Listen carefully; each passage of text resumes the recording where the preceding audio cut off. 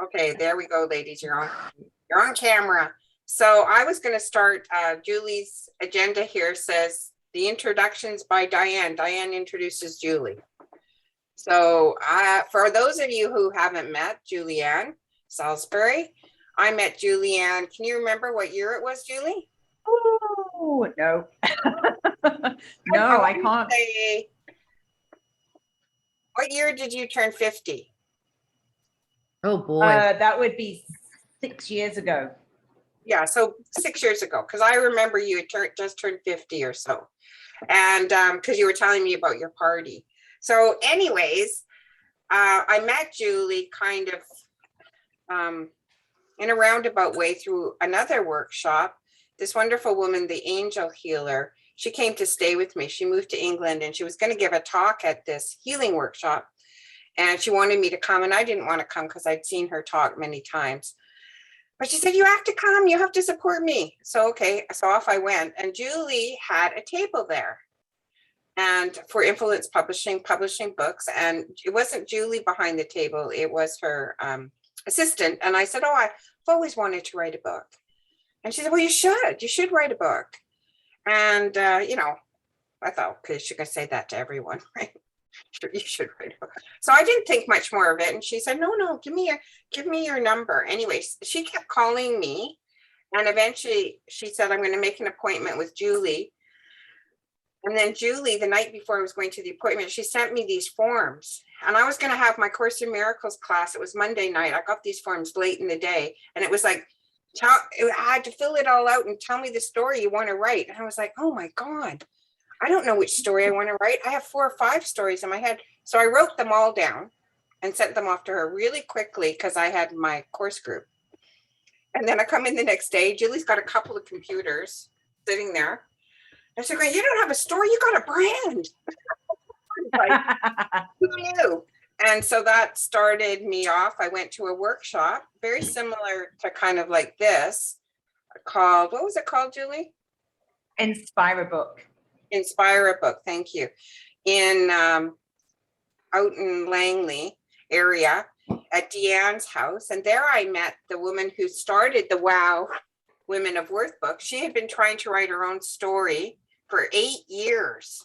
And she was at this workshop saying, I just can't get it done. I need to be inspired, inspire a book. So she was taking it for the second time. This woman has now created 9 books with Julie.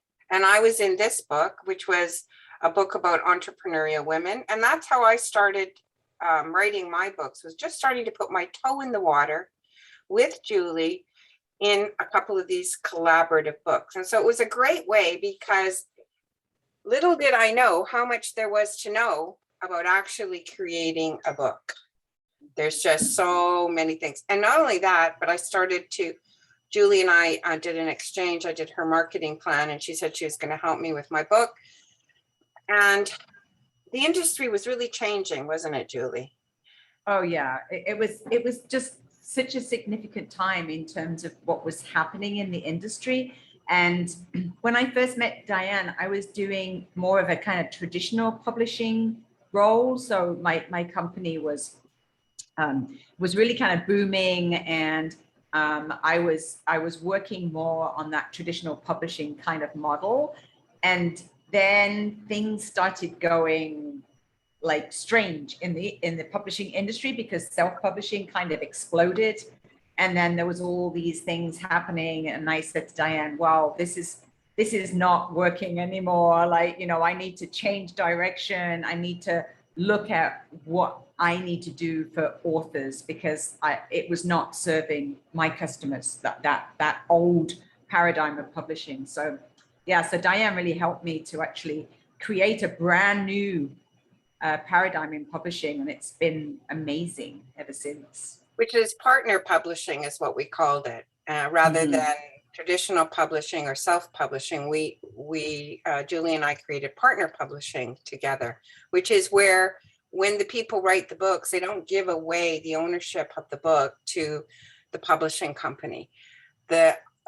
Julie actually partners with us to create the book. We pay her for that service, and And in this case, Julie and I are actually kind of splitting it because I'm not only going to be working with you because I know the course material well, and I want it to be focused on miracles and the way the miracles are described in A Course in Miracles. So I know that aspect. Julie knows the writing and the book aspect. So together we'll be working with you on your stories. But then I will also be typesetting it. Julie also has people that are proofers and grammar and things like that, and you'll be working with those people as well. So you'll have quite a bit of time. Julie always says you don't have to be a writer in the sense, you just have to have a story. Yeah. And a good story to tell, and that kind of writing grammar part you'll be helped through. So Julie's done over 200 books. Almost all of them have become bestsellers. And so that's just a wonderful system that she's put in place. And that's why we said on that contract, will you follow the system? Because it works. And and now Julie lives in Mexico. I did drive her down to Mexico. Yes. Almost Mexico, Almost. of the border. I drove her from my house all the way to my girlfriend's house in LA, where she then drove the rest of the way to Mexico about 2 years ago.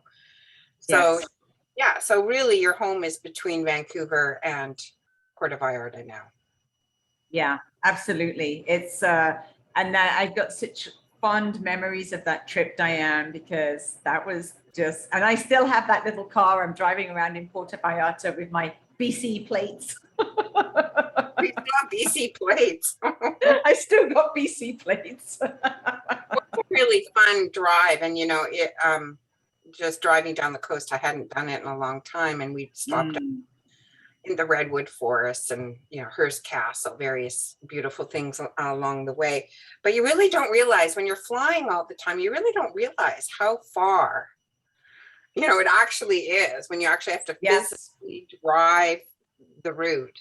So I was very grateful after that for the ability to just fly home from LA in 3 hours. It's just that is a miracle in itself that we're able to do that. Although maybe not. So I think Julie also just said, summarize the birth of this collaborative book. I think most of you have heard the story. I wasn't planning on doing this book at this moment, but I'm very spirit driven. My number one commitment in life is to listen to my inner guidance.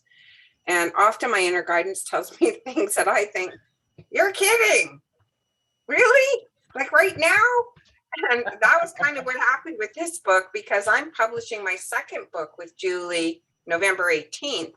So for spirit to come in right away with, it just came in like a flood. I was sitting here thinking about BNI after a BNI Thursday meeting, and all of a sudden I just got this huge download, and I just wrote that invitation to the collaborative book in about an hour. And I was like, oh my God, I knew I was going to do a collaborative book at some point, but I had no idea it was going to come at this moment. So that's why I just go with spirit, and whatever is going to happen, it happens. But putting my faith in, you can call it what you want, universe, source, whatever makes you happy, but letting go to that extra power, that amazing power, miracles appear in your life, and they appear in ways that I could never have dreamed or never planned. And actually my story for the book, it is about that, letting go to what I heard on the inner. While my ego was thinking this is impossible, there's absolutely no way, it can't happen, and bang, it was way beyond my wildest dreams. So it just happened. Spirit said, send it out to these people. I did. And then it said, don't push, just let it happen. So here we are today. That's kind of the summary, Julie. I'm going to pass it over to you. Awesome.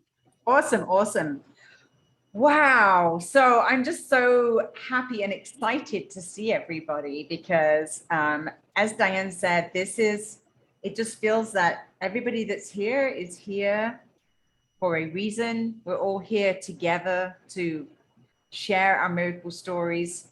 And I think more than anything, I just wanted to let everybody know that this feels like it's just the beginning of something much bigger that maybe we don't know what that is at this point. But what I really love about this style of a collaborative book is that we are going to be working and supporting one another very closely.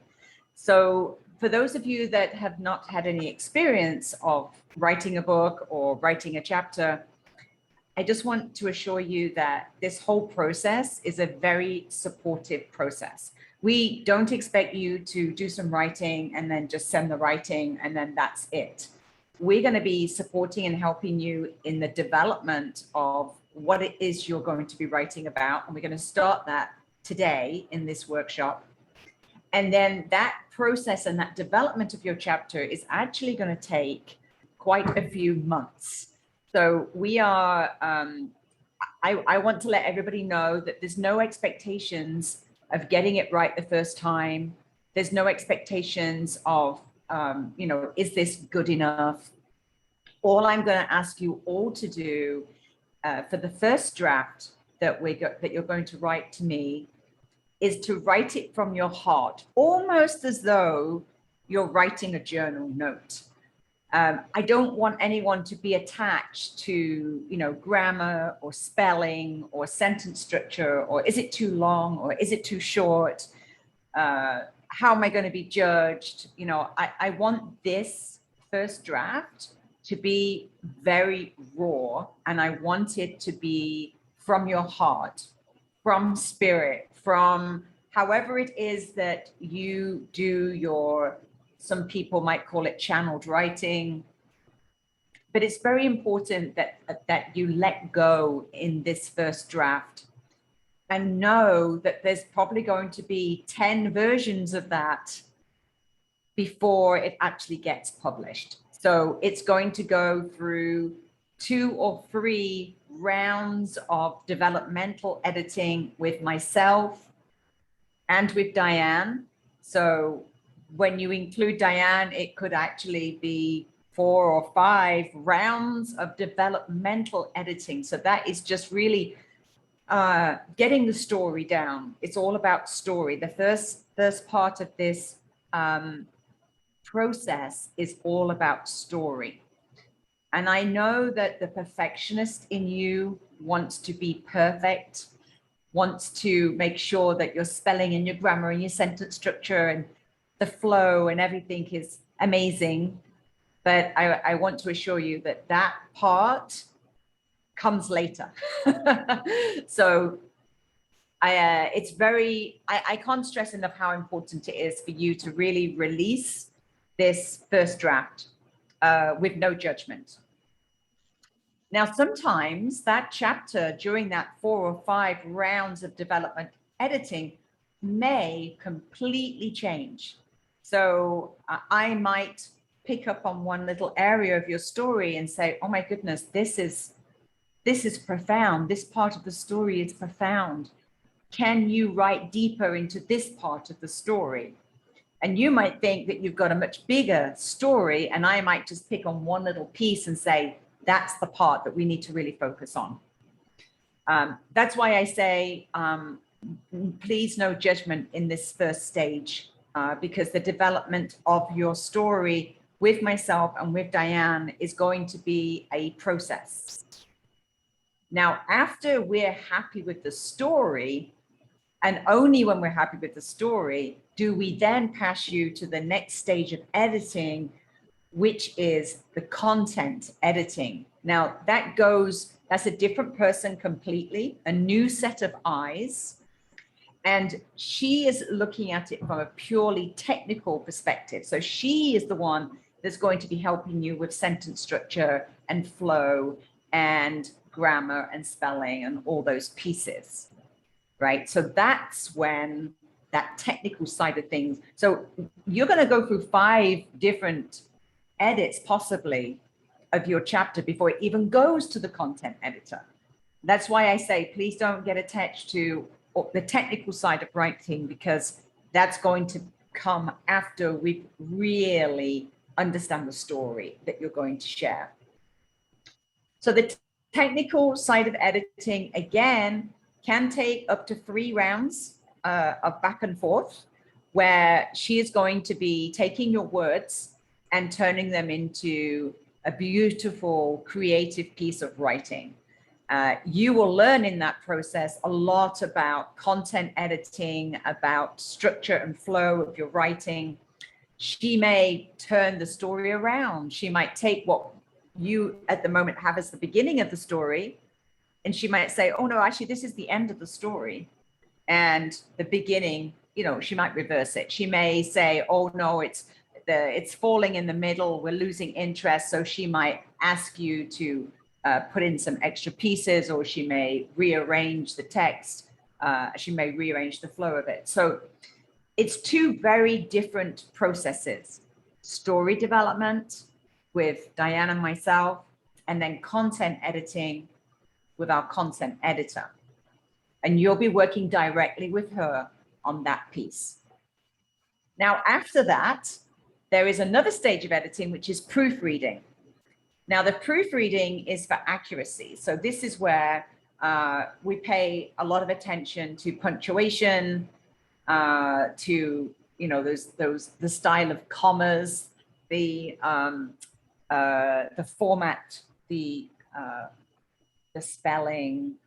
At that stage, we will make a decision if we have a mix of American English and Canadian English in the book, or whether we're going to go with only one Canadian English, or whether we're going to allow each author to have their own style depending on their nationality. So that's something that's going to be discussed at that stage. Okay, so again, don't be attached to that at this point, but later down the line, these are some of the things that we'll be discussing for consistency in the book and the way that we want the book to be presented. Okay, now after that's done, which will take us up to, let me just check here. That will take us up to, I believe, Christmas. So you will be working with Diane and myself up until Christmas, okay? Then in the new year, that's when you start working with the content editor. January 3rd is what we've got in the timeline. And by the end of January, we will be at the proofreading stage. Okay, so you can see it may sound fast, but it's the best way to go, because when we do it with a tight timeline like this, you know that you're going to be working on your chapter a little bit at a time. We're going to be giving you feedback. You're going to be tweaking it and sending it back, and tweaking it and sending it back. So it's not a huge amount of work for you, because it's, probably 3,000 words. So but we do ask you to please fit within that timeline that we give you, because as a group, if one person fails, then you all fail, because we have a timeline, we have people scheduled with their time for the content editing, with their time for the proofreading. And then going forward from that, we have our designers ready in the time for the design of the book, for the formatting of the book. And then our marketing campaign starts February. Yes. Laurel's got her hand up. Maybe you want to, Laurel, did you want a question about that part? Yeah, I don't know if you want to wait for questions till the end or not. So I'll leave that up to Julie. What do you want, Julie? Well, if it's a oh, she went on mute. Whoops. Sorry, can you unmute? Here. Ask to unmute. There you go. All right, good, thanks. Yeah, let's leave the questions, but please write questions down so that we do get them before we get too much further. That's great. Okay. So I think I'd like to dive in. Let's have a look at the time. We're all 4 minutes on the schedule before we start with intros. I think most of you are familiar with some of the marketing techniques that we've used for our books that have been launched before. For those of you that are not familiar with it, we launch all of our books as Amazon bestsellers. This is not a trickster campaign, or it's not a heavy sales campaign. It is to get this book seen in the worldwide market. Whether we like it or not, Amazon is the world's largest bookseller. It is also the world's largest search engine for books. And that includes not only readers, but it also includes the media, speaking agencies, journalists.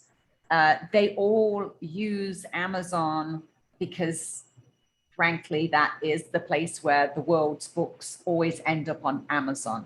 And so it's very important to be on the bestsellers list, because the search engines only search the bestsellers list of Amazon. If you are not on the bestsellers list, your book will never be found in the search engines. And unless you put your full title and your full name when you're looking for your own book on Amazon, you probably won't even find your own book on Amazon if it's not in the bestsellers list. So the bestsellers list is an archive that's used for all search engines. And the choice of keywords becomes extremely important, because the more keywords that you use, then the more likely your book is going to be found in those search engines. And so Diane and I are very strategic when we come up with the title, the subtitle, the synopsis, and all the metadata for this book, to ensure that we're using all the keywords. We just did this a couple of days ago for her book, and I think we spent like 45 minutes just on the keywords, right, Diane? It's a big exercise, and it's something that a lot of people don't do. Right, because you're picking categories, and you have to get to be the best seller in a category. So if you pick the wrong ones, like some are harder than the other because some are so huge. Yeah. So we'll be taking care of all of that, but we'll be sharing all that knowledge with you, because for many people, being involved in a collaborative book really is the first step to doing your own book. And so this is almost like a book university. You're going to be learning so much about the process of writing a book, developing a book, and everything that's involved, that by the end of it, you'll have so much knowledge that you'll probably want to do your own book, because you'll be like, okay, I know how to do this now. Let's do it. So you'll be learning a lot through this whole process, and we're going to be holding your hand through the whole process. We are not going to be, as a group, we're going to be very supportive of one another, very encouraging and helpful of one another. And before we jump into introductions, which is exactly on time right now, I just want you all to know that it's very important to feel safe in this group, in this environment, that anything that we say here stays here, that we will not be sharing one another's stories with anybody else outside of this platform right now. And the reason I say that is because sometimes people may want to share a story, which if they've never shared it before in a public forum like this, they might get emotional when they share that story. And if that happens, we just all hold the space for that person, take a few deep breaths, and then support them in that journey.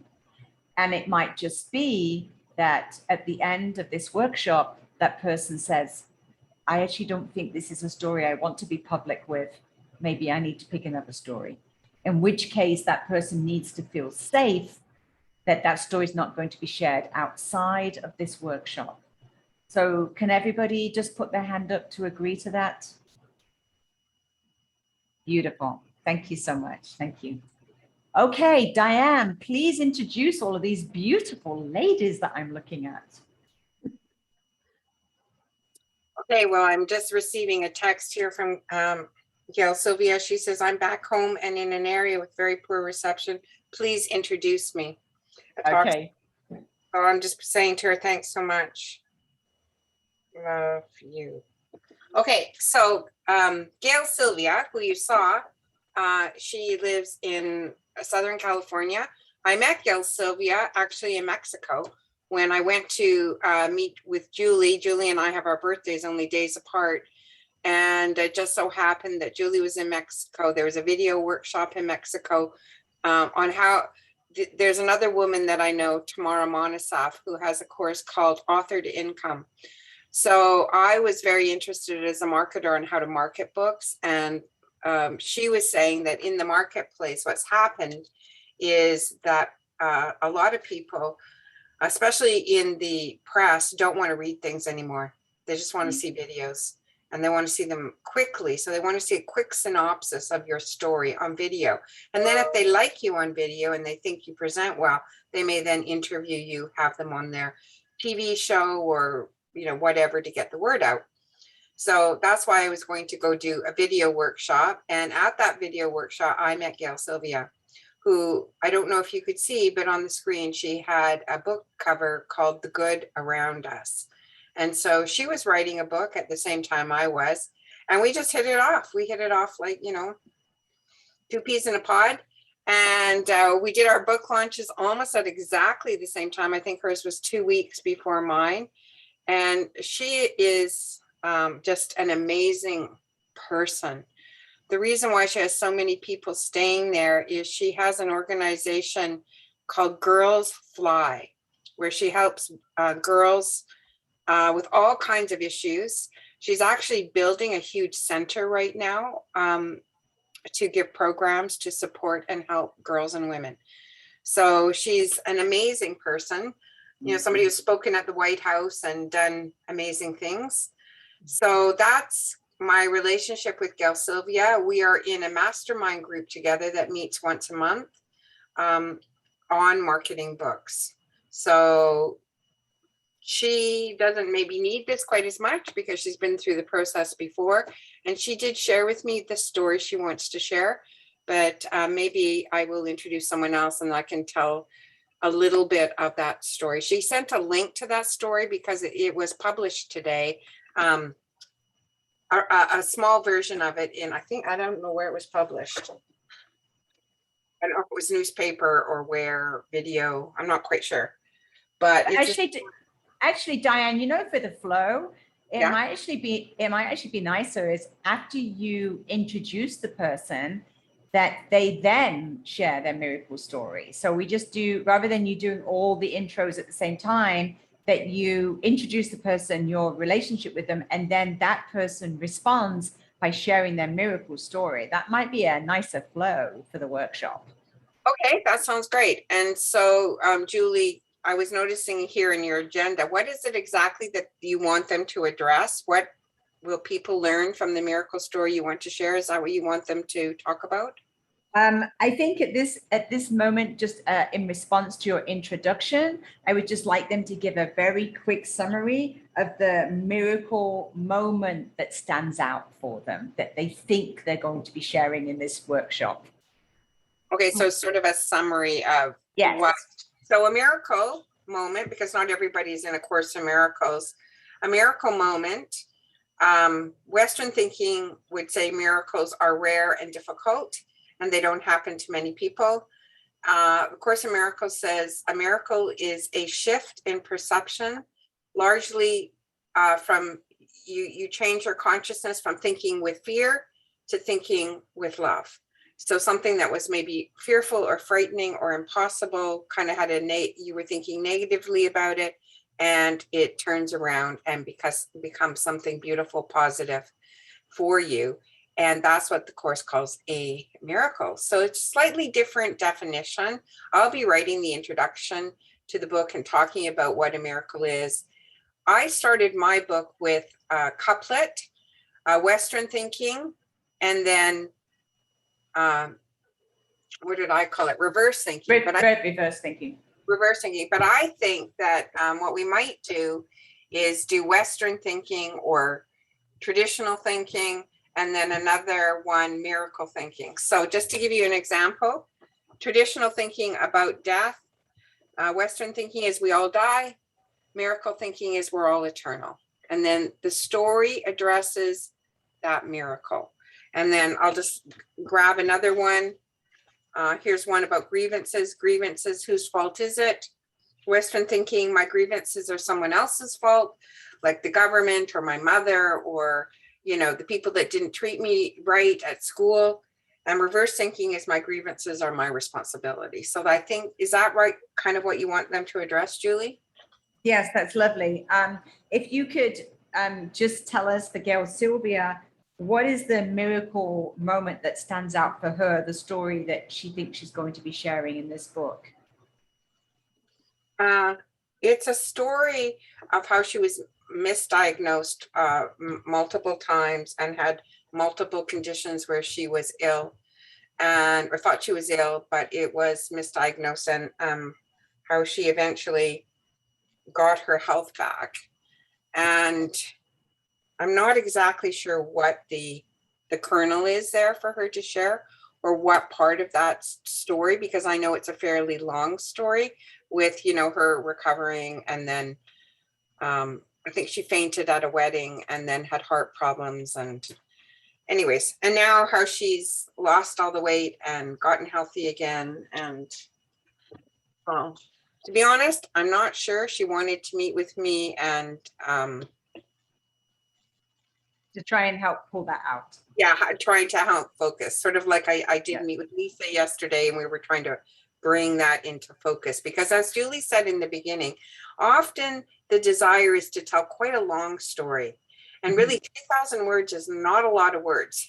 Yeah. It's easier to write more words than less words, and really trying to focus it into that really good nugget is the thing we're trying to do with you, so that Yeah. you can get a little more emotional and into a little bit more depth with your Yes. story. Yeah. Okay, so I will move on. The next person that I see, it's me, Julie, and then it's Joyce. Joyce Bauer. How do I know Joyce Bauer? She was Joyce Taylor when I met her, probably back in the 80s. Eh, Joyce, would you say? Yeah, so Joyce and I met at advertising agencies. I was a writer producer and Joyce worked in media. So we worked on a lot of clients together. I left and started my company, Creative Wonders Communications. And then Joyce came to me and said, I think I want to start a company too. And so I kind of helped her kick off Tailor Made Media, which she had for 20 odd years, right, Joyce? And Joyce and I have been very close over the years. She has 2 sons. And one of her sons is my godson, Parker. So Parker's now in his 20s. And so we've traveled the road of life together, and Joyce is now retired. And I was just over at a beautiful place at Salt Spring in the summer. Some of you might have seen some of the pictures. And yeah, take it away, Joyce. Thanks, Diane. So I just had a little like, what's my nugget? Where's my nugget going to be, right? So anyway, I'm glad you guys are going to be helping with that.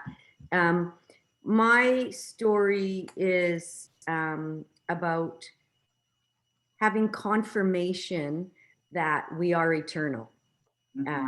And it's something I've been thinking about, the non-form, you know, we're here in form and the non-form. And Diane's part of my story because she talked to a medium after one of my friends passed away, and the medium told her that my friend said that she'd try to send messages and attach a red ribbon where possible. And I have 4 distinct times that were very appropriate times, kind of periods at the end of the chapter as we were tying up her estate, where I was given a red ribbon. And it's just no question to me that at each of those times, that was her saying, thank you, you finished the condo. Thank you, you finished the photos. You know, each of those things right up to the day of her celebration. So, so that's my story in a nutshell. Awesome. Awesome. And I, of course, Joyce, I don't know if you know my story. I'll be sharing that a bit later. But you know, that's very similar to my story as well. Okay. My fiance passed 3 months ago, and that journey for me has been a deeply spiritual journey, understanding that indeed we're very eternal and that we can listen to those messages. So that's a beautiful story, and I know that it's going to be one that's going to be one that I personally Mhm. really relate to. So thanks for that, Joyce. It's I been a want pleasure working with you. Thank you. I want to add that one thing that I did learn with that tomorrow about doing videos. I don't know if you can see this, but there is a QR code in the front of each of my chapters where you can go to video about that chapter. But it can be a video, it can be a slideshow, it can be a meditation. Yeah, Sylvia does that in her books, and it goes to songs. So Wow. I'm going to stay open and be creative with you if you want to add that as an element to your story. So for example, I just was at the celebration of life for Susan, Joyce's friend, and she was also the other godmom for Joyce's children. So we spent a lot of holiday celebrations together, Susan and I with the boys and with Joyce's family. And there was a beautiful slide show that happened at the celebration about her life. And so she could decide to have a QR code that links to that slideshow. So it can be something Beautiful. that's already done. And, you know, or it could be something as simple as turning on Zoom like this, recording for, you know, 30 seconds to a minute, and that's it. So there's lots of different ways to add some creativity and also some interactive engagement and ways to promote your story doing things like that. So the next person on my screen to introduce is Laurel. And hi, Laurel. She's also got her home on Soul Spring. So Joyce and Laurel, that you share that in common. I met Laurel probably 3 years ago. Is it, Laurel, or 4? Was it? Is it? Oh my God, time races by. 6 years. I guess we've been in COVID for 2, right? Yeah. Yeah. Mhm. So Laurel started coming to my Course in Miracles study group, and that was really how we met. And she came, and often she wouldn't be able to come because for one reason or another, she has had some health challenges. And so I just want to tell the story, Laurel, about how one day you came bounding up the stairs at my place. And I was like, Laurel, what happened? Because she wasn't limping, or it didn't seem hard for her at all. She just bounded up the stairs. And she said, oh, I found this drink. It's really amazing. And so we didn't have time to chat about it that night. But I went to her house. I just want to pull it out here and show you. And the drink is called ASEA, and I'm drinking it this morning. And it was just this amazing health thing. Now I know her story isn't about that, but just so you know, that is what I'm drinking when you see me doing this. So Laurel's It's not been here, tequila. not tequila first thing. Salt water. Maybe it's vodka, I don't know.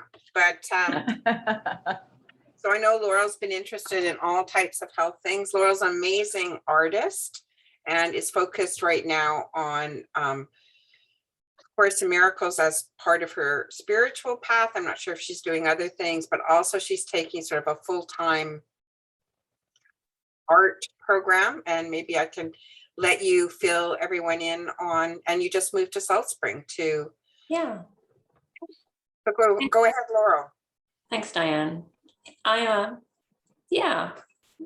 am, I guess some people will call me a bit of a policy wonk, although it's more in the data side these days. I still work. I'm a consultant. I've been a consultant for 25 years now, after having spent some time as an employed person back in my earlier days. I work in First Nations Health. The story I want to relate is actually to do with my husband, and who was First Nations and passed. And so about it was 6 years ago, I moved to North Vancouver, and at that time I looked up Course in Miracles study groups, and that's what led me to Diane. Anyway, I just really very grateful to be part of this group today. And hello, everybody. I think most of you I've met before, a couple I haven't, Flora, and I'm not sure about Lisa. But Margot, we did connect at a BNI meeting back, probably a year ago now. And of course, Helena and Lynn and Joyce and that sort of thing.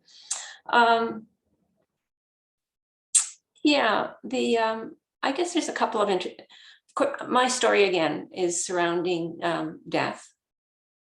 Maybe from a bit of a different perspective, perhaps not. There's a couple of miracle moments that we can choose, or maybe even put both in, because one leads to the other.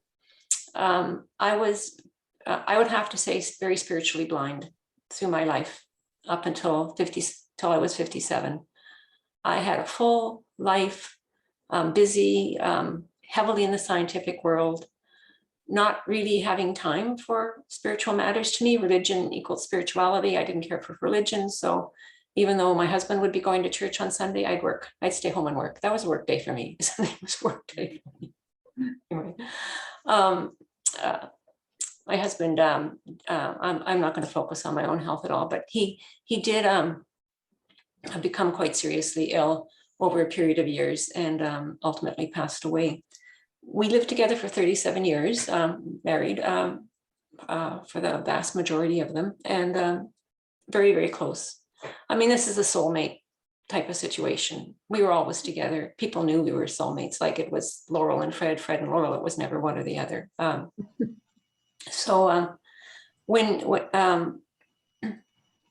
Interesting, he had said to me, Laurel, do you believe in hell? And I said, no. I said, I think we live now in hell. We're only going to heaven, right? So I had some really soft ideas about spirituality, and I really identified with the Great Spirit and the fact that Indigenous people see spirituality in nature. To me, that made sense, even though I spent no time thinking about it.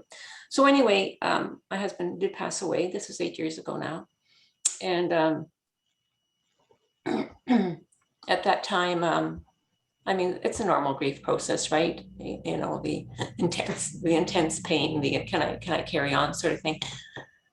And so I was at one point about maybe 2 weeks after he died, and having a really good cry on the bed, like I was totally into myself and grieving and feeling sorry for myself and how can I go on and blah, blah, blah, and all that sort of stuff. And a thought came into my head, well, gee, there's Fred Zanavan in the drawer, his, I could easily overdose on those, right? I could just take them all and this would all be over and be great. And at that point in time, his voice just cut right through me, just like a knife. And it said, and my nickname had always been Piglet. Come on, Piglet, you can do it. And I just went, what? Where am I? And so that was my whole realization of, yes, there is a spiritual dimension of which, and I'm very goal oriented, and I just jumped into it with both feet. And the other miracle, and the other nice little vignette maybe in the story would be about a year later, when I actually flew, because I was living in Ottawa then, I flew to West Van to hypnotherapist. And I did go through the process where I could reconnect with my soul group. And as part of that with my husband. And it just wasn't happening. And I was with her and I'm thinking, nothing's happening. I'm doing everything she said. And I've come all this way and spent all this money, because back then, money was a bit of an issue. And then I thought all I can do is send love. And and that's what I did. I just projected as much love as I could. And again, I heard his voice and he said, what took you so long? Which gives me goosebumps right now, actually, at this point in time. So anyway, that's where I am. It's not so much about the death itself, but how I became more spiritually awakened. I don't believe I'm totally spiritually awakened. I'm of that camp where I think, that this is an evolving process, but that's where I'd like to explore. Thanks. Wow. So it's obviously no accident that we've all been thrown together, just as I said to Joyce, I lost my soulmate only three months ago. And it was for me, I totally relate to what you're saying, that very deep grief. And in exactly the same way, Azuka came to me not with a voice. He's very playful. He's a playful person. And so he started doing crazy playful things like making my car alarm go off. And the car alarm was actually, the sound was turned off back in Vancouver. So my car doesn't actually have a sound anymore, apparently. But he managed to make it sound. He also turned on the TV when I went to go collect his ashes. I came back home to, our empty home. I had turned off the TV because I'd lost the picture. The picture suddenly just broke. The TV broke. I lost the picture. So I turned the TV off. I come back from collecting his ashes and the TV is on, at least the sound, because it's still no picture. And I'm just like, what? Hey, well, I definitely know I turned the TV off. And so I was curious. So I went and stood by the TV and listened to see what was on the TV. And it was Captain America, his favorite movie. Oh. And so I actually ended up watching the whole movie with him, which is what he wanted me to do, because he wanted me to just stop going so fast and just slow down and connect with him. So yeah, so I totally relate to what you're saying, and it's it's going to be a beautiful experience as sharing those experiences together. And I have, I have a number of similar experiences to you, Julie. But I guess there's just only so much that we can put into a chapter. So for sure. But one in particular was the music that we played at our wedding. I Vow to Thee My Country. I actually had it at a service, and this is before I heard his voice. My phone used to just start playing that. It was in my pocket and would start playing. What's going on? But did I press something? I didn't know. But anyway. Yes, beautiful. Wow. Thank you for sharing, Laurel. I'm looking forward to working with you. Thank you. Yeah, really wonderful. And I've had a lot of experiences. I did write about the experience with my dad's death, and my dad is around all the time now. He keeps knocking the pictures of himself off the wall, and they're smashing. And it's like, okay, Dad, could you, not do it with glass shattering everywhere? I gotta pick up this mess all the time. But I know he is around and wanting my attention, and he's probably even behind motivating some of this, because he's been very strongly communicating. So anyways, thank you so much, Laurel. And Marco, you're next on my screen. So if you want to unmute, I'll just tell you all, I met the lovely Marco almost 9 years ago when I applied to go to BNI. And BNI was a decision that I really did not make myself. Spirit drove that decision. I'd been to a BNI meeting when they were starting the chapter, invited by Stefan. I went to one meeting. I went actually with one of Lynn's roommates at the time. And I said to her as I left the meeting, well, that's one organization I'll never join. And I went laughing out of the building, because they met at like 6:30 in the morning, which means I had to get up at 5:30 to drive there, by 6. I mean, it just was like, I was used to starting work at 10 a.m. as a creative person. So that seemed like 5 hours too early to me, which was way too early. And so I listened to I didn't go for 2 years. And then I listened one morning, the phone rang before 9. I don't normally pick up the phone before 9, but it rang. It was Stephanie. He said, Diane, don't hang up. I know you don't like BNI, but I think you should come. And I just heard this gigantic yes inside of me. So anyways, I won't go into more of my story, but that is why I was spirit led to join BNI. And Margot was the person who interviewed me, and in a coffee shop at Westview. I still remember exactly where it was. And I have loved working with Margot for the last 8.5 years. She has a company called Shiloh Home Healthcare, and she's got a beautiful story that she wants to share about her mother, about the company, and about her career, and how they all come together. I will let her share that. Margot's had Shiloh Home Healthcare. Its company's been around for 40 years. Um, yeah, so I'm still working with Margot today, and just I'm so grateful for the relationship. So Margot, why don't you take it away? Well, thanks, Diane. I'm grateful as well. You've done so much to help me personally and professionally, so I'm very grateful that you joined BNI and our worlds collided. So yeah, my story also relates to death, but it's more what happened after it. I grew up in a great family. Had parents and grandparents and brothers. There was usually between 7 and 9 of us in the house, and it was busy and it was full of life. And then through several unfortunate turns of events, when I was 21, I found myself alone. My grandparents had passed, my parents had passed, my brothers had moved off, married, and suddenly the earth kind of fell out from under me. And I was pretty terrified, really. I didn't know what I was going to do. Obviously, I was grieving, and when you're 21, you're not necessarily equipped to grieve, losing two parents so close together.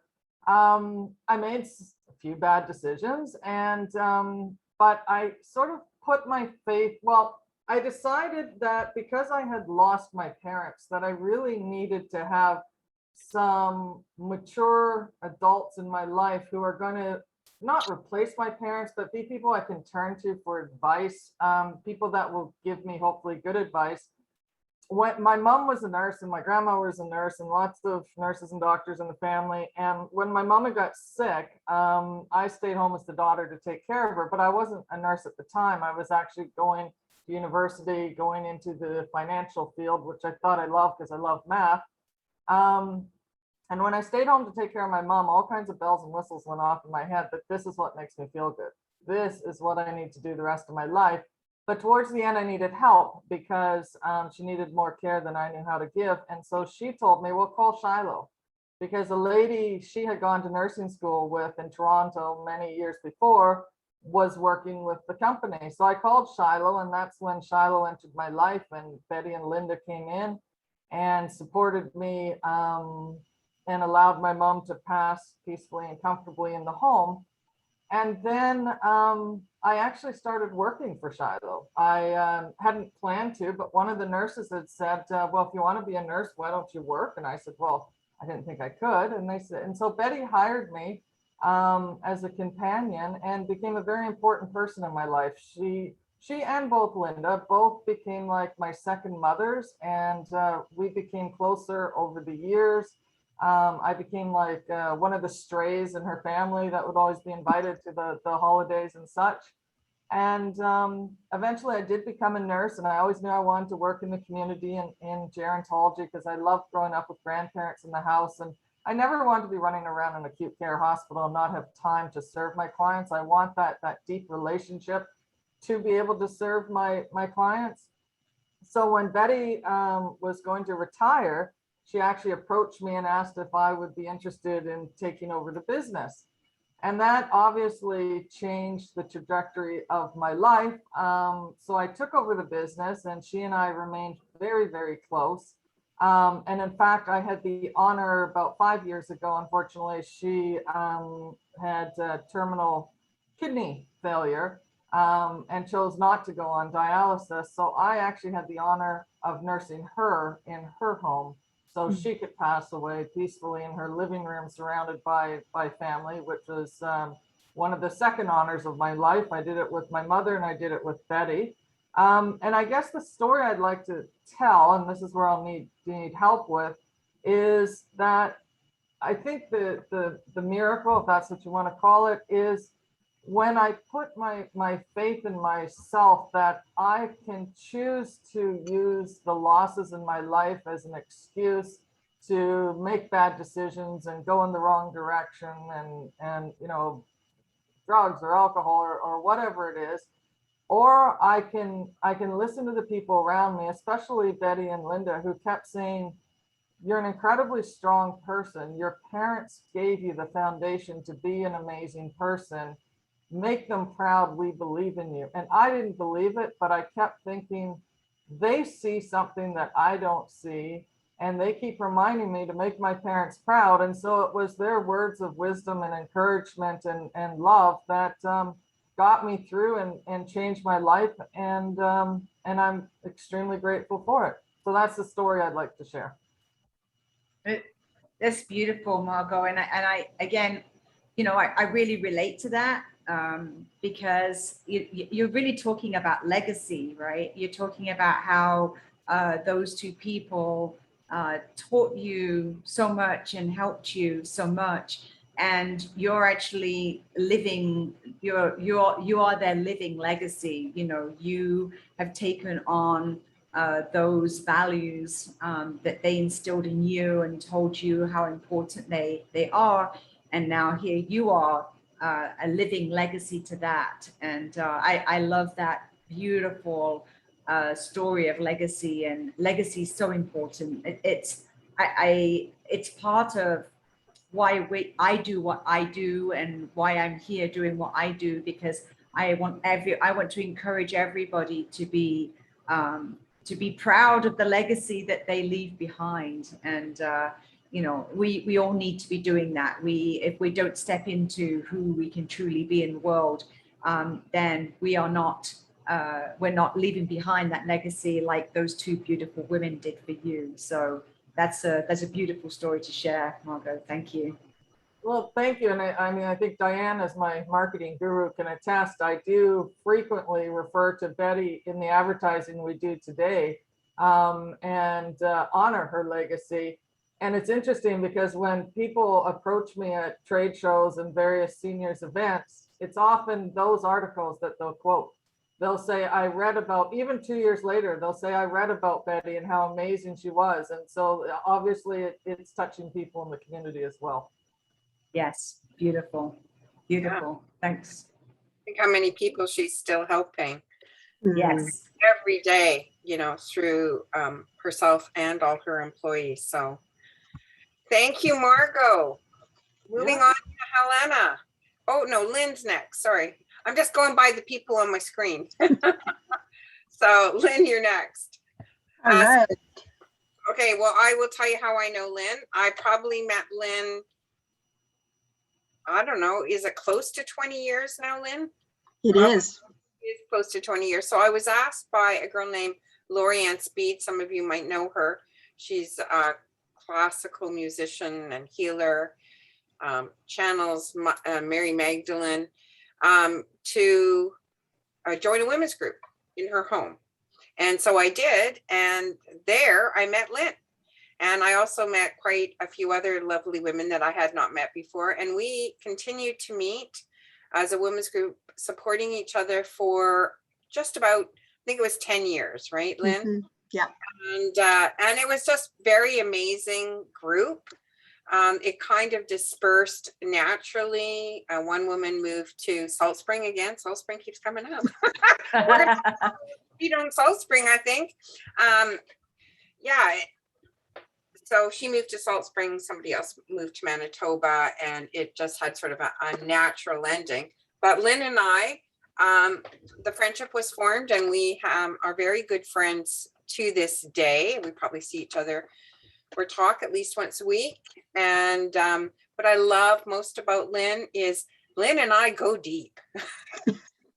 She's one of the friends I can talk deep metaphysics with and deep issues in the world with. And Lynn isn't frightened to share what she thinks with me and me with her. And so I think both of us can have a bit of a sounding board for each other. So that's what I so appreciate about Lynn. She runs a company and is I don't know what to call, facilitator, therapist, counselor. I think she has her master's in social work. Do you? Yep. I think, yeah. And she has a company called Mayor's Point. And I've also done some marketing with her for her company, Mayor's Point. But I will let her tell you the rest of her story herself. Thanks. Thanks, Diane.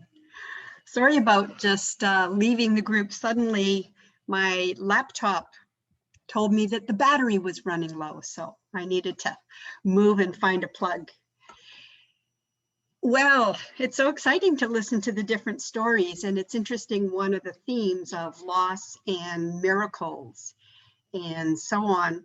And I too had a miraculous experience with the colleague that I moved from Manitoba to BC to build a new company with new work that we developed, which really was about core transformation. How do we help people move from the identity they formed of who they are through childhood into an identity that really is much more authentic to who they are at the core.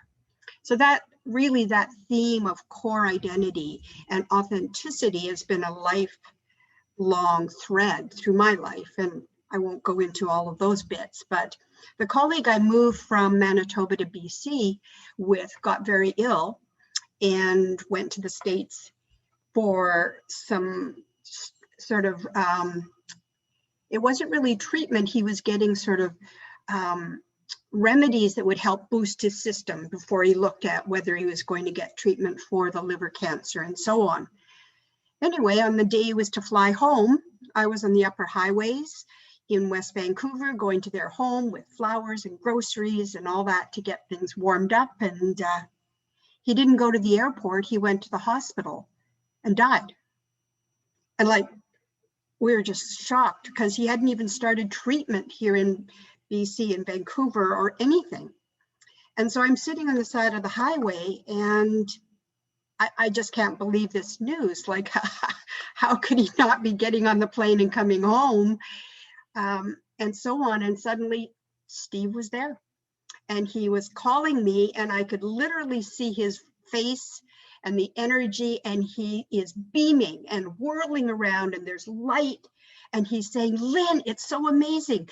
I can be everywhere all at once. And he's just like beyond ecstatic.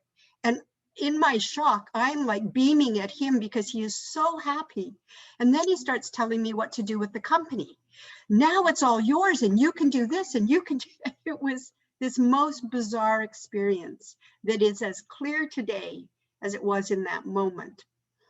Anyway, but that's not the story I thought I would write, even though it was an amazing experience. But through the Course in Miracles, I've found some key principles that really have become like a guiding light or a moral compass, if you like. And one of the concepts is you cannot be unfairly treated. Well, that is not an easy pill to swallow in certain situations. And so the story I wanted to write was, or think I will share, is about my mother who had Parkinson's. And over the years, the medication built up to a point where it affected some of her mental processing. And she became very contrary and also obsessive compulsive, which I was later told those are very common side effects of medication after 25 years. And so she would disagree with everything. And I would take the ferry from Vancouver to Victoria, and I would do my prayers and my meditation so that I could be patient and stay the loving daughter I wanted to stay while I visited her. Well, I failed.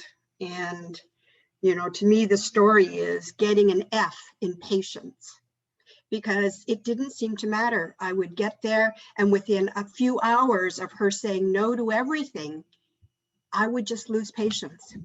And she would be upset, and I would be upset, mostly at myself for not being able to be the daughter I wanted to be. And we'd get through that visit, and I'd go back, and then a month or so later, I'd be back on the ferry doing the same routine of trying to gear myself to be the patient, compassionate daughter I wanted to be with her, because I just loved her dearly. But she was not the same person that I'd grown up with. And so on this particular day, you know, I've been thinking about the Course in Miracles and this principle of you just can't be unfairly treated. And I just knew that to be true, but I just couldn't seem to live it. And so this particular day, I arrive and I phoned her during the week to say I'm coming. So she's had 3 phone calls to let her know that I'm arriving. And I walk in the room and she says, "What are you doing here?" And I say, "I'm here for the weekend, Mom." And she goes, she's English, by the way. You should have let me know. And immediately I want to defend myself. Immediately I want to say, but Mom, I did. And then I remembered this principle and I went, you're right. I should have let you know. Should I go? Oh, no, no, no. No. But you should let me know next time. Well, this visit proceeded with all kinds of challenges. We go for lunch, and I know if I pick what she wants, it will be wrong. But she is sitting there not able to pick because everything looks wonderful. She's out of her care facility and she can't choose. So she says to me, you pick, Lynn, knowing full well I'm going to get it wrong, right? And of course I do. And so throughout that day, I kept coming back to this guiding principle of, Lynn, you can never be unfairly treated. And there isn't a problem unless you make one. And the final moment was we were in the washroom and she's in the wheelchair and I lift her up and she's right over the toilet and I say, Mom, you can sit. And she's just little by this point. She's 90 pounds and less than 5 foot. And she's shaking and I'm holding her, but she will not sit down on the toilet. And I say to her, Mom, it's okay. You can just sit. I got you. And she won't sit. And finally, my voice rises a little and I say, sit, Mom, sit. And she looks up at me with these little blue eyes and she says, I'm not a dog, you know. As if I've told the dog to sit. And I start to laugh and I say, I know. So she adjusts her little body to where she believes is right over the toilet and misses it completely.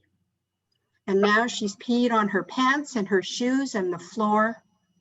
And again, I hear in my head, Lynn, there's no problem unless you make one. And within a split second, I had her up. I'm taking her home. We'll get those clothes in the wash. Nobody's going to be inconvenienced. Got the floor mopped up. And at the end of that weekend, she turns to me and she says, this was a wonderful visit. And I said, it was, because the whole visit, I wanted her to feel my love, not my patience, my love. And she said, it was a wonderful visit. And I said, I know it was. I loved it too. And then she said, and you changed. And she was completely right. I had changed from trying to be patient to staying connected to my love for her. And that was the only thing I wanted her to feel.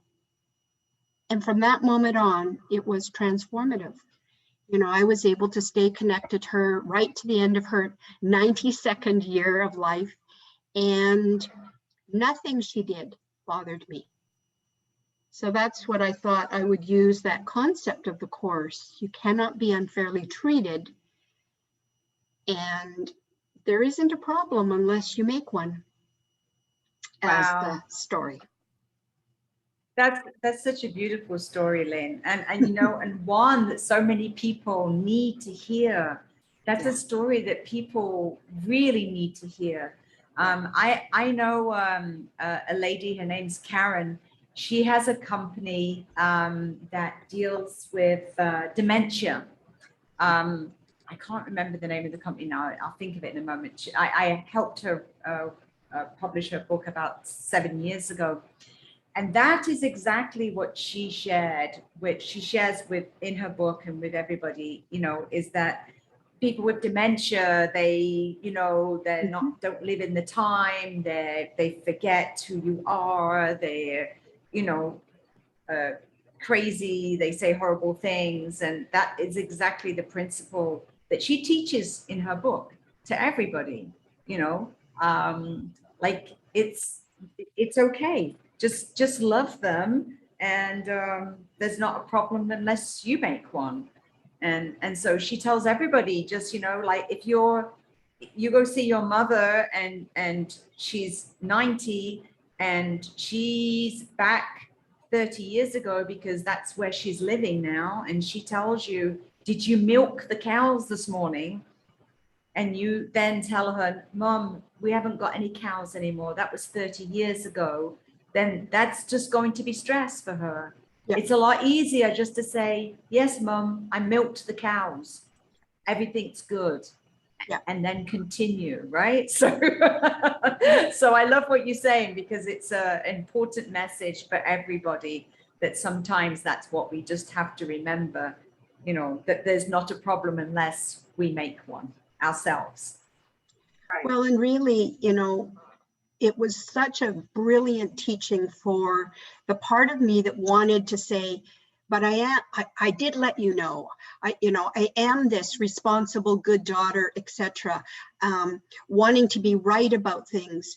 It was relinquishing all of those beliefs and desires in service of the one thing I wanted her to feel, which was the love that I had for her. And I was happy to look like I hadn't done the right thing. It didn't matter at that point. And I think that's the journey to me of our spiritual evolution. Can we let go of the beliefs of how life should be on all fronts in order to show up in the way we truly love to show up? Such a Beautiful.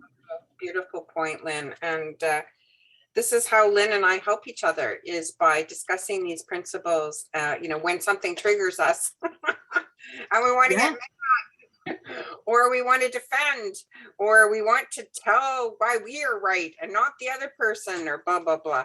And how we bring each other back to center to realize, you know, we just want to come from love, and the rest of it is coming from fear and defense. And yeah, so wonderful. Just love that story of your mom, Lynn. It's great.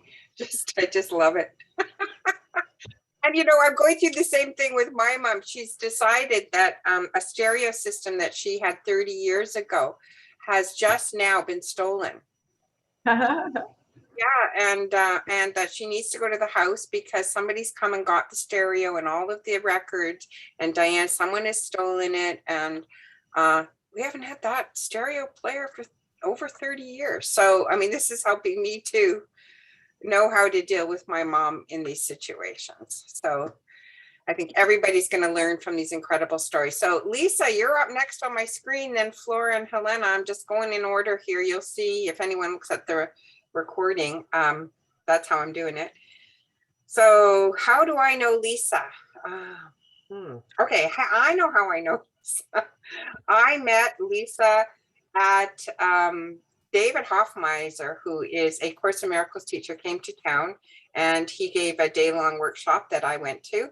And Lisa was there, and she came up to me at some point, and we met each other, and she said, I hear you teach Course in Miracles in West Van and have study groups. And I said, yes, I do. And she said, well, we should get together. I do it in Port Coquitlam.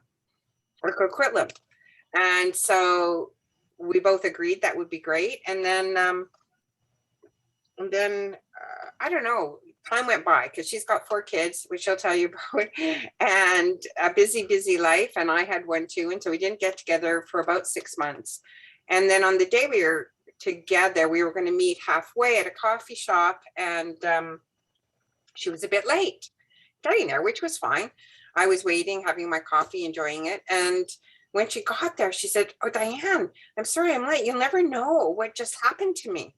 She had received a call from the Canadian International Metaphysical Ministries because she had become a reverend through, I guess, that organization in the States around A Course in Miracles. And they had phoned to ask her if she would be willing to teach the Course in Miracles as a designation for people to become ordained ministers.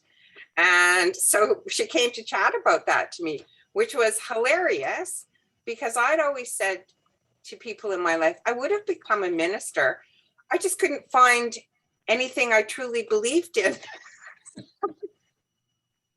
And she said, well, you should become a minister with me. It was one of those things that, I mean, it was a miracle to me that it just happened because I certainly didn't go searching for it on any level. And so I started in her miracle program to become a reverend in, I think, 2017, which was the first year that Lisa offered it. So that has been a wonderful journey that we took together. And I've always wanted to work with Lisa on a deeper level with A Course in Miracles. And really, this book came at, like, I was looking for the way in. How will that work? And I've really been having this impulse. I want to go from me, because it was just me leading Creative Wonders, to we, to a group of empowering, not only ministers for spirituality, but women in general to pursue their purpose. Julie started a podcast on life with collective purpose. And I feel like this coming together, if we have any sort of profit, we're going to try and make a membership website where people can contribute. You know, she can put in her courses and we can have talks and we can do all this thing, have a forum where we're not just me anymore, we're we. So anyways, Lisa, take it away, and I'll let you talk about your story. Okay, thank you so much, Diane. I'm delighted to be here. This year for me is a lot about collaboration and coming more into community and expanding my community and all of that. So this is just delightful. I had a talk with Diane yesterday. I've been waiting. You know, I follow, but I'm very devoted to following inner guidance. And I was waiting all week for my chapter idea to come in. And so yesterday morning at about 5 a.m., I woke up and it was there.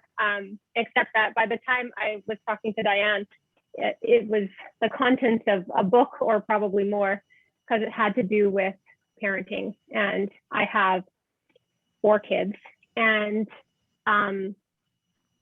now they're 11, 13, 16, and 18. So, but what's happened for me, because I've been studying the course for 20 years, is I have a lot of material in terms of miracle stories, because I was working the course while I birthed my kids, raised my kids. So I have a lot, and actually we talked a lot about maybe I should tell their birth stories, because you know I have spiritual experiences through their birth stories, which is interesting. But she said it's just too much material. So we zeroed in on a story. One of the things I want to say is that when I first started with A Course in Miracles, I listened a lot to David Hoffmeister and went to his retreats and things. And for the most part, the people that were in their deepest devotion were single, and they were flying around to different parts of the country, and they were gathering in community.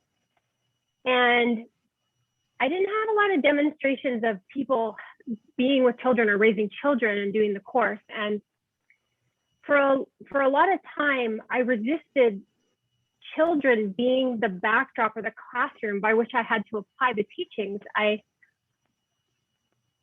don't know. I think I wanted it to look more spectacular than that, than changing diapers and, breastfeeding and this, timeouts and things or whatever.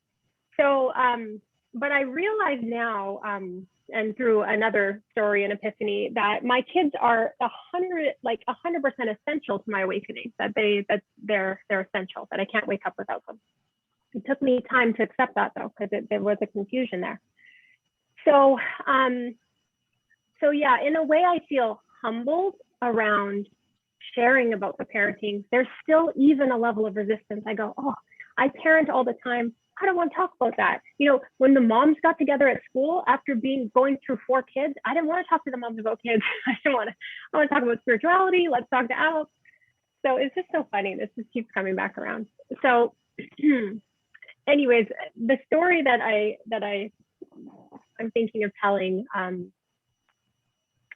is right in the beginning. And I don't know if I'll share this part, but basically I had given A Course in Miracles away because I was pregnant with my first child, and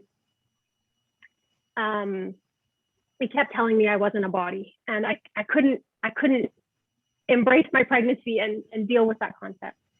So so I was having kind of a spiritual break, to be honest, when I had my first child, and he was very colicky when he was born.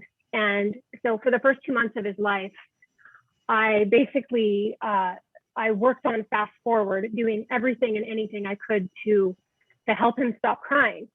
I have a laundry list of things that I tried, from chiropractic to massage to changing my diet to different holds to gripe water to all kinds of baby equipment, all kinds of things that I tried to help him. And at 2 months old, I was walking down the basement stairs and I tripped and I broke a bone in my foot and ended up on crutches. And so I call that, I got couched. I was on the couch, and I was on the couch for 8 weeks, but it took me 6 weeks to even open up. I basically sat like this on the couch for 6 weeks, upset that this has happened, frustrated that I couldn't hold my baby and walk at the same time, needing help 8 hours a day, my dad coming over. And again, I was kind of on a spiritual break, so I wasn't looking within until about the 6 week mark, where I had this moment where I thought, oh my God, what if this is on purpose? What if there's a reason for this? I need to ask. And as soon as I asked, the answer was right there. And basically I was told, you are not going to be a super mom. That's not your path. And you have to do this intuitively. And so I packed up, I think I had read like 50 parenting books and baby books in that time. I packed up every parenting book. I haven't really read one since, and knew that I had to get present. And from there on out, actually the problem of colic basically dissolved, because I became present and clear about what I was meant to do and how I was meant to be present and help. But I don't remember there being a problem after that. And of course, that also connected me deeply again with my inner voice and doing parenting. It just shifted my parenting on a fully different trajectory, obviously. So, and then I went on to have 3 more kids. So it's very important. So I think that's a miracle story. I think that's the one I'm going to share about. Yeah. And I think we said at the end of the story, you could say, something like, and then I went on to have 3 more kids, but that's another story. Yeah.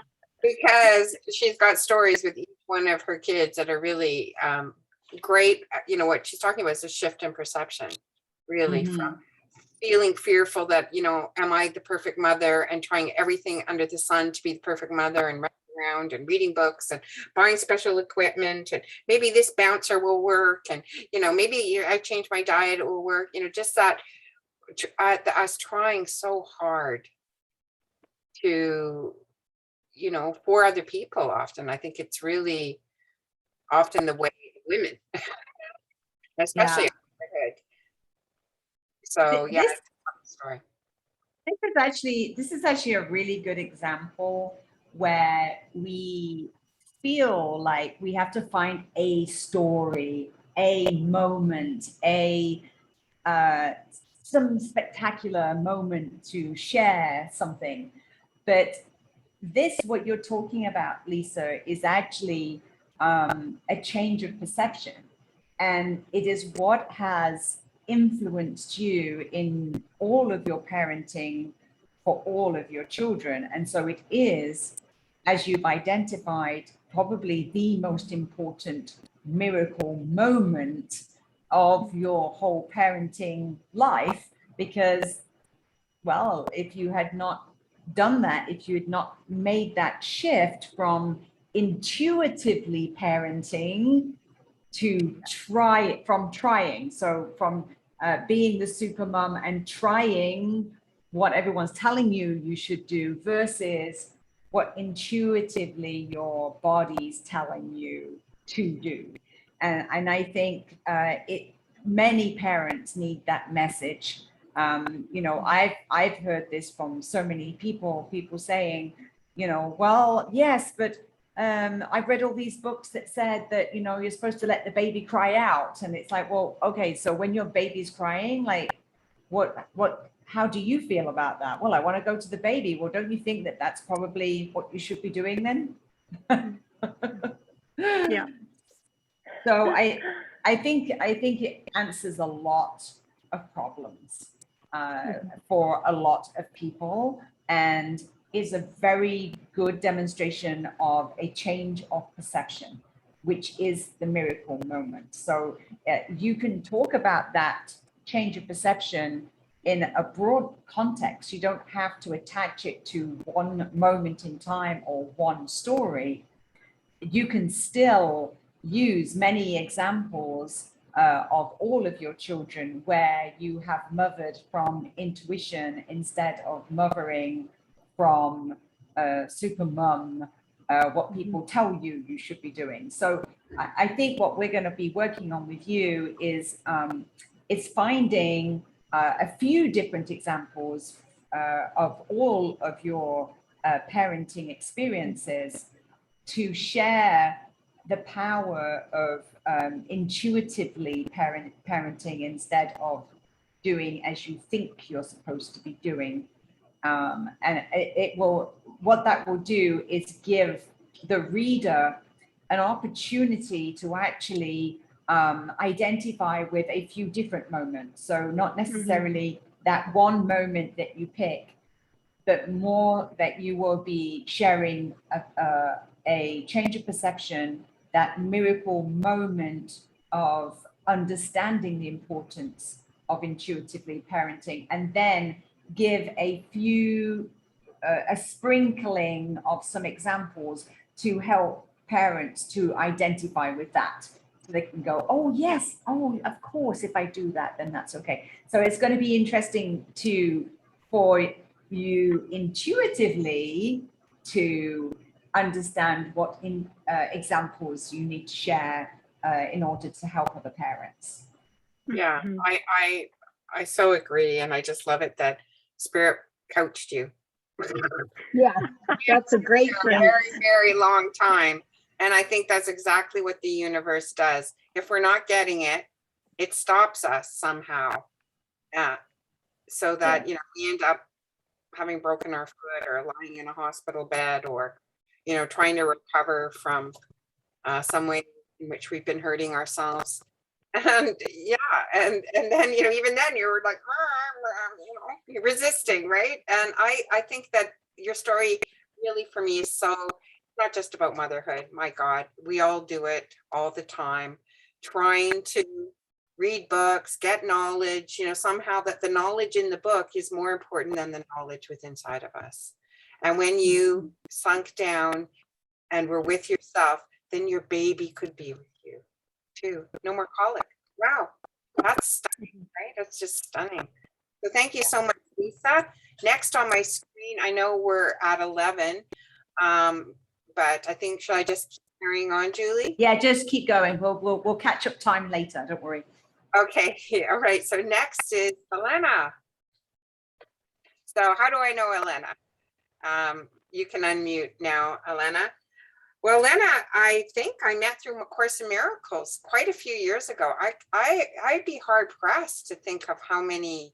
It was before Lisa, for sure. Yeah, I think it was almost 10 years ago, like around 2012 or 2011, late 2011. It's been a while.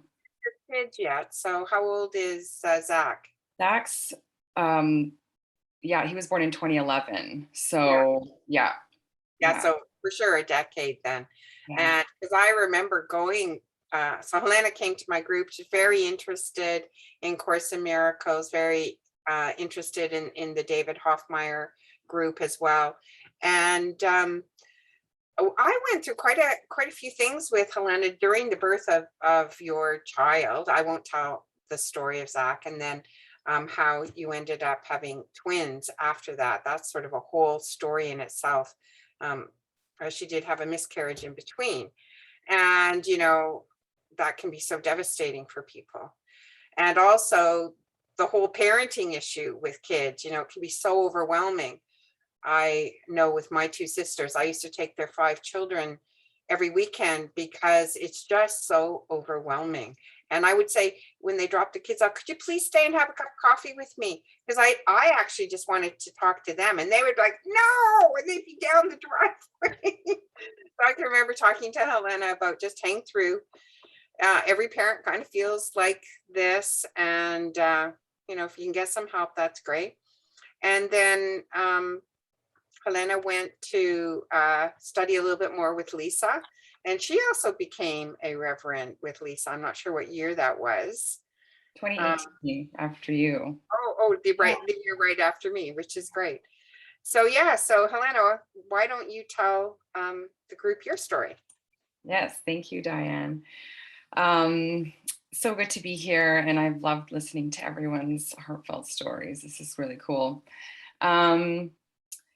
Yeah, I think the story, it's also a parenting story, but I think it's actually about surrender and willingness. Like A Course in Miracles really helps us get in touch with our inner teacher and knowing we're not alone and we are connected and we are supported. And so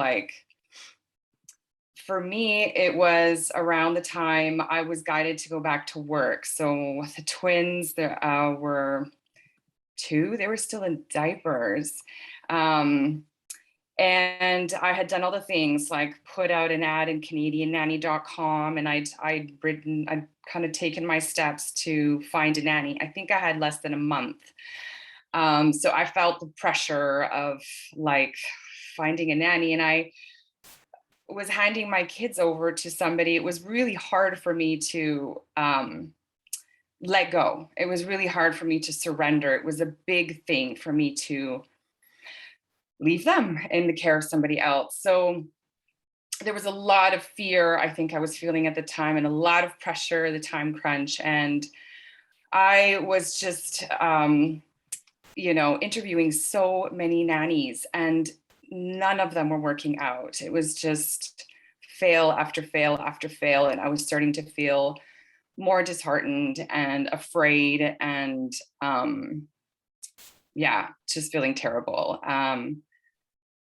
And at a point I surrendered, and I just went to God, and I was like, what's going on? This is so hard. It shouldn't be this hard.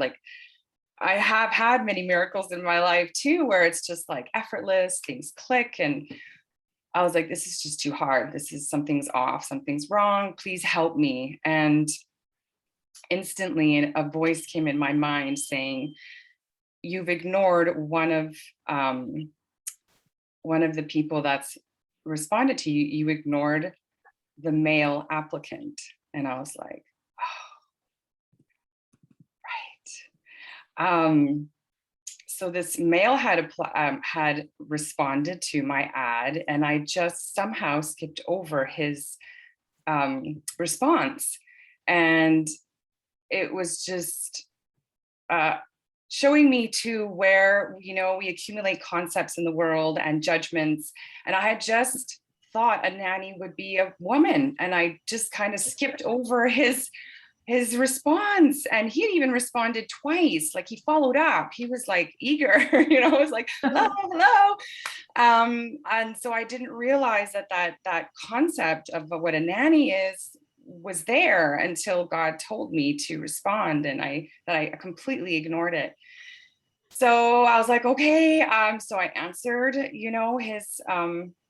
his email, and I was guided to check all of his references, and I did, and called each person, and there were glowing reviews of him. I was like, wow, this is going really well. It was just all the boxes were getting checked off. And then I spoke to him, and it was our first talk was a 2-hour interview, and he wanted to know everything about each child. He wanted to know about our spiritual views, everything. Do you want me to speak French to them? He was from France, and I was just blown away. It was helping ease all my fear of I could even get emotional about it now, but handing my children over, it's okay. So the spirit was just so gracious,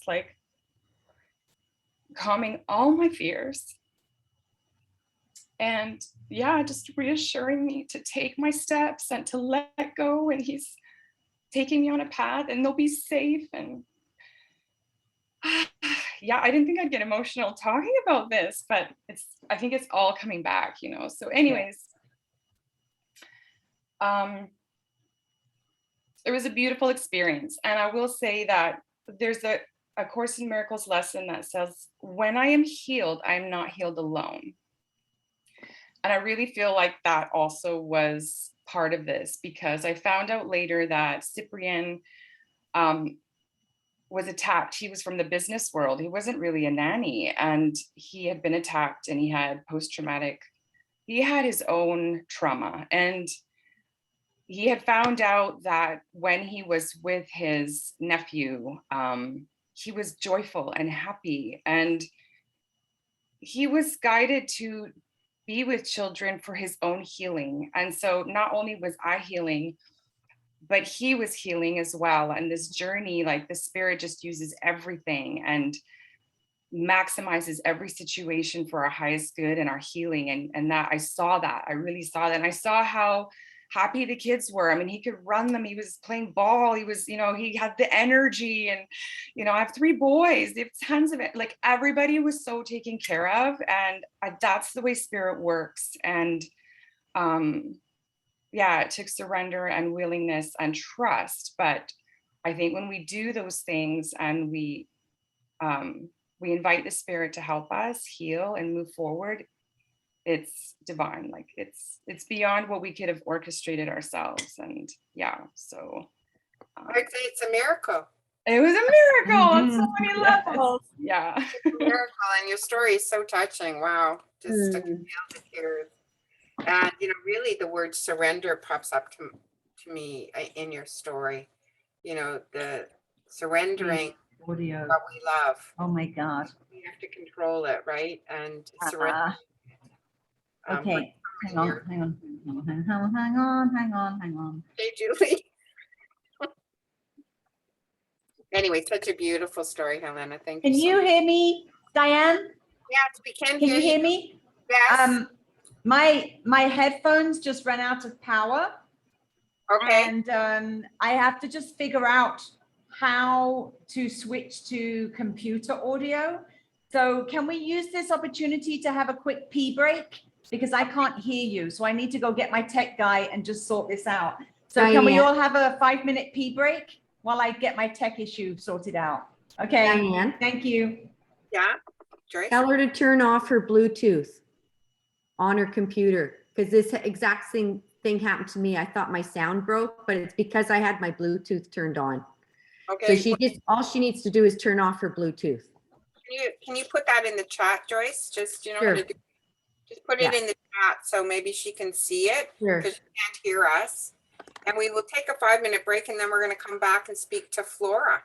So we'll be back at. I'm just going to go get a coffee and I'll see you guys back in 5 minutes. It's 11:15. We'll be back at 11:20.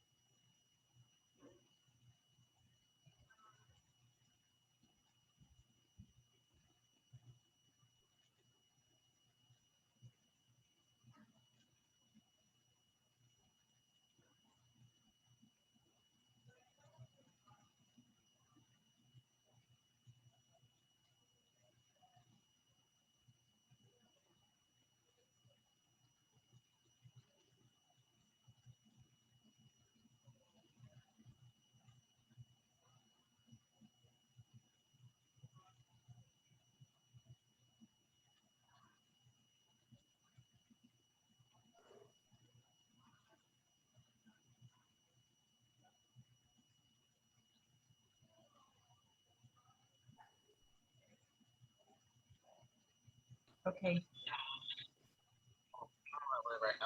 Okay. Okay, just get here as soon as you can. I'll try in the meantime to make it work. Okay. Okay, thanks, Julie. Okay. Is there somebody there I can test sound with? Hey, hi, Julie, it's Flora. Oh, hi. You can hear me now? Yeah, not in these headphones though. I think I'm just listening to the computer sound. Can you just say hello Yeah. again? Yeah, for sure. Can you hear me? Yeah, I can. Okay. Yeah, it's okay. I think what I'm gonna have to do is just be okay with my the sound on my computer. It just means I'm gonna have to turn off my air conditioning because it's too loud. Oh, I understand. Just a minute, let me just see if that helps.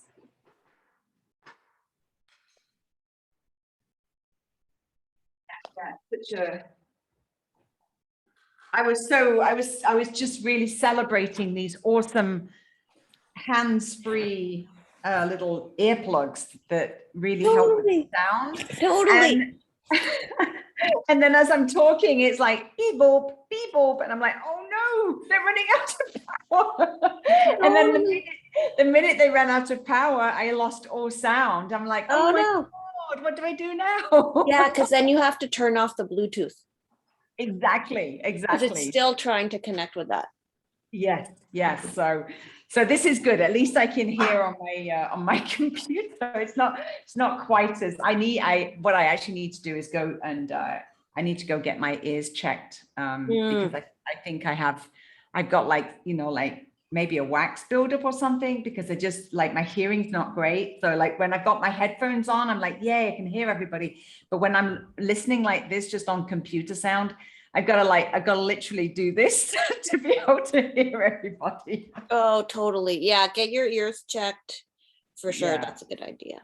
And I hope I've been sitting in bed because it's Saturday. I want to be comfy. This is actually a bed I bought from Diane, so it's kind of like an inside joke with us. But I just like being like totally, you know what I mean? It's the weekend, and or like sometimes meetings with people who are like familiar to me, and I'm like, hey, I'm being cozy today. I have my like big comforter on me, you know.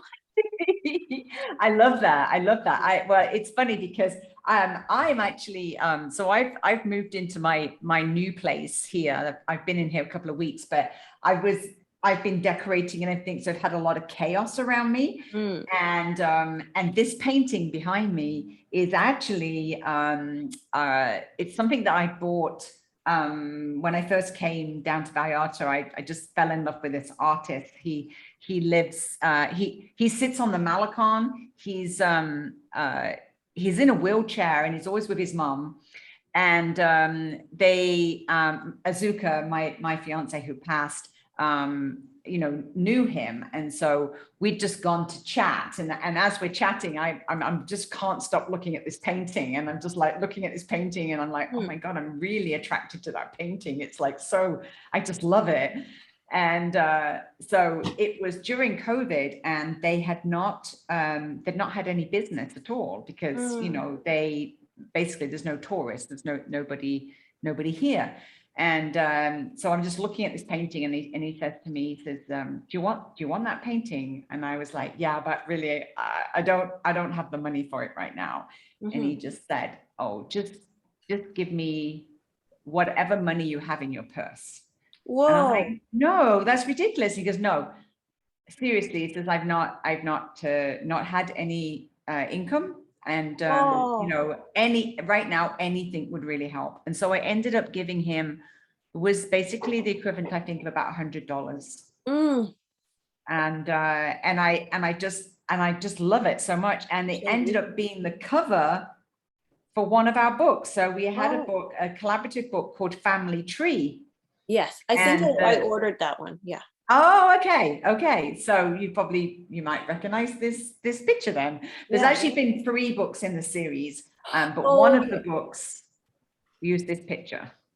Okay, I think the one that I have had Diane's story about the prickly pear cactus and her mom. So that might have been, it had a different cover, I think. Might have been a different tree. Yeah, a more like a logo like tree, like yes. Yeah, that's right. So that's good. So Lisa, I did miss the very end of your story, and also Diane's response, because my headphones died on me. So I just wanted to just check back in with you whilst we're waiting for Diane to come back. Sorry. What have I got here? Am I on the wrong page here? I'm on the wrong page. Helena, sorry. It's okay. Helena, where are you? Helena. There you are. Hi. Sorry, Helena. I'm just like looking at all the little pictures going, oh, who's on, who was just talking? So yes, I'm sorry. I lost the very last part of that, but I just wanted to say to you that I'm really, I feel like this whole topic that you're talking about is all about judgments, right? Because we do have these preconceived judgments of, you know, what's right, what's wrong, and those preconceived judgments really influence the way that we live our life. And this shift in perception that you're talking about, where you shifted from, you know, a male being capable and more than capable of actually caring for your children than a woman.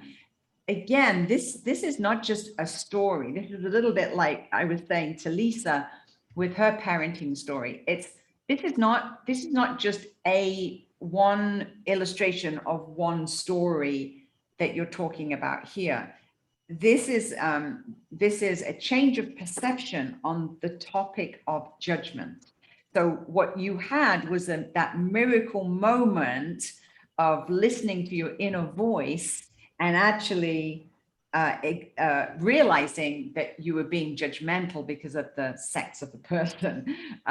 So I feel like, again, it's not for your chapter, you're going to be talking about that moment, but more importantly than that, you're going to be helping the reader to understand the topic of judgments and how if we make a change of perception of these preconceived judgments and the beliefs that we've been raised with all our life, that opens this topic to so many people that need to hear this message. So I think that's beautiful that you're going to be talking about that story, but with the bigger picture of a change of judgment, which is even more important. So I missed the last couple of minutes, Diane. Was there anything I missed that I should know that you said? No, just I did say something to Helena that there was surrender in the story too. I see quite a few course concepts in her story. There is her need to surrender. Yes. Because, you know, the desire of a mom is to control and to, you know, the safety and the security and how can I let go of those reins, Yeah. right? And it's this desire to hold on rather than to release and know that not only you can be taken care of, but she told the beautiful part of he was also taken care of and he got what he needed because he was healing from some past trauma as well. And it was children that he needed to be around to help himself feel his own love. Yeah. If I got that right, Helena. Yeah. Yeah. Yeah, Oh. really, really beautiful story. Beautiful. It's just like a win-win for everybody, right? It was. Yeah. Yeah. Yeah, it's that change from winner and losers and that whole competitive model too, to we all win. You know, when spirit helps, we all win because it sees the best for everyone. Often we can only see the best for ourselves. Yeah. And really, when we hand it over to spirit, saying, I really don't know what should happen in this situation. I need you to take the reins. You know, isn't there's some sort of old religious song about that, you know? Take the wheel, Jesus, or something. I don't know. There's something. Hand me over control. You take the wheel. You Okay. take the wheel. Yeah. I actually didn't grow up really in a religious environment. So a lot of what, like my husband did, he was Irish Catholic. And so he knows a lot of the catechism and angels and hierarchies and prayers, but I know none of that. So, which may be a benefit, you know, in ways I could be more open.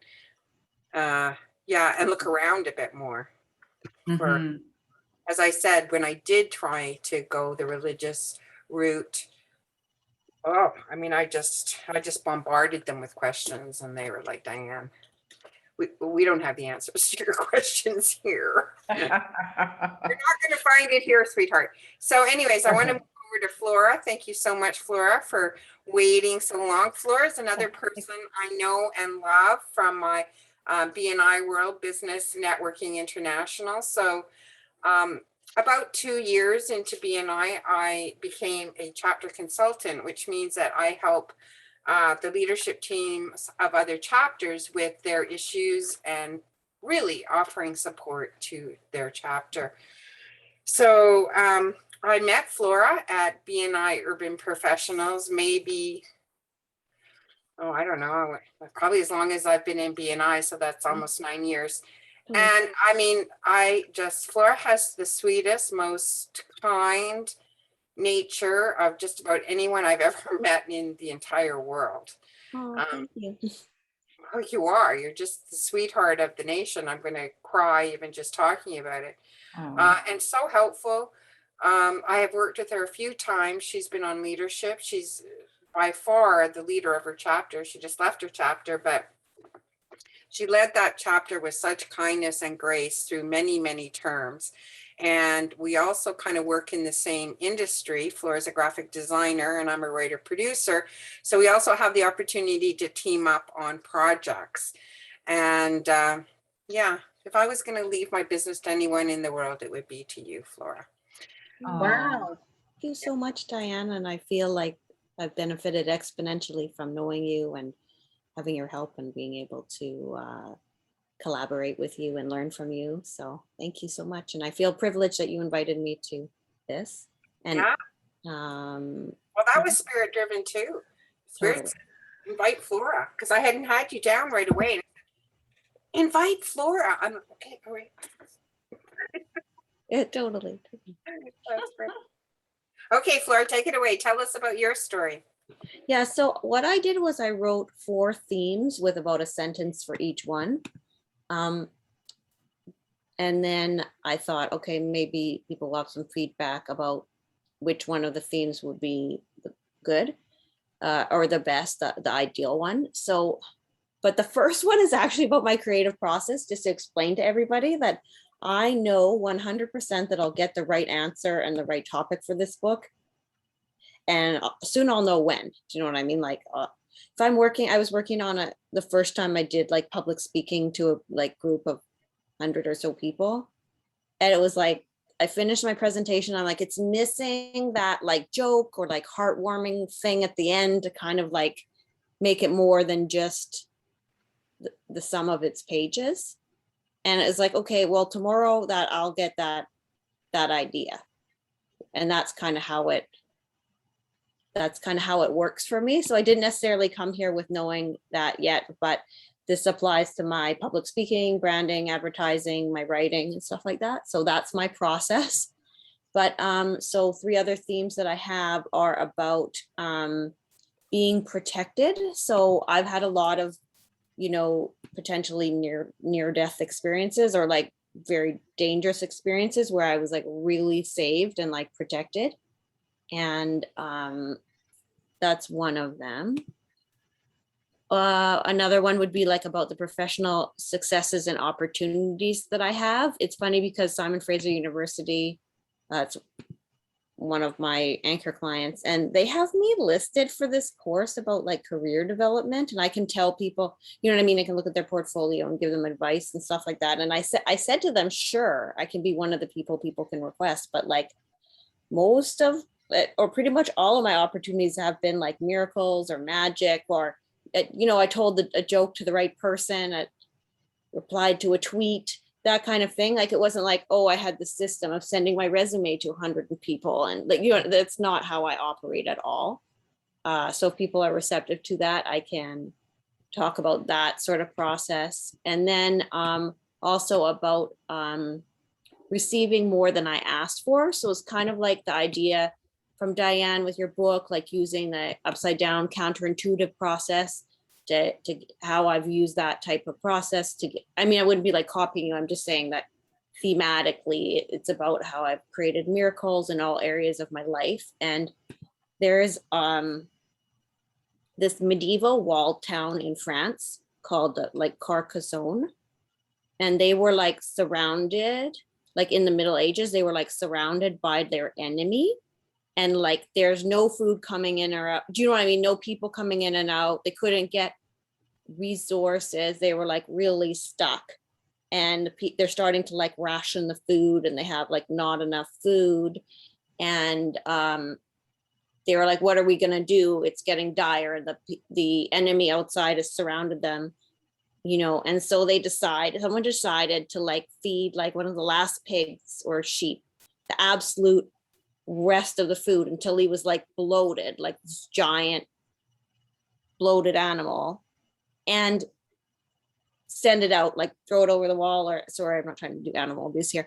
But like send it out to kind of actually show the opponent that like we're in such a good place after being surrounded by you. We can just like throw out food. And that's how they got the enemy to retreat. Oh, I can't hear you, Diane, sorry. I'm just laughing because Right? when pigs fly, right? I mean, Right, literally. When pigs fly, I mean, like what an totally creative, I mean, solution. Like that's so Totally. thinking out of the box. I mean, Yeah. throw the pig in the air. I mean, okay. Totally. But just be like flaunting. Do you know what I mean? Like flaunting Yeah. instead of like suffering. And I don't want it to sound like not genuine, but basically the idea is a lot of things that I do, including like helping people, are based on the idea of me showing that I'm in like actually making myself be in a better position than I am. And then that propels me to be I don't know if I'm making any sense here. You are. Yeah. I know, I get what you're saying. Like it's, I've heard the advice, like, you know, if you're down to your last couple of dollars, I mean, this isn't quite exactly, you know, word for word what they say, but, you know, spend it on champagne. Totally. You know, or like give it away or something. Or give it away. I mean, you know, just be abundant with it. Yes. Because, you know, do something that is kind of like throwing the pig over the wall, right? Show how abundant you are, and abundance will return. Totally. And there's been times where I've called Diane, like physically reacting, like totally upset because someone's done something that is like paralyzing their future success. Do you know what I mean? It's like they've done something and I'm like, they have no idea. They're like not cursing themselves, but you know what I mean? They're like cutting off their future opportunities by the way they're acting. And yeah, that's the area I've been researching right now. So this wasn't like directly a story, but these are some of the themes I'm working on, thinking about for my book. Well, it reminds me of when Julie and I were in France in a writing workshop. We went to pick up this woman who's become a good friend now, Rebecca Harrison. And actually I was in one of her books. Oh, sweet. Oh Family yeah, that's the one I have. I was in one of her books, but she came with about 8 ideas. And Yeah. on the car ride back from the airport, she was telling Julie and I all of these different ideas. So you're Yeah. kind of doing the same thing. You're kind of giving us a suite of things. Do you have any intuitive hit around what you feel about your stories? Like which one appeals? The one thing I kept getting was that like the tone of other people's stories would create a theme in the book. Like we'd hear some different, you know, themes that kept coming up, like you said, Salt Spring or things like that. And that would like be an insight to choosing it. Yeah, I mean, I was just saying when we went for coffee to Lynn, who's here in my house, that what was coming up for me as a bit of a theme is loss. That, you know, somehow that we think we're going to lose something. And when we think we're going to lose something, sometimes we tend to hang on. Like we want to hang on to the people in our lives. We don't want them to die. You know, we want to hang on to our children. We don't want to release them. You know, so this idea that we can really lose something. Yeah, how we behave around that, right? Yeah, how we behave, that we can actually lose, like when we lose people, we have to go into deep sadness because And we do, we grieve them. We're not going to be with them physically, but that we think because the body's gone, that that person isn't there, or because I'm going to go to work and I'm not going to be with my children, I'm going to lose something and I need to control it, you know. So that did occur to me as everybody was talking. I'd have to talk that out more. What do you think? Well, I almost feel like Flora stopped just before she was about to tell us what she is working on right now. You had said something like, it was the very last thing you said, and this is something that really interests me, and it's something that I'm working on. I'm doing research on right now. Oh yeah, okay. So I'm researching this, like this topic about these things people do that like stop their, I don't want to sound like one of those like wealth success, but you know what I mean? These things that people do to kind of like truncate abundance, like on its way. Sabotaging. Yeah, yeah, totally. Yeah, so I don't want to take too much time, but that's the area. Like, I'll give you an example. I have a friend who produces like videos, like educational videos, right? And he wants to have like the best educational videos. You know that one called where like celebrities teach you stuff? You guys know that series of tutorials where it's like it'll be masterclass. He wants to have something like that, but not tutorials, right? So he wants people to like hire him for the videos and like do all this stuff. And then he posts in a chat with a bunch of like entrepreneurs that all know each other that he wants to get this masterclass and who would want to go in with him to share the membership. Do you know what I mean? And I said, is it like a corporate membership, or like we're going to be like a group and they know there's 10 people accessing it? And you know what I mean? We pay for 10 licenses, or a family, you know what I mean? Like a group thing. He's like, no, we're just going to share it like to save the cost. And I said, I called Diane. I'm like, he just told everybody that it's not worth paying for, like that his future service is not, do you know what I mean? That like, you just said it, that told everybody that you're not worth investing in because you want to be in that same kind of business. And you're like trying to rip someone off, like copyright wise, like, you know, share a password or single person membership between 10 people. And I was like, that business will absolutely not succeed with that mentality. Because the mentality is scarcity, right? Right. Yeah. The mentality is scarcity, and we want to come from an abundance mentality. So it sounds like with the pig story, it was Yeah. about scarcity and then about abundance, right? And how to make that shift in one's life. I mean, Totally. Yeah, how when you're scarce, again, you think you're going to lose the money to be able to move forward in your life. You're going to, you know, maybe lose your home or, you know, whatever. Totally. And so the tendency is to cling and to control Totally. rather than to surrender, let go, and trust or have faith. Yes. Mhm. Totally. Whereas like if he had done something like, even if he had done it but not broadcast it to everybody, like that was an extra step.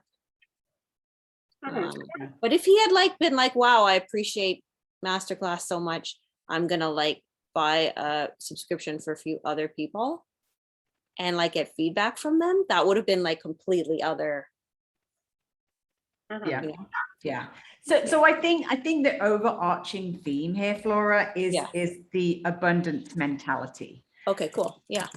And I really love this as a theme because it is actually when you look at everybody else's story here, and they're talking about, well, as Diane said, a lot of people talking about a scarcity, loss, you know, and what you're doing is actually at the opposite end of the scale, and you're talking about that abundance mentality.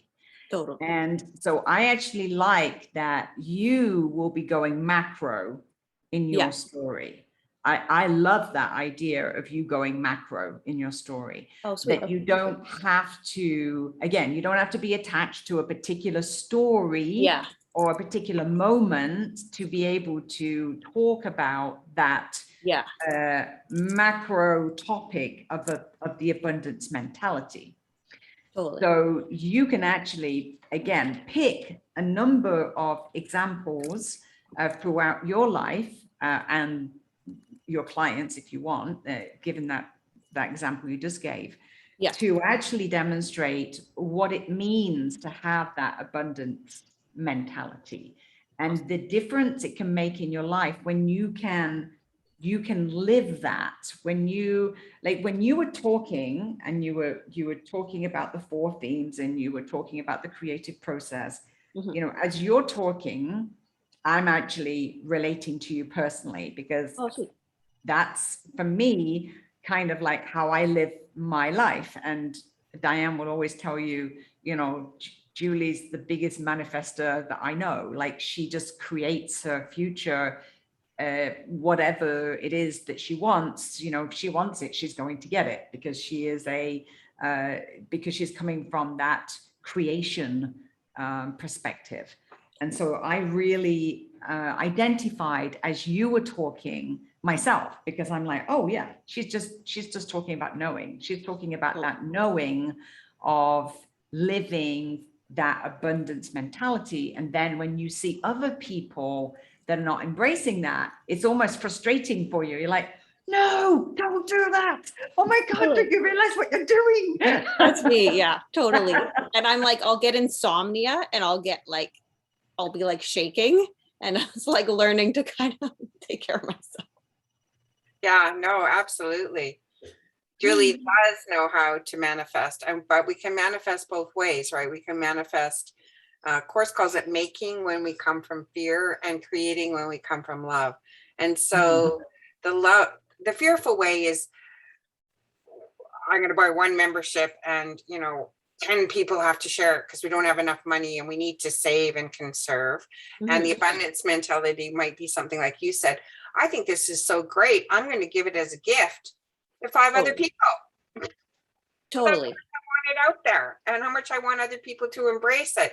And so the other one is loving, and it's giving, and which is a higher vibration than the needing to control, right? And coming from fear. And really, it's a shift in perception from coming from fear to coming from love.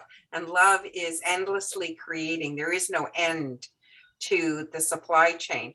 And that's what I think people are frightened of. Well, if Diane gets something, does that mean I don't get anything?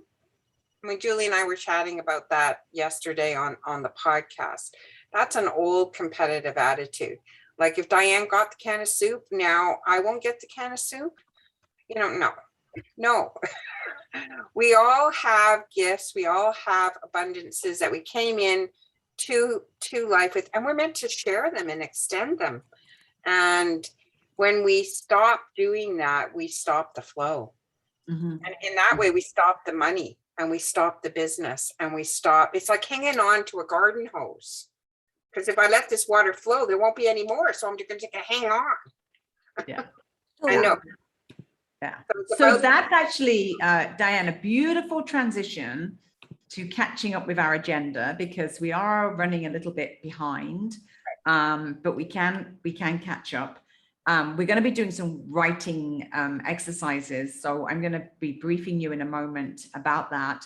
But before we do that, Diane, I would love you to just talk a little bit about your idea for the book, where we actually do a couplet, so that we're doing the miracle thinking versus the what do you call it? Normal thinking, Western thinking. I call it Western thinking in our book, but we can discuss amongst ourselves whether or not we want to call it traditional thinking, or, I mean, it's really different cultures have different ways of perceiving things, right? So it's actually cultural. The reason I called it Western is Eastern thinking is actually fairly different around certain issues.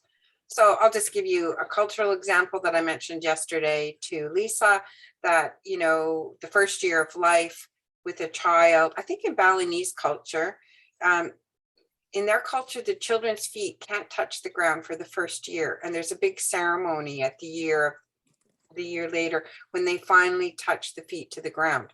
Now, we don't have that in our culture. But you can imagine if that obligation was on you to never let that baby's feet touch the ground, how you have to be a family. There's no way you can hold that baby all the time. You've got to be passing that baby and living with a family and all that. So we're not living in that cultural thing, but in the West, we really live with cultural things. For example, in Helena's story, she wasn't even conscious that she didn't respond to the guy. It didn't even cross her mind. It wasn't like she was ignoring him. I don't think. It was more that just culturally, we're brought up that women are nannies. Right. And so sometimes I think these biases run so deep because it's just part of the culture. It's part of the way you were brought up. So if you're brought up all the time to cover your hair, because you might go to jail if you show your hair, then it might feel really terrible to take off your headscarf, right?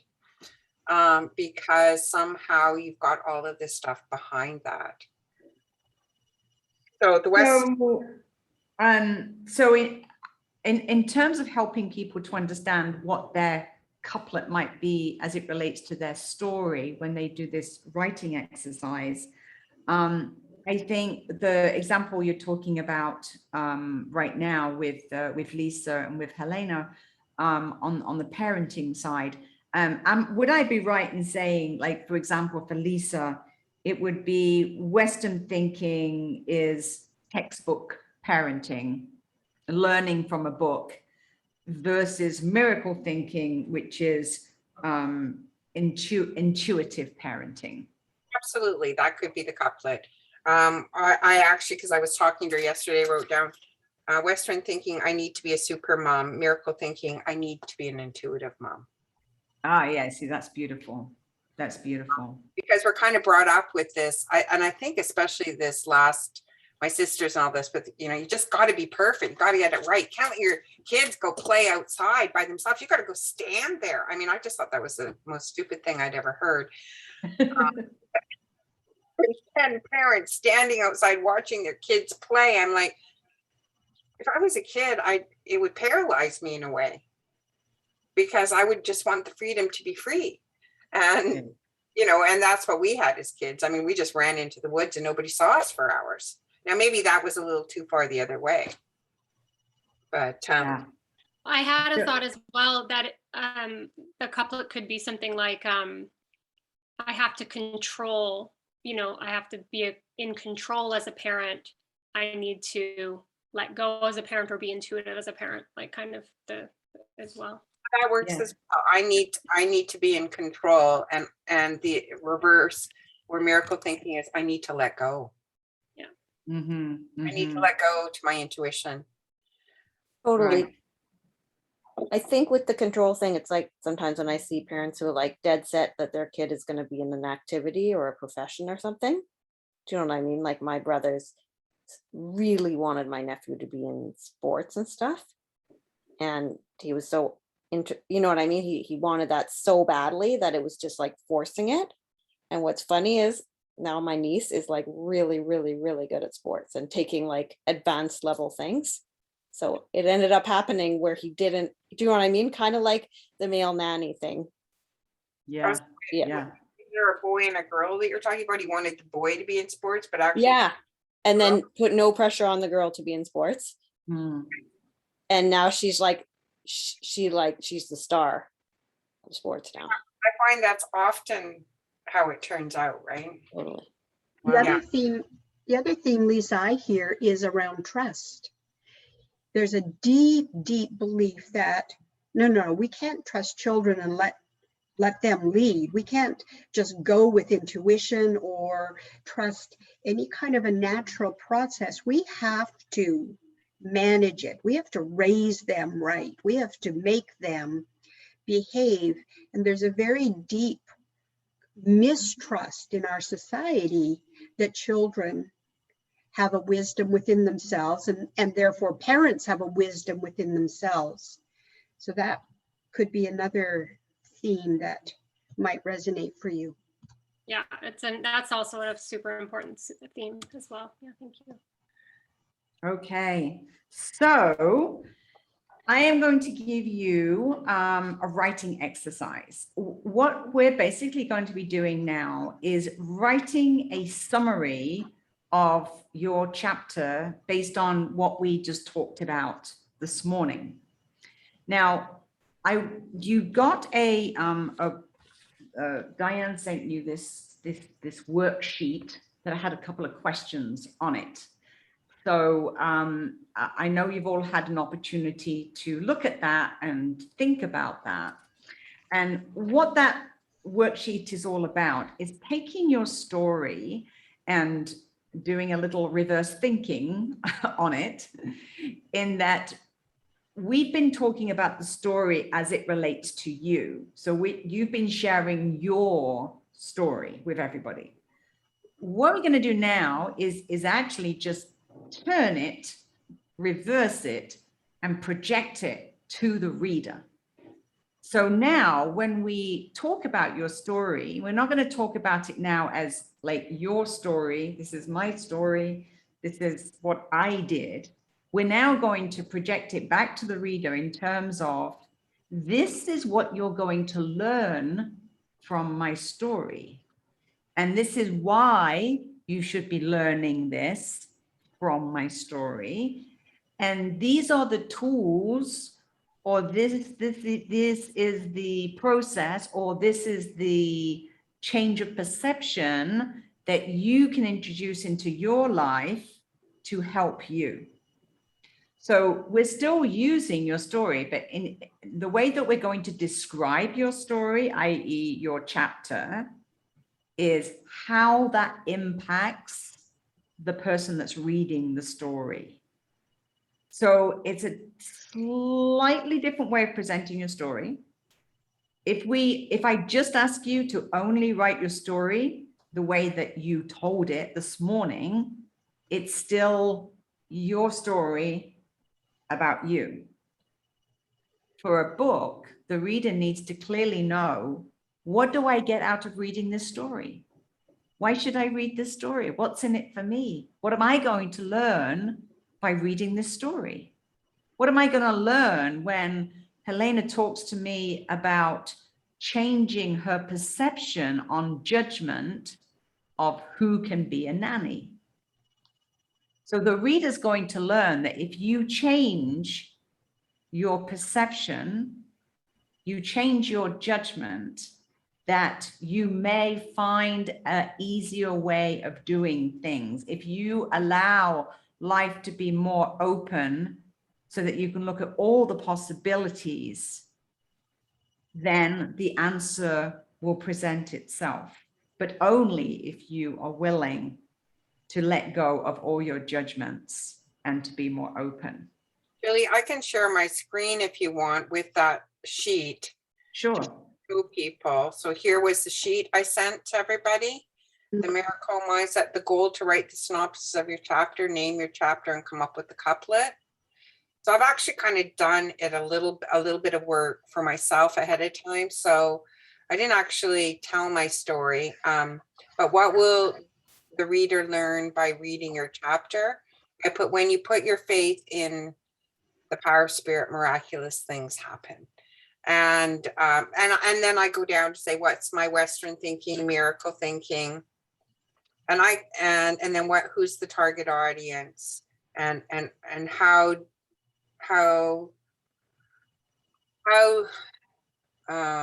actually that's all really helpful. Why don't you just go back up, Diane, and just read each question and then your answer, because this is going to really help people to understand how they should approach this. So if you just if you just share exactly what you have here, I think it will help everybody. Okay, so what is the benefit to the reader? So my story is basically that I am a broadcast producer and a writer by trade, and I've been doing it for 40 years. And so I've produced videos and film at $500,000 for one commercial down to $500 for one commercial. So I know the complexity of both writing and producing videos. And so my story is that I heard after I'd written my book that and Tamara was asking me to do videos, I heard on the inner that Diane, you'll do the videos in France. And I was like, what?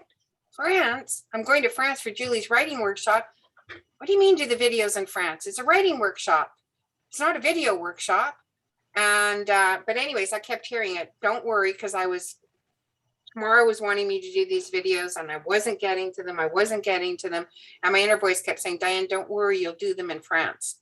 And I'm like, oh, how will I do them in France? I don't speak French.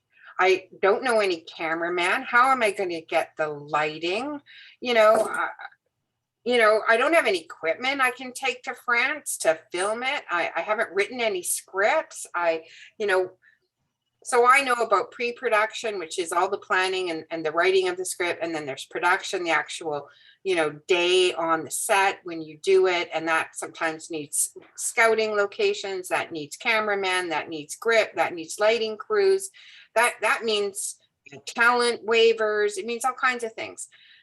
So I'm thinking about all this stuff and I'm thinking, this is impossible. How is this ever going to happen? Because I don't even speak the language. So I can't even go. I don't even know where to go to even ask for any of this assistance. So what is the benefit to the reader? Why should they be interested in your story? What will the reader learn by reading your chapter? When you put faith in the power of spirit, miraculous things happen, especially as it relates to your miracle story. Just go back, sorry, for one moment. Mhm. That you, just to explain to people that when you put your faith in the power of spirit, so you were double guessing and saying, how am I going to do this? It's impossible to do it, etc., etc. So now the next thing, sorry, carry on. Yeah, I was thinking this is impossible because of my career. I know the complexities of this. It's sort of like sometimes knowing too much gets in the way. Like a little knowledge can be a dangerous thing. So anyway, so my Western thinking is creating videos in another country is too difficult. I mean, I could change it. Creating videos in another country seems impossible. That's what was my thinking going into it. My miraculous thinking was creating videos in another country was miraculous for me. Now I could say, anyways, and the reason it was because what ended up happening, and Julie's a big part of this story, is I got to France and I told her, I'm going to do these videos. And she's like, well, how are you going to do that? And I'm like, well, I really don't know. But this is what I'm being told on the inner, that I'm going to do the videos in France.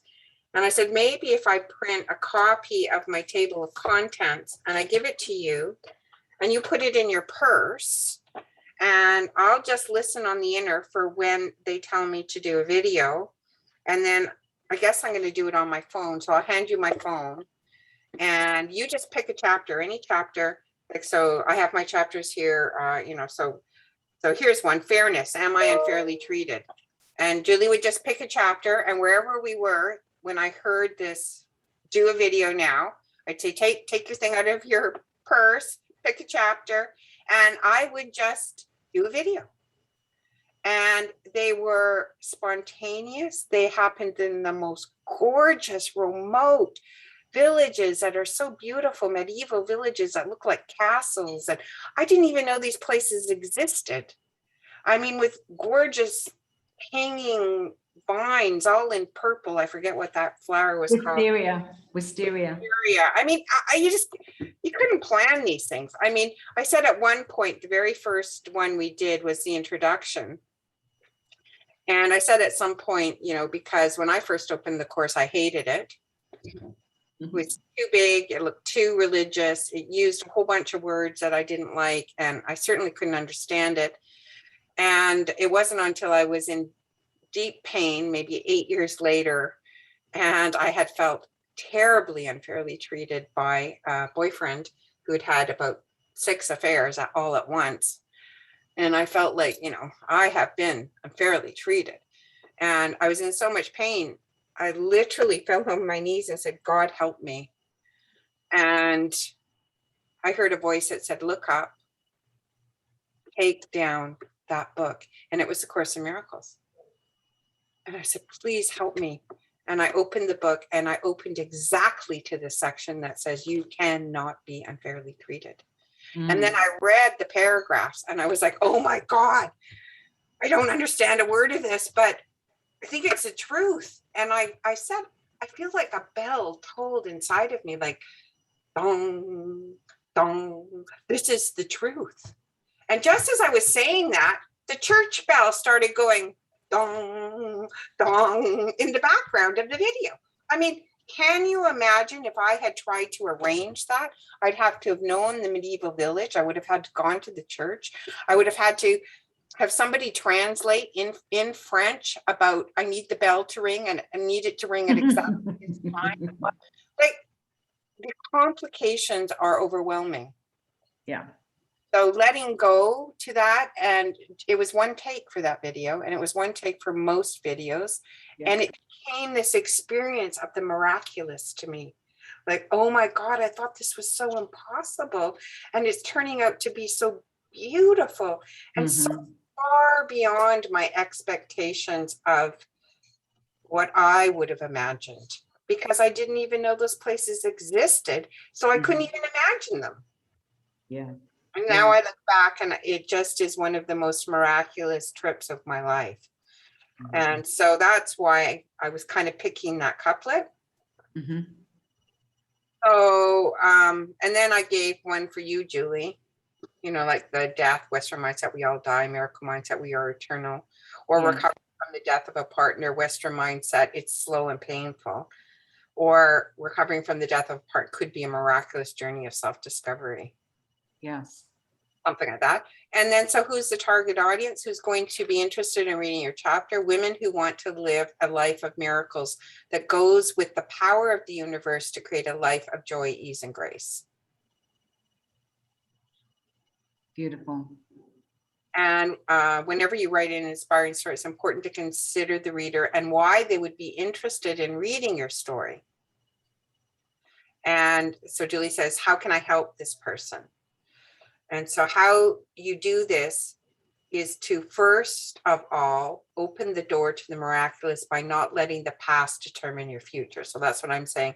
I was letting the past and my knowledge close the door. And so I have a 6-step downloadable worksheet that is how to create more miracles in your life. And the first step is to get quiet. The second step is to let go of everything you know. Because everything you know closes the door. You think you know. And when you put yourself at, you know, at the wheel, you only have what you know. And really, there's put the universe in the driver's seat, and there's so much more. I mean, Helena didn't know what her nanny needed for his life, but the universe did. And it matched them, right? And so we don't even know all of what we're looking for. So the second in my 6 steps of creating more miracles in your life is to let go of everything you know. And that's a hard one, because sometimes it's unconscious. We don't even know what we know because we buried it. It's just become who we think we are. So that's kind of my example. And then in writing the synopsis, the guideline, you said you wanted us to think about what we might call the story. And I was thinking it could be something like My Miracle in France, or I could say it in French. Essayer son vie miraculeuse. I don't know if you say it that way. As a writer, and then I just tell that story. As a writer producer for many decades, I know what it takes to create videos, from the scripts to the talent to the filming to the lighting to the editing. It takes many people and a lot of work. So you can imagine my surprise when my inner voice said to me, "You will do videos in France for your book." What? I did not know, you know, and then I just tell that story. I was incredulous. But my number one commitment in my life is to nurture my inner guidance. So I opened my mind, went to France, and discovered my own personal miracles. And here's how it happened. And then I would tell the story. So what Diane has done here, can you just scroll back up to your six steps, please, Diane? Yeah, awesome. what Diane's done here is she's taken her principle of 6 steps to create more miracles in your life. And then she has given her story of producing videos in France as an example of her living those 6 steps. So the way that you're presenting your story is now, she isn't just telling the story about her going and doing videos in France and she didn't think it was possible. What she's doing now is helping the reader to put themselves in that situation and actually say, oh, if I followed these 6 steps, like she did in this story, then I could do this too. So it's using your story as an illustration to help people understand how they can improve their life or how they can make their life easier by following the example of your story. But it has to go beyond your story, because when you just tell your story, it's about you. You need to project it to the reader.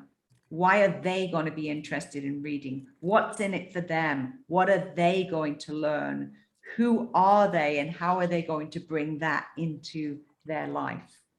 So the easiest way to do this writing exercise, rather than trying to write a synopsis, is to just answer those 2 questions as it relates to the story that you have shared with everybody this morning. So think about, and don't project to the synopsis, remember, because if you do that, you're just going to try and describe your story, and that's not what we want here. What we want in this exercise is for you to focus on what will the reader learn by reading your chapter as it relates to the miracle story that you told this morning. Okay, so that is the first question. And stay focused on that question. Don't get distracted trying to write a synopsis of your story. Just answer that question only. What will the reader learn by reading your chapter as it relates to the miracle story that you shared this morning? So And one thing I was thinking for me, when I use my QR code, I'm going to actually have that QR code go to those 6 steps so that the reader will actually take away something and will be able to print something out. Yeah. And maybe I will also use a QR code to go to that video that I'm talking about in France so that they get to see something, but they also get the how. Yes. And when you actually write your chapter, Diane, what you will probably do is actually write your story using those 6 steps, right? So it would be step 1. Tell me what they are. Sorry, again. Step 1 is. I was just trying to find the actual, I've actually created that sheet as a download. I could go, everybody can go and download it off my website, Diane La Miracles. But here are the 6 steps. Sit quietly. Calm your mind.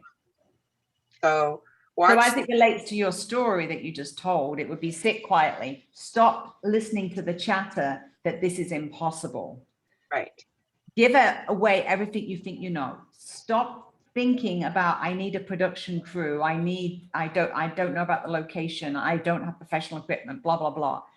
Ask for what you want to come into your life. Please tell me how I'm going to make this happen in France. How is this going to happen? Now go through your day, listen to your inner and outer promptings. So that would be trusting that when you get to France, that it will all happen. It will all be okay. Following up is then talking to me at the retreat and saying, hey, apparently I'm going to be doing my videos, follow through.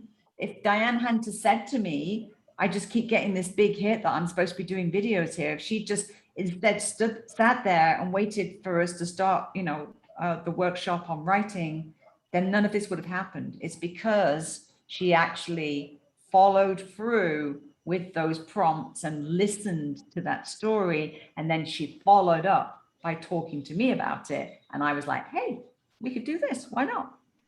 And then write it up, which is actually make it happen. So can you see how that is a different way of presenting the story to the way you presented the story this morning. It's to the benefit of the person that's reading the story. So in order to get there, just answer those 2 questions in this writing exercise, no more. I don't even want you to write a synopsis at this point of the writing exercise. I only want you to answer those 2 questions. What will the reader learn by reading your chapter as it relates to the story you told this morning? And why is the reader going to be interested in listening to that story? What's in it for them? What's in it for them? What will the reader learn by Reading your chapter? reading Yeah. your And yeah, And and then the Why it second, matters. yeah, and then the second question is, why would the reader be interested in your story? What does it mean to them? How can I help this reader by sharing my story?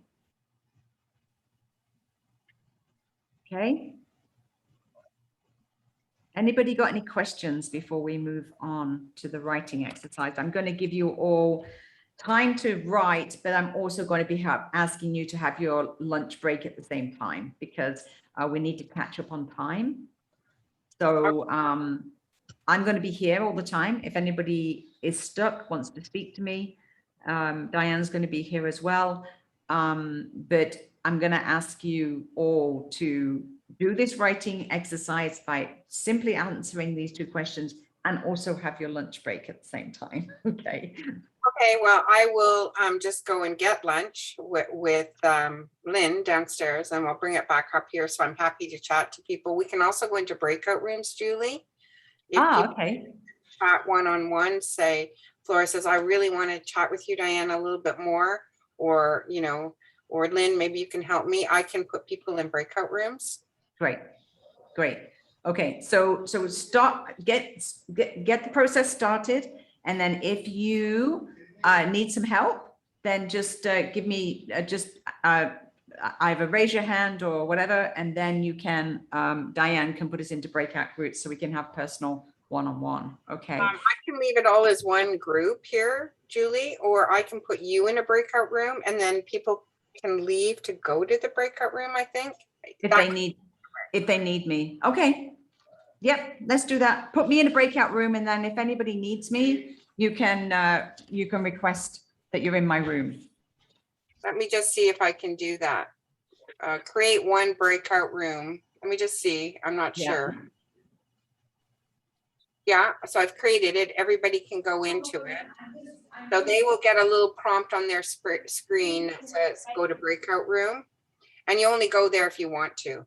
We'll try it and see if it works. Yeah, but if anybody needs help, you can just put your hand up, write in the chat box, whatever it is that you need to do, just to say that you need some help. Okay. And I'm just going to disappear like Diane for like 10 minutes. But after that, if you need help, just put your hand up. I'm going to open the rooms. And so you should get a little note, but you don't have to go there. You know, say, you know, go to the breakout room, only go there if you want to. Yeah. Otherwise you can stay here. So Julie will be in one room. I'll be here. So 2 people can help you. Okay. Awesome. Okay. Good luck.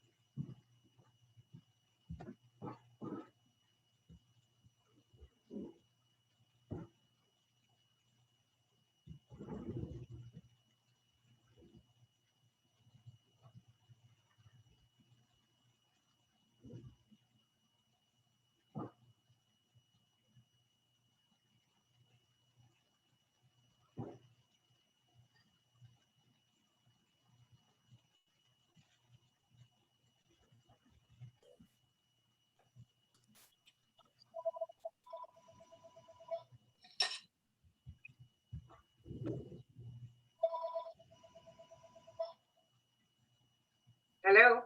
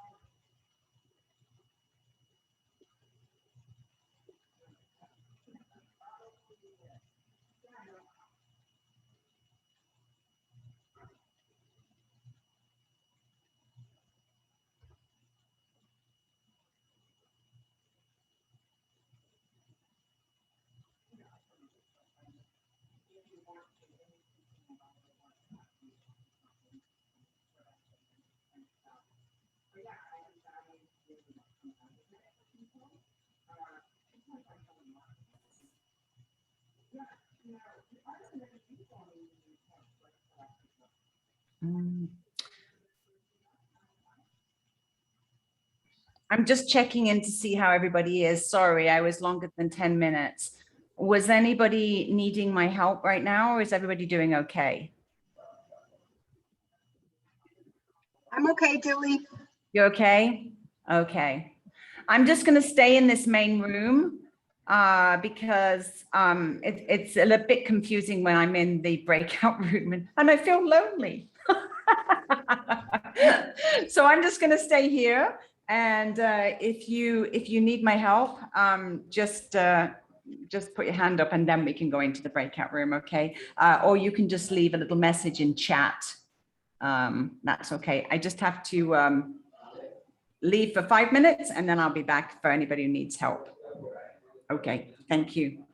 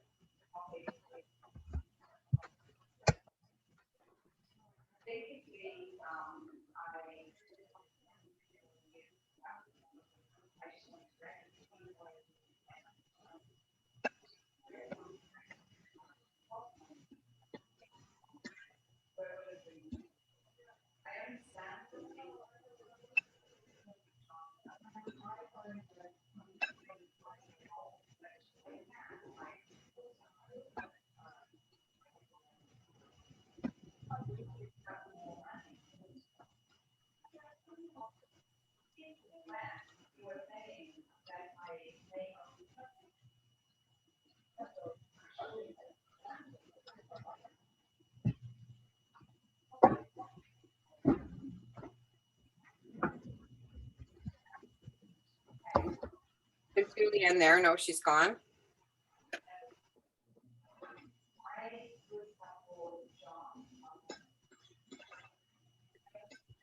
What are you looking for?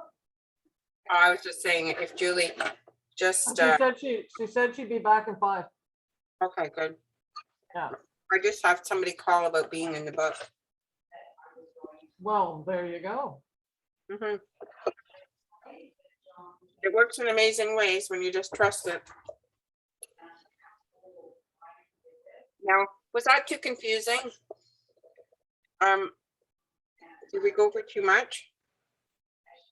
No, no, it's all been very helpful. I got a couple of pages of notes. The only part that I personally found a little confusing was when I was referencing the worksheet that you sent us. It has like 5 questions on it, and then Julie was saying just to do the 2, so that's fine. She made it quite clear just to start with the 2. Mhm. But I find like when I told my story and she said it sounds like a story of legacy, but then when I'm answering the questions, I got to the end of it and thought, well, this isn't about legacy. Did I do it wrong? No. No, I know. But then I rethought about it and added a 3rd sentence and thought, well, no, it is about legacy in a way, but anyways, it's a process. I mean, you could approach your story from so many angles. You could approach it from loss of family to gaining a whole family, right? Through the process. That's kind of what I went with when I found working on the couplet was actually really helpful to get it right down to what is the sort of thought. Mhm. And what I went with for traditional thinking is loss equals an end, and for miraculous thinking that loss actually brings new opportunities. Mhm. Exactly. Yeah. I mean, it's hard to see that when you're in the middle of loss Mhm. because you're just thinking I've lost something and I won't get it back. But new things. And really, I thought the loss of your mom or your full family was it opened the door to your career. Mhm. It opened the door to your business. And in the end, it also opened the door to getting a mother and mothering, because in the end, you took care of Betty. Yes. Yeah. It was mothering on both sides. She mothered you, and in the end, you Well, mothered. it was full circle because I met her when she supported, nursing my mom through end of life, and I supported her through end of life. So it really was an honor in both regards, but full circle, as they say, right? Yeah, your story is very full circle. And it touches those 3 main areas in your life. I don't know how much more main you can get, It determined your career. It made a businesswoman out of you. Mhm. And it helped you close that circle of Yeah, mothering. sort of like you shared, you're the unintentional entrepreneur. I was sort of the accidental entrepreneur. Do you want to do that? Sure. Yeah, sounds good. Now I can't imagine my life being anything else. I know, it's interesting, isn't it? Yeah. For me, moving over to doing Diane Land Miracles, there's been a real sense of loss at times. Oh, am I going to let go of Creative Wonders? I don't want to let go of Creative Wonders, and there's kind of this tug of war. I could tell a whole story about that because I was really at one point really, really struggling with that. I don't want to let go of Creative Wonders, but I know Spirit is telling me to go over in this direction too. And the story I have around that is I went on this trip. My husband and I like to set an end destination and go on a road trip, but not know where we're going. Mm. So we were going to go to Toronto to a wedding. That was the end goal. And we had a couple of things he wanted to see in the States that we'd never seen. He wanted to go to Custer's Last Stand. And anyways, Yeah, that's So- a direct route to Toronto, isn't it? Yes. let's go via Custer's Last Stand. You know, we don't Yeah. really know where it is, but it's down in the States somewhere. Anyways, we started out on the trip. On the first night, we got as far as Grand Forks. So we stayed in Grand Forks overnight, and then we crossed into, I think it's Montana. Yeah, it's Montana. I think we cross over from Grand Forks. And then we stayed the next night in Big Forks. Oh, that's interesting. And then the next night in,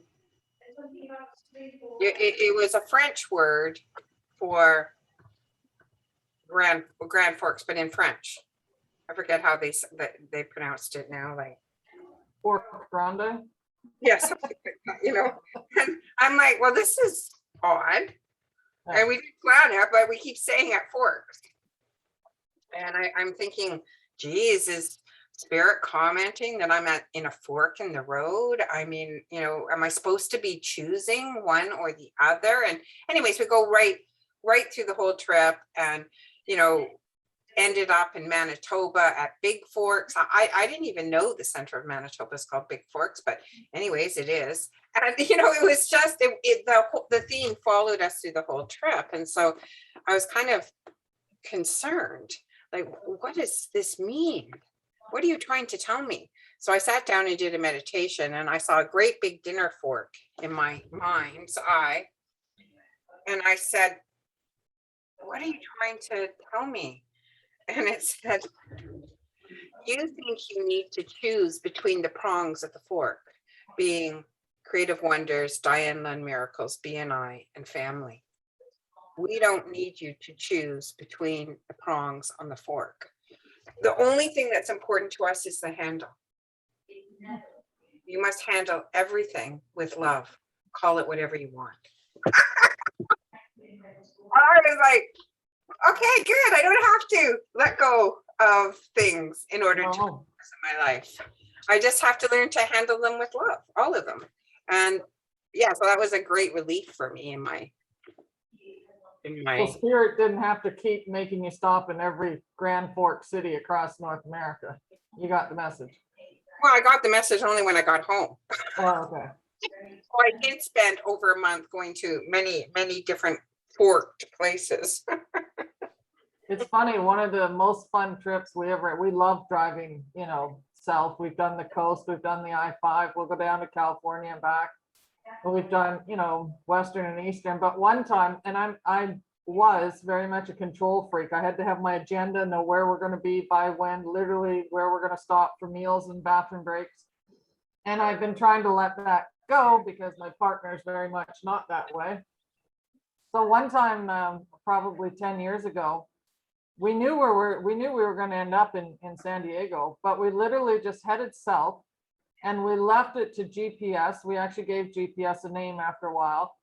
And I clicked the little button that said avoid freeways and major highways. So we drove south through little towns that we had no idea. It was the most fun trip. We didn't know, we would just suddenly come across a red line in and we said, okay, that's enough driving for today. Let's stop and we'll continue tomorrow. It was a great trip. That's exactly how my husband and I like to travel. Because you find places you didn't know existed. I didn't know Yeah. Big Forks, Montana existed. I had no idea. And you know, you can't plan to go to a place you don't know. Exactly. You have to come upon it. And that's kind of a little bit about my story in France too. I couldn't have planned it because I didn't even know those cities and towns and medieval castles existed. I didn't even really know the area of France I was going to. Yeah, that is neat. The church bells ringing in the background. It was amazing. It really was. And I felt this resonance, like this bell went off and then bang, bang. I was like, Yeah. you literally cannot write that stuff. No. No, it's Or you got to pay a lot of money to make it happen when you want it to. well, if you need to control it, could you imagine if I needed to, if I thought I had to hire all of that, and I need to get a permit from the town to film it. And, you know, I mean, I could imagine making it a huge. And probably making a fairly hefty donation to the local archdiocese to ring his bells when you want them to. Exactly. You know, just like, I don't even know how I would approach making that happen. And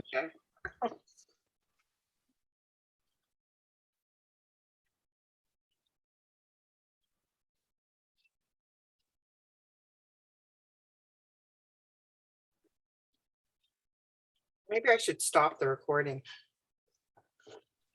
I can tell people to zoom through. Yeah. Yeah, just maybe make a note of the time we pick up again. And just say, once we break off, forward to whatever, you know. Mhm. I think you could tell your story, Margot, from many different angles Yeah. and make it work. Well, it's interesting because the different questions do help you absolutely target in and what the message is, you know, not just saying my story, I experienced this, but even thinking about the target audience, I had to ponder on that one for a bit. I still don't know if I chose the right one, but it does make you think, who are you talking to? Who do you hope to be talking to? Mhm. So here's a technical question. If we have, you know, a dozen different writers on this book, we could potentially have half a dozen or more different target audiences. How do you handle that in a collaborative book? Sometimes you try and find a theme. Mhm. For example, in that WOW book I was in, it was on entrepreneurial women. Yes, yeah. So we could organize around a theme together if we wanted. But I think just the title, The Miracle Mindset, is going to appeal to a certain group. Okay. And not another group. People who want to create more miracles in their life and maybe who are open to that concept. If you're not open to that concept, that title won't appeal to you. Mhm. You'll be like, I don't believe in miracles. That's crap. Yeah. You know, and so, but that's something we can talk about, like the title and, you know, how do we think we can work together? Diane, Mhm. the question I had, I don't know if there's going to be an opportunity to ask questions not about process. But I'm I guess, interested from your perspective, is how much of our uniqueness remains after all these edits and these different people that are changing the story around? Does it end up being like a group story? Like, does the individual author's voice continue on? Oh yeah, for sure. I mean, the way Julie made it sounded like they were really going to change it. And my experience was no. Like, and when I wrote it, my story, she asked me to take out a few things that I put in the story. She thought they were distracting. I was going to go off and tell a bit. She said, "You don't need that piece, Diane. It's not moving the story forward." So she asked me to take out some of the things. She didn't ask me to rearrange it or do anything like that. And then when I went into grammar, I mean, one thing I learned for myself is I use the word but a lot. And the way I use but isn't grammatically correct. She pointed out I need to use the word however. You know, and she would point out very small things like that I learned from. And I didn't find that she really changed my story much at all. Now, there are some people that I have heard of, because I know quite a few of these collaborative books, who really struggle getting their story out. And sometimes I think I've heard, you know, but they've been trying to give them advice and the person's going the other way. And, you know, it cannot be easy for some people.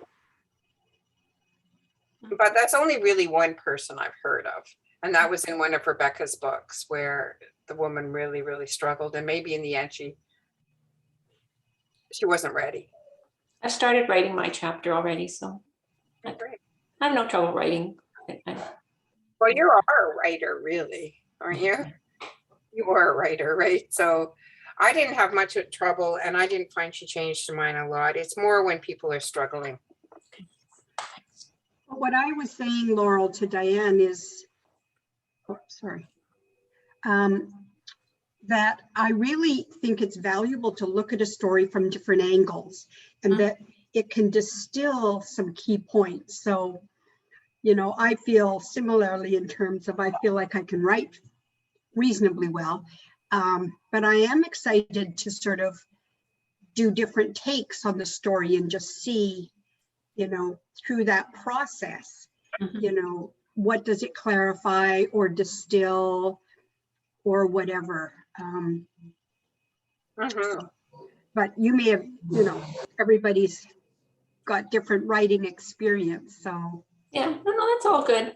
It's it almost sounded like there was a rewrite, there would be a rewrite happening rather than advice and guidance. No, I find it more advice and guidance. You lead how much, you know, support and guidance you need. Thank you. I didn't need a ton. And I didn't find that, I think I sent my story in once and she had some suggestions and I sent it in again and that was pretty much it. And then it went to grammar and then there was a few things with grammar that they wanted to change. So I didn't find it to be a long process. I think sometimes really getting the kernel so that you write to that kernel, which is what we're trying to do today. Yes. Otherwise, you can kind of write in a bunch of different directions. And I would say the biggest problem I've seen people have is they try to tell too much. Better to tell. I mean, that was sort of like with Lisa when she came to me yesterday. I was saying to her, it's a book, honey. I mean, you got a book. You got stories about each of your 4 children that are so important. They should be a chapter at least on each of these stories, like maybe their birth stories and then central learning stories when they were children and maybe later when, do you know what I mean? It was so much. So getting it a little more focused will help the writing. That's mostly. Can I ask a question on what we've just done? I did it fairly like 1 or 2 sentences. Is that okay? That's it. I thought we weren't trying to expand it. That Sorry, was my Julie, I can't, understanding as you're well. muted.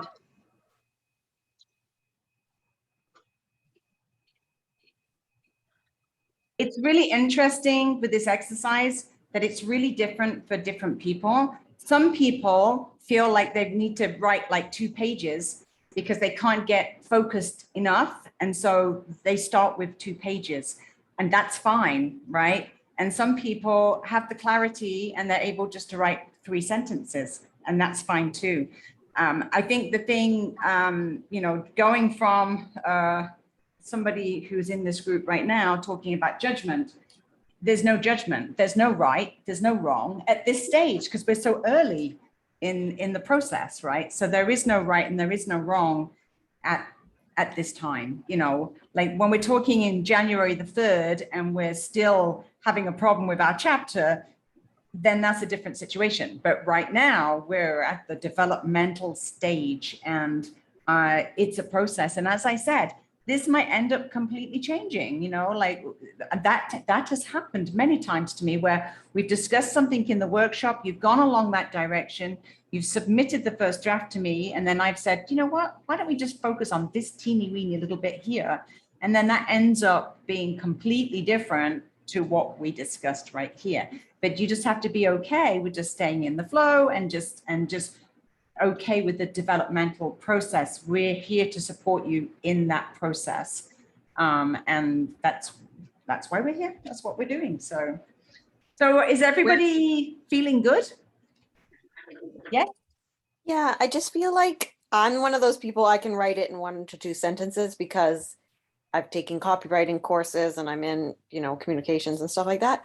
But I think that mine, like, will, to me right now, it sounds a bunch like a good idea, but like written with, you know, cliches and buzzword and marketing talk. And then I can work on making it sound more personable over time.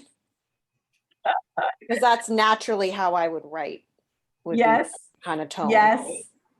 It's so interesting that you should say that, Flora, because that's what that's one of my biggest challenges. People that come to this who are already writers, already have experience, or people that are, say, for example, scientific or in the academic world, it's very difficult for them to just allow writing from the heart, because it's just automatic for you to be your own editor, right? So it's Totally. yeah. So that's why I say, when you write your first draft of your chapter, I would encourage you to virtually write it as though you're writing your journal notes in the morning. Okay. And just be okay with releasing that to me with no judgment, right? Somebody Yeah. here's been talking about judgment, so we're just using that as a live example of no judgment. Just I want to see your writing as raw as it could possibly be, because Totally. then I know that I've got your heart, I've got your inner guidance that's actually writing, as opposed to your brain or your mind that's writing. Totally. Okay. Thank you. Yeah. Awesome. Okay. So what I would love to just do. a question. Oh, sorry. Yes, Laura. Sorry. Diane, you had mentioned, I guess, about a week ago that we would be doing the first pass with you, and then it would go to Julie. Has that changed now? That's what I thought. But Julie, did you want it to go the other way? You know what? I think Diane and I are very close in our relationship, and it almost doesn't matter whether I look at it first or Diane looks at it first, or if we both look at it at the same time.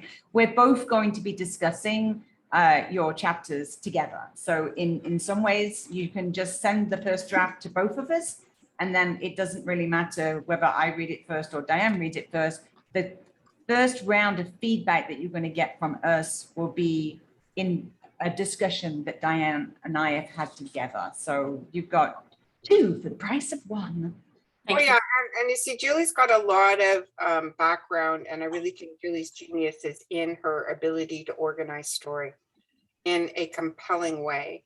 And I think what I'm bringing here is I know the course very well, and I know how that focus should be.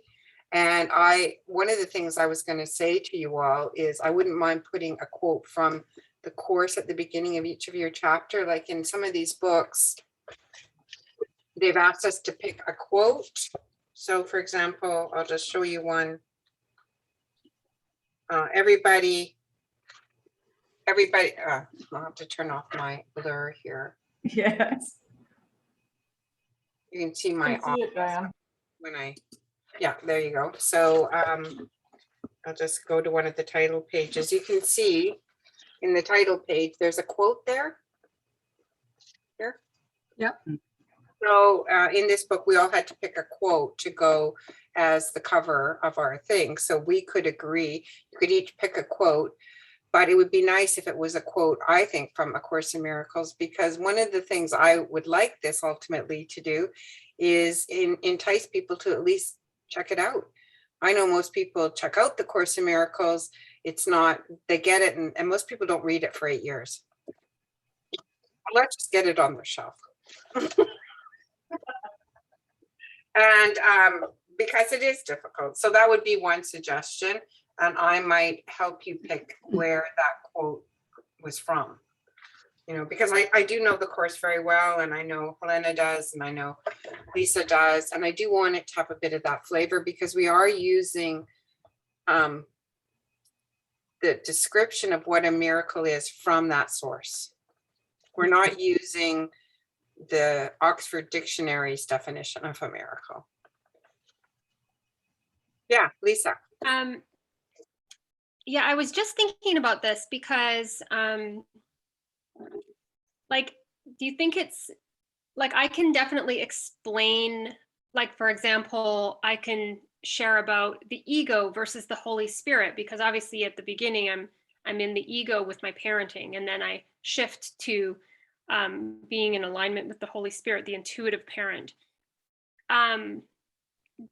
I mean, I usually relate everything back to the course and how it pertains. So, I mean, I don't know if it will come in through when I'm writing it that way, but are you open if I do that? Like in No, terms of, I want you to do that if that's, okay, like, the okay. course very well, and I know you know the course well. So yeah, I mean, the course is two ways of thinking.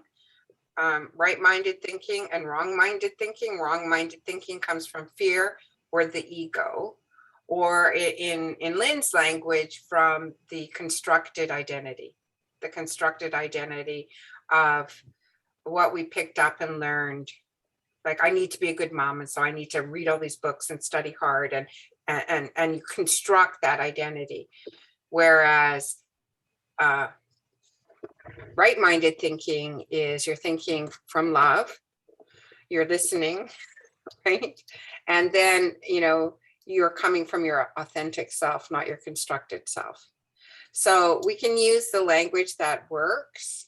I am going to write an introduction though, but what is a miracle, what our definition of a miracle, and I can include that right-minded and wrong-minded thinking relating to the ego and fear and to spirit and love. I think it's, the course on many levels is very simple. It's just difficult to put into action. I mean, the other thing that I'd just like to say is the beauty of having many voices in a book is that we can actually appeal to a broad spectrum of readership, because somebody who might relate to Lisa may be talking high level language with the Course of Miracles and using spiritual language, like ego and spirit, will relate very well to you, Lisa. However, there could be some people reading that chapter that go, oh, wow, she's way out there. I don't understand what she's saying. And so then they may relate more to Helena, for example, because they might go, oh, right, she's talking about parenting. I understand that, that's where I am. I can relate to that. So that's the beautiful thing, is that with all these multiple voices in one book, we can actually have multiple voices that are approaching it in different ways. And that's a good thing. That's a great situation, because different people are going to respond and be able to relate on a different level. So I don't want anyone to hold back, or I don't want too many rules and regulations. We do want a very broad voice from all the multiple voices that we have here.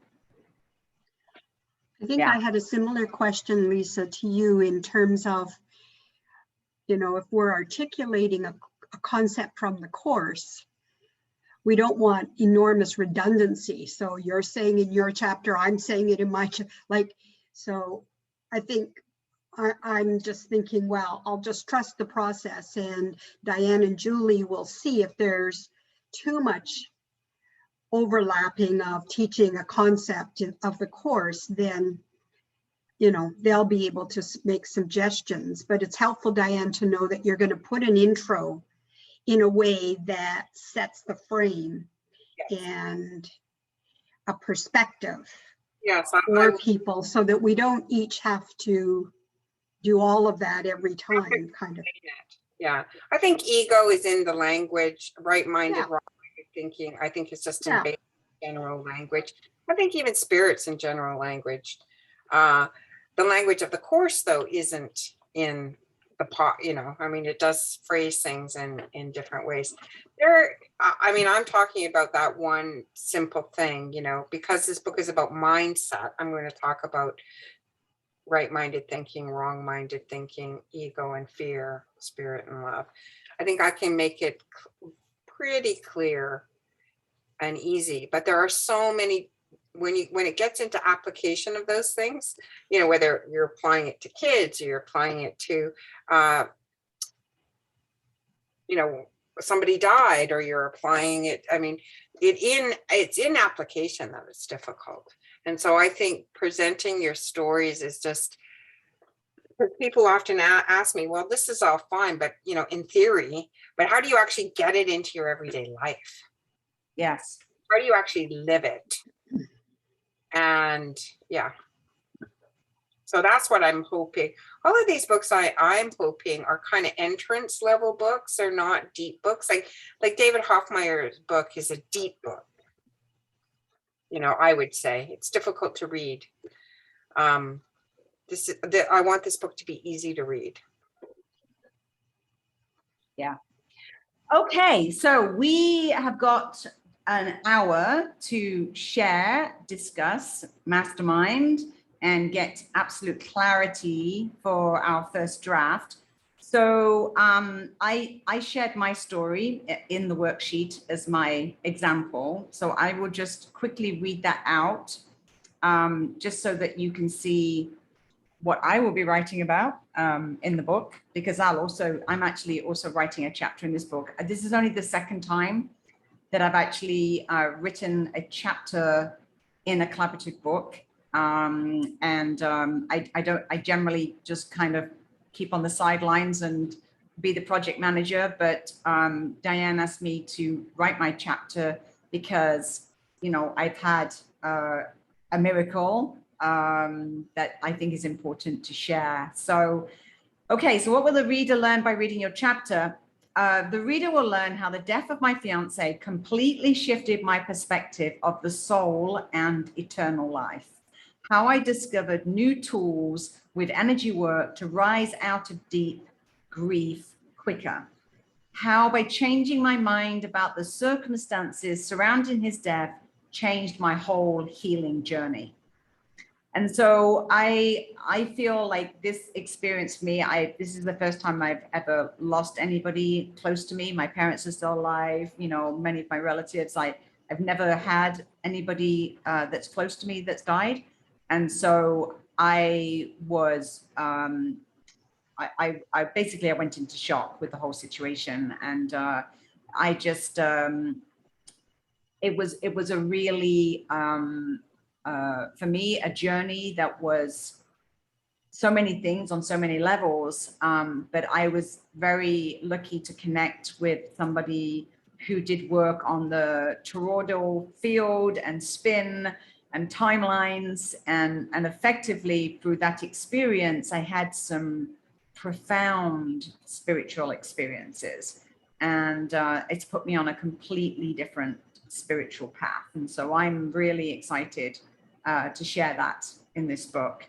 And it has, I guess, one of the tools that I will be sharing, which is pretty controversial, is that of timeline and the ability to actually jump a timeline to be able to quicken the grieving process.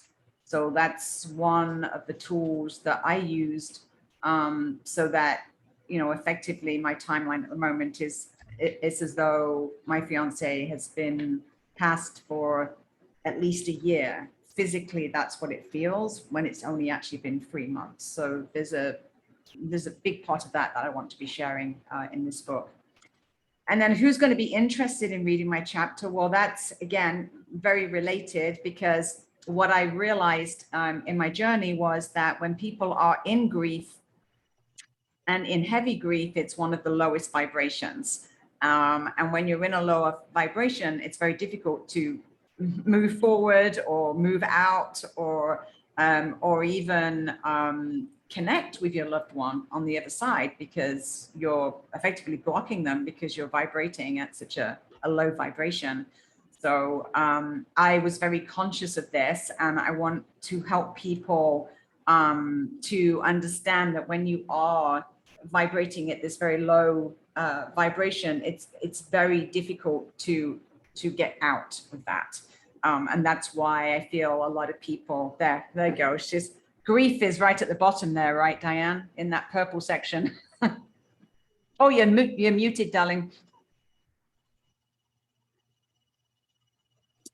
Margot and Flora will relate to, this is like the traffic lights.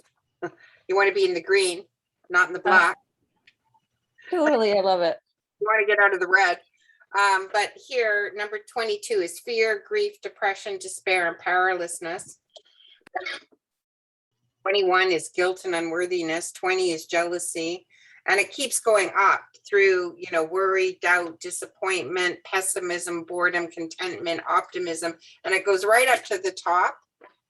Joy, appreciation, empowerment, freedom, and love is at the top. So when Julie's talking about vibrating at a low vibration, it's down here, and we're rising up our vibration. There are lots of different ways in life. Yeah, Joyce, you wanted to say something? I did. I just wanted to ask Diane, can you share that? Because you refer to that often, and I'd love to just have a look at it. Sure. This is actually Abraham Hicks Emotional Guidance Scale. So you can just quickly look it up on Google, but I can also send you a link to it. There's many. Yeah, that'd be. There's many. This isn't mine. This is Abraham Hicks Emotional Guidance Scale. We will be creating a private Facebook group for this collaboration. And so we'll be able to share all our resources in that private Facebook group as well. And so that would be one of the first things you can share, Diane, in that private Facebook group would be awesome. Awesome. Okay. So so what the reader will learn from reading my chapter is that people can often take up to a year or even more to heal from the loss of their loved ones. So I am going to be helping people to understand how they can accelerate their healing and how it is possible to accelerate that healing to a few months rather than a few years. So that's what I'm going to be sharing in this book. Okay. Yay, who's first? Let me see. I have got, I'd love to go in my order, but that means that the same people are going to be last. So maybe we should go in reverse order. Let's do it that way. So that means we would be starting with Flora. Hi, okay. Yeah, it was interesting because of what I'm thinking, like I wrote down a bunch of stuff, but it's like you can write these things in the negative tone, like avoid these terrible mistakes, but then you can write it in the positive that's like reap all these benefits, kind of.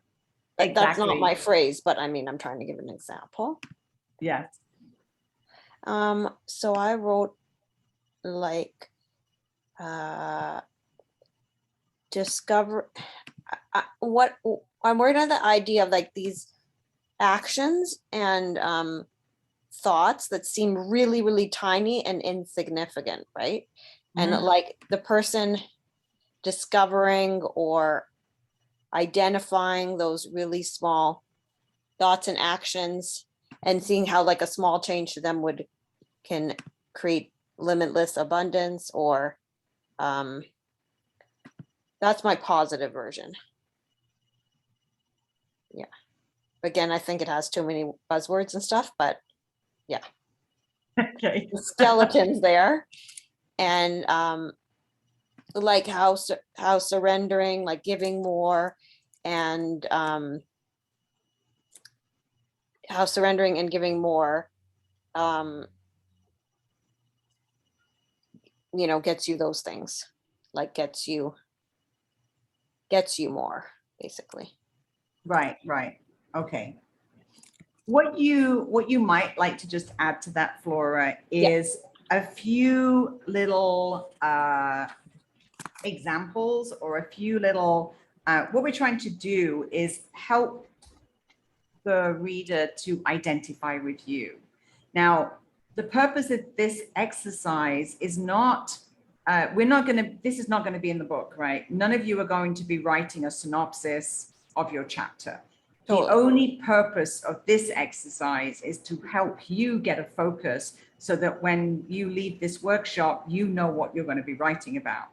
Totally. So that's why, in a way, even if you just read out a whole bunch of bullet points, I'd be happy with that, because I know now that when you go away, that you actually have got a framework and you can just start writing without thinking about what is it that I'm writing about. So totally. Yeah, I have an example of like a caregiving example that's quite powerful. And then most of my other examples are like business related. yeah, like business related examples, like the video, to like the video tutorial subscription service, but other things where I've seen people do that, like, basically when they're basically showing that they don't believe in themselves, in their own success by what Yes. they're doing. Yes, yes. And I think you should definitely include the Feed the Pig story, because that's Okay. such a great example. Okay. Okay, awesome. Thank you. And I want to encourage you to share any research that you do and find on this sabotaging abundance project that you're working on. I'd love you to just like, as things come up, or articles or resources, to actually just post that in the group, or share any moments or any wisdom that you get, because I think that this is like a fascinating topic that everybody is going to benefit from. Okay, super. Yeah, and thanks. And I have like I'm trying to track down an academic paper that I read in university if I can. It's not like hard to read, but I might share that if I can find it, because That's there's awesome. huge amount of stuff in there, even in a few sentences, that gold. Okay, thank you.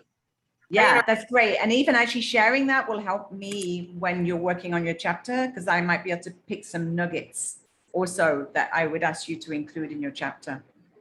I just wonder too, Flor, if you did a little bit of research, because I know, for example, there's the line, are you on the wagon, right? About drinking, are you not drinking or drinking?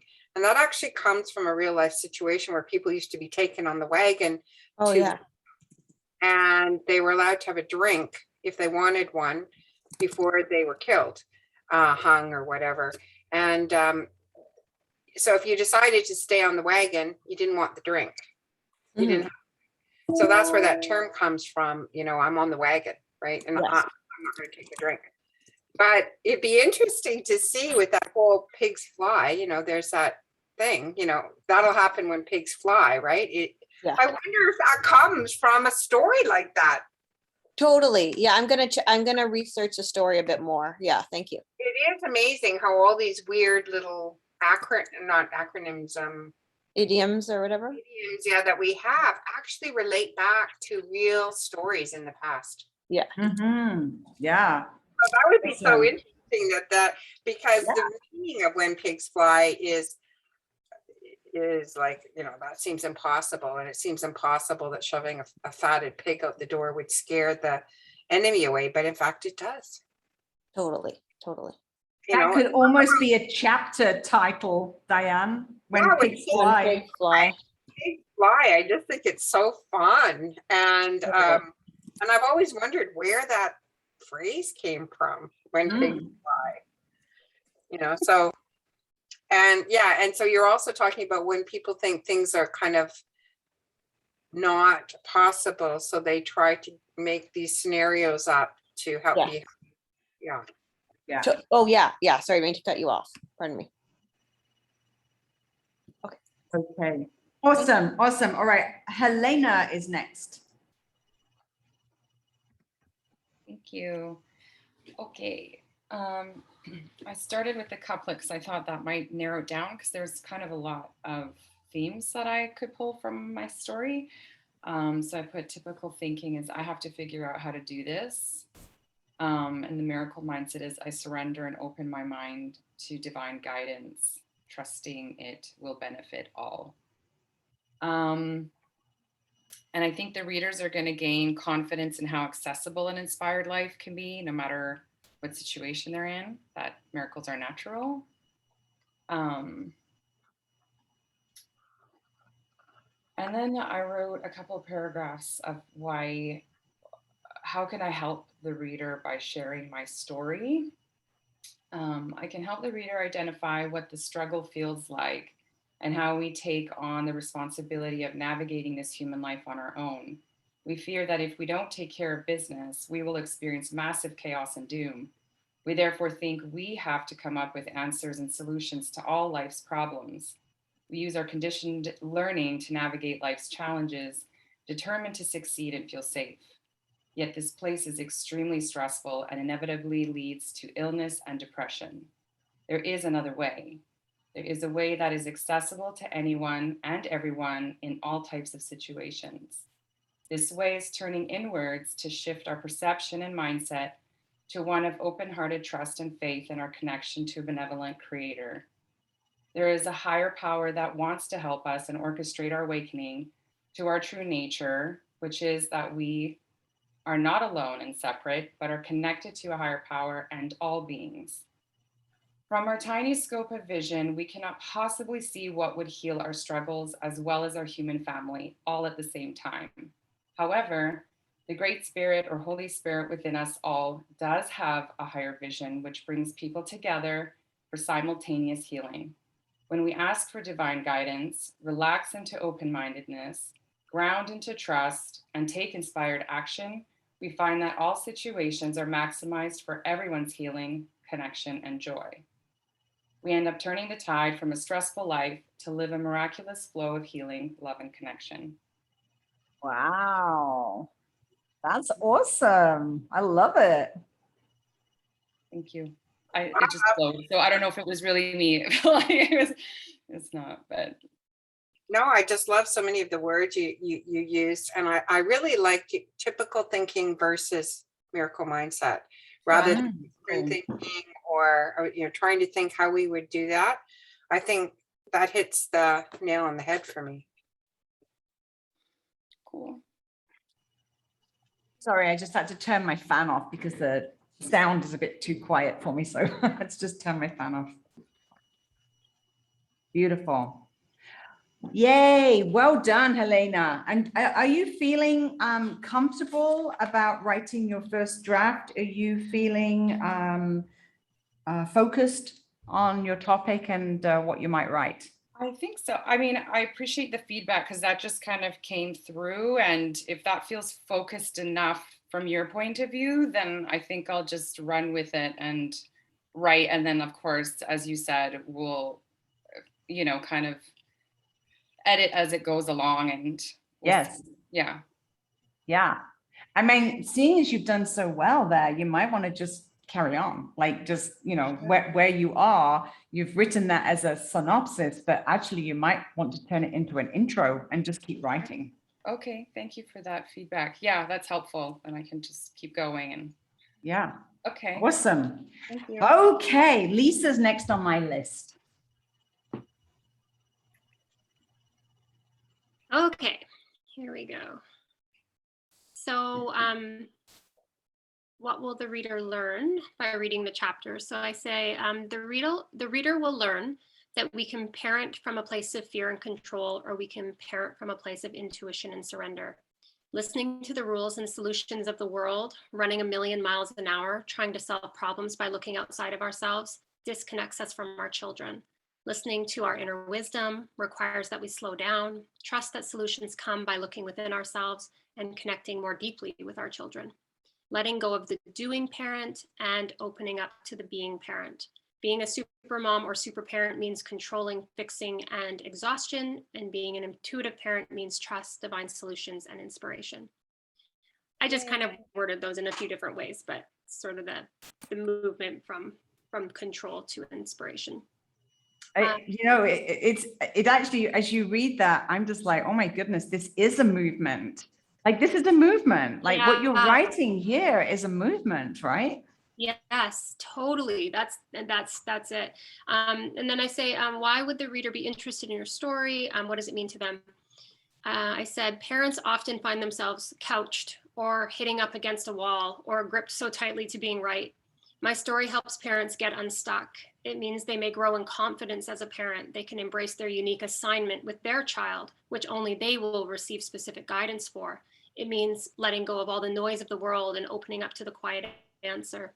It also means a deeper connection with our children because we must listen deeply to not only ourselves, but our babies and children to receive the clarity. We strengthen our connection and relationship with them. I can also offer other examples of this process. I have like a bedtime example, a breastfeeding example. I have an example about having to give myself timeouts instead of my children in terms of having to No, that's a pretty funny one. That was a huge turnaround. Oh my goodness.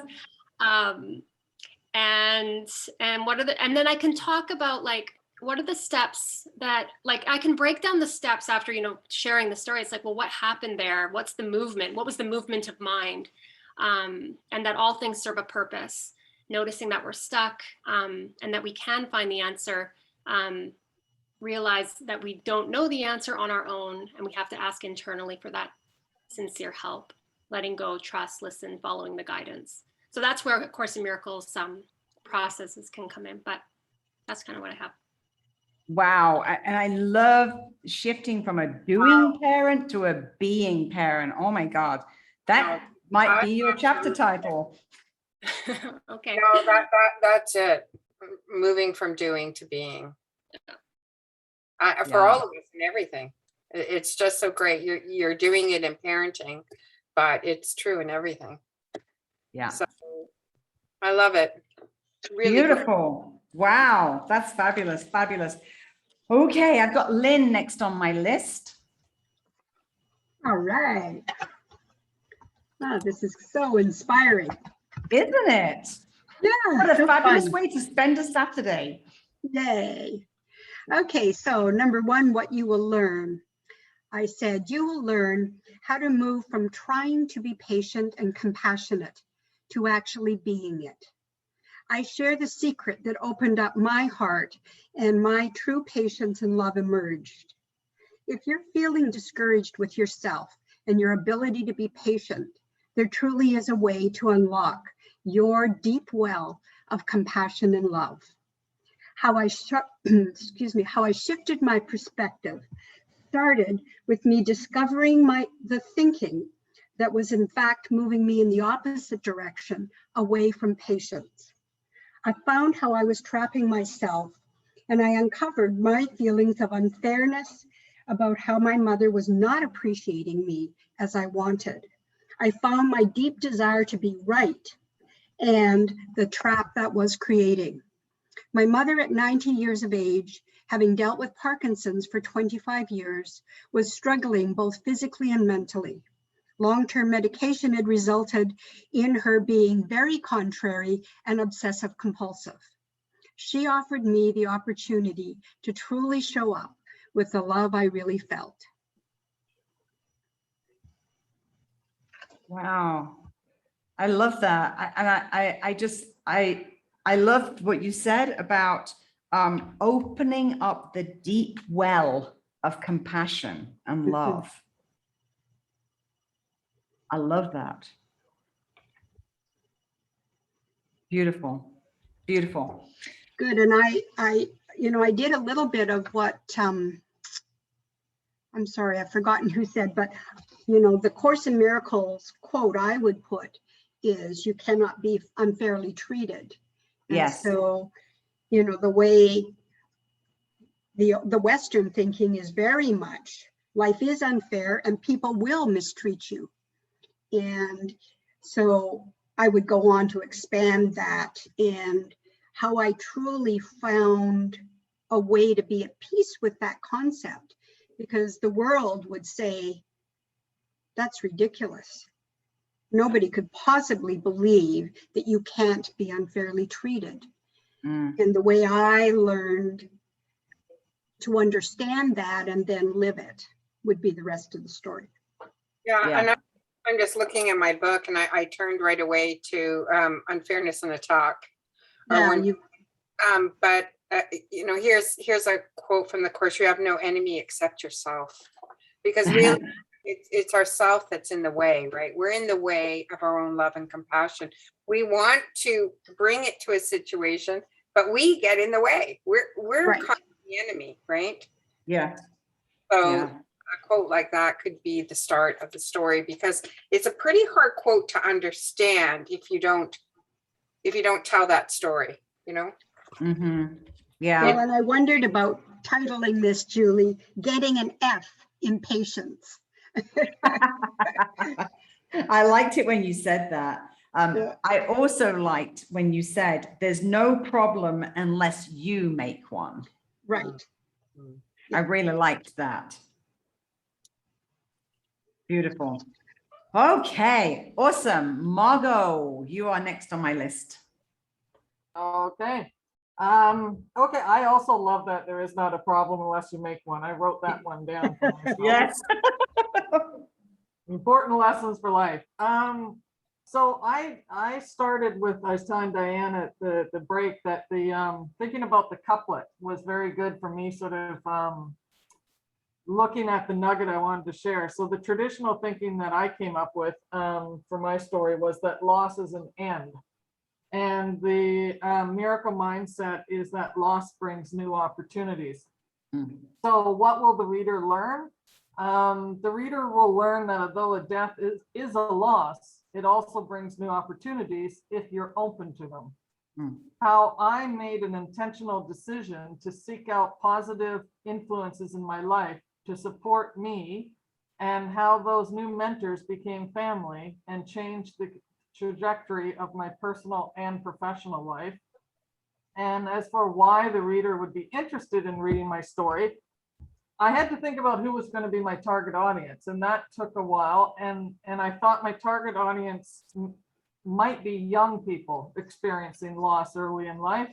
So hopefully the readers can see how changing our lives by choosing to see the good, even if it seems in what times that seem like insurmountable loss. Perhaps some people will connect with the young girl who suddenly found herself alone, deep in grief and fear, but chose to believe in herself by leaning on the lessons that her parents had taught her. Even today, 35 years later, she continues to use the lessons taught to her by her parents and mentors as life's moral compass, and is committing to honoring their legacy with the choices she makes every day. Those last two lines, whoa, just like life's moral compass. That's so powerful right there. Well, thank you. Wow. I mean, I truly believe it, and it really has been a guide for me through some tough times. So hopefully I'll find a way to tell the story. And I love what you say. I love that you have focused on the legacy, because I really feel that your chapter is really talking about legacy and helping the reader to understand the importance of living their own life to the max so that they leave a legacy behind as well. That well, thank you. That's something that did to you. That you helped me with. I was also telling Diane at lunch, you know, at the beginning of this, I was thinking, okay, it's telling my story. And when you picked legacy out of it, it helped me to think about it. Okay, how is what I'm doing and choosing to do a legacy and honoring the people in my life? Yes. Yeah. Beautiful. That's one. I love that. I love it. But it's just a little switch, just a little tilt on the story. But that's what makes the story very powerful when you do that. Well, thank you. Beautiful. Wow. Oh my God, Diane, we got some amazing stories in this book. I know we have some amazing stories. I'm just thinking, wow, holy moly.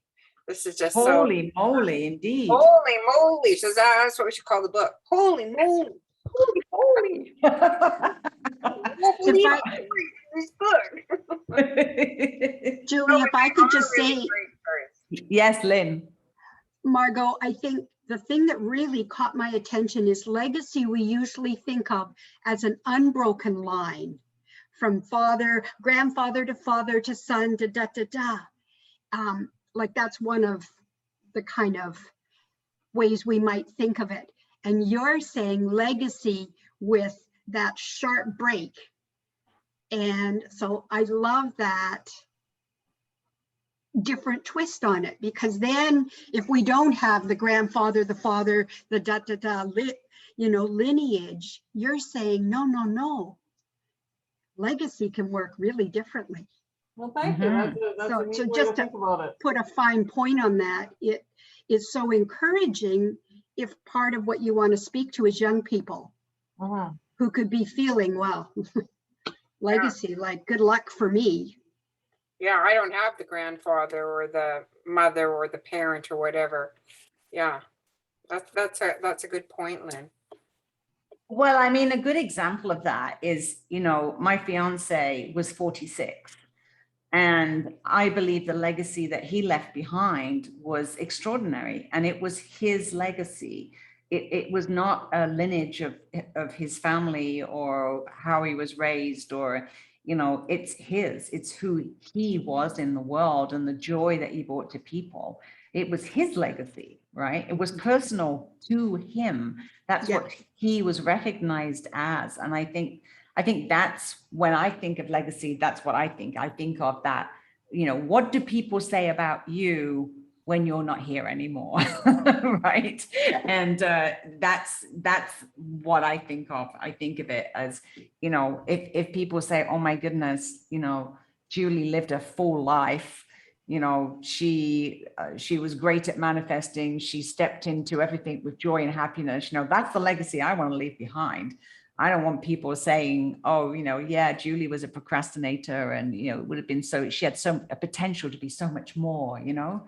That's the legacy I don't want to leave behind. My uncle stood up at his wife's funeral and said, this is my mom's sister, Barb, she was a liar. Oh my God. The whole room was just like, what? She was a liar. Like, Well, no. that's quite the way to start. Obviously, that was not a legacy that. That was not the legacy Barb wanted, and it may have been true on some family level, because they didn't like to talk about their secrets in their closets. But anyways. Wow. Yes, I once had to do Invertus, which was the sort of business group I was in before BNI. I was in it for 10 years. And one of the exercises we had to do on a retreat one time was write our stand up as if you're at your own funeral, you're your best friend, and write what they would say at the funeral about you.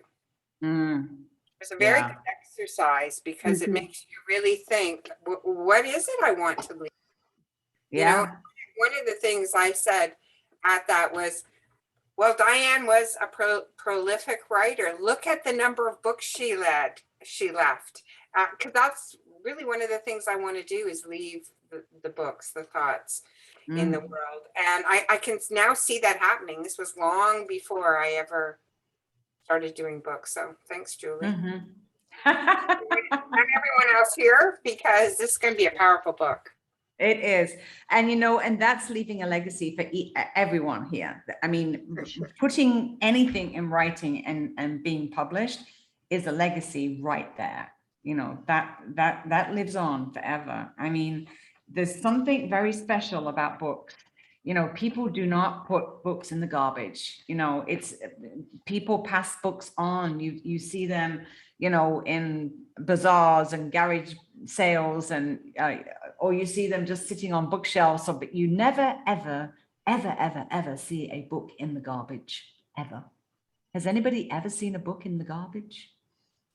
No, like in my neighborhood, we have lot of those little libraries, and and we put those little you know, enclosures, and then people are always going in there, and it was one thing I loved when in my earlier years I was backpacking around Asia, and it was so interesting. Every hostel that you would go into, there would be books, you know, a book that was from Japan, and a book that was from England, and a book that was from France, and a book that was from Canada. And because all of these people, all these travelers, you know, had that one book that they brought with them traveling, and then they left that at a hostel in exchange for another book. And then suddenly it's like these books are around the world, you know, and it's like that's what happens with books, you know, they travel around the world. So, and that each one of those books is a legacy for the person that wrote that book. So they're very powerful. There's nothing more, I don't think there's a single thing that's more powerful in the world than a book. You do not see that happening with blogs. You don't see that happening with ebooks. You don't see that happening with websites. You know, you don't see it happening with speaking engagements, or, you know, the book lives on. The book is the legacy. It is the legacy. Everybody should write a book before they die. That's my job to make sure everybody does. Okay, Laurel, you're next.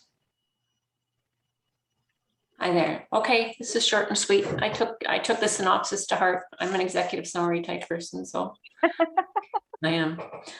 And I was kind of trying to look at, because a number of us speak about loss, and maybe having my own unique perspective, which to me was the connection that I made. So, and maybe it's a title could be Awakening to the Eternity of Love, but anyway, it doesn't matter. Okay, miracles can come from challenging beliefs and being open to experiences that are not accepted or spoken about in mainstream society. Many people believe that a loving relationship ceases when a person passes on, whereas in a miracle mindset, love is an eternal communication. Being open to listening to the spiritual dimension can bring peace, joy, and the beginning of an endless process of self-discovery. In this chapter, the loss of a loved one provided a gateway to an understanding that we are eternal beings with a capacity to connect to the divine realm, that previously unimaginable experiences await those who are spiritual explorers, and that we have a purpose that continues on in this life. Gee.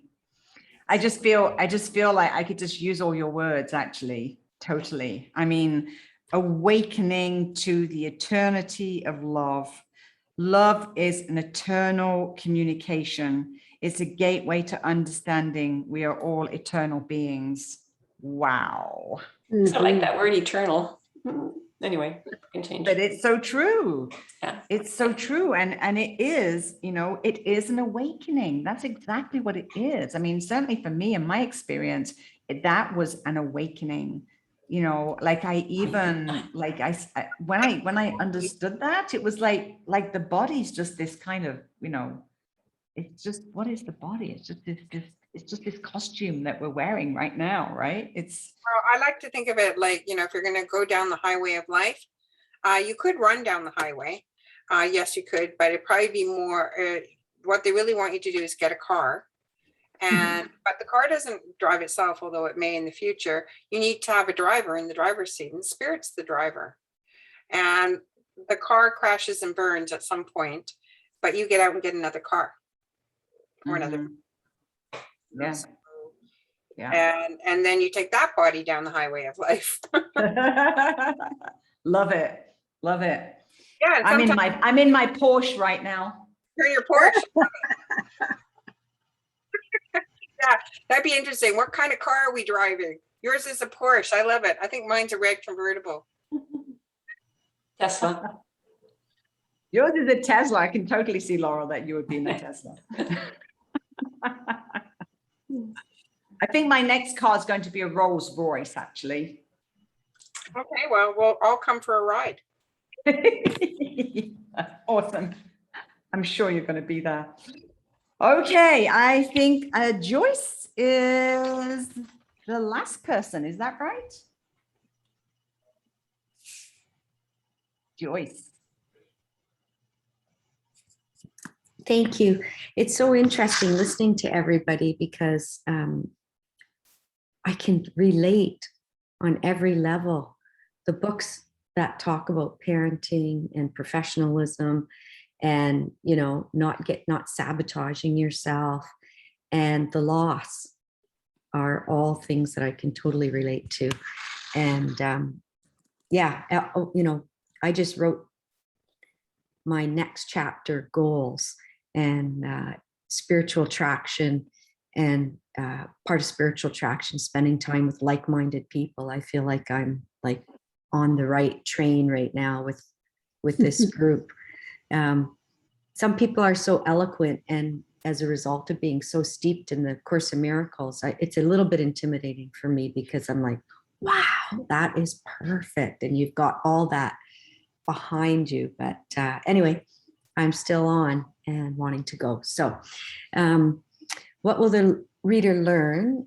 We can continue to communicate with a loved one after they die. Spirit lives in form as humans and non-form after we die. And the non-form is present when we are open to see it. Relationships can grow after death. Ego has less power after death. And for me, with my friend, I was thinking in the last year or two of her life that it was harder and harder to be friends because of things in form that got in the way. And I feel like after she passed, I was able to grow our relationship and really appreciate all of the gifts and mentorship that are still present and are helping me grow in my current life. Yeah, and it's kind of a little bit vulnerable to admit that. Legacy, Joyce. I mean, I see how much you changed because of her in your life. Look at what you're doing now. I know. I mean, I almost know. like your whole next chapter, the teacups and textiles chapter that you're about to I open know. The is really- creativity. yeah, there was I really, know. and I think that having the year to, because she died about a year ago, Yeah. having a year to have those experiences, I can just see how it's like really, like what's really interesting is you think that when someone dies, the relationship isn't going to grow. The relationship's going to stop. But what you've experienced is that it continued to grow, and you got all these different realms of, I'm trying to find the right word, all these That's different deep. facets that Mhm. deepened around her and you. Mhm. Yes. Yeah, completely. And it's so interesting because I've also been studying and wanting to learn more about non-form and Yeah. trusting. Trusting in the non-form. I, growing up Catholic, and I'm still a recovering Catholic, and it's hard. It's been hard, but whenever I let go of religion and embrace more spirituality, I'm so much more centered. And anyway, that's been happening. So, especially as it relates to the miracle story you want to share, what's the shift in perception? So, do not fear the loss of a friend, loved one. Celebrate the love and continue the relationship. Look for and appreciate all the gifts of the relationship. Bring them forward in your daily life. And think about what you learned from the relationship and how that can enrich your current and future life. And then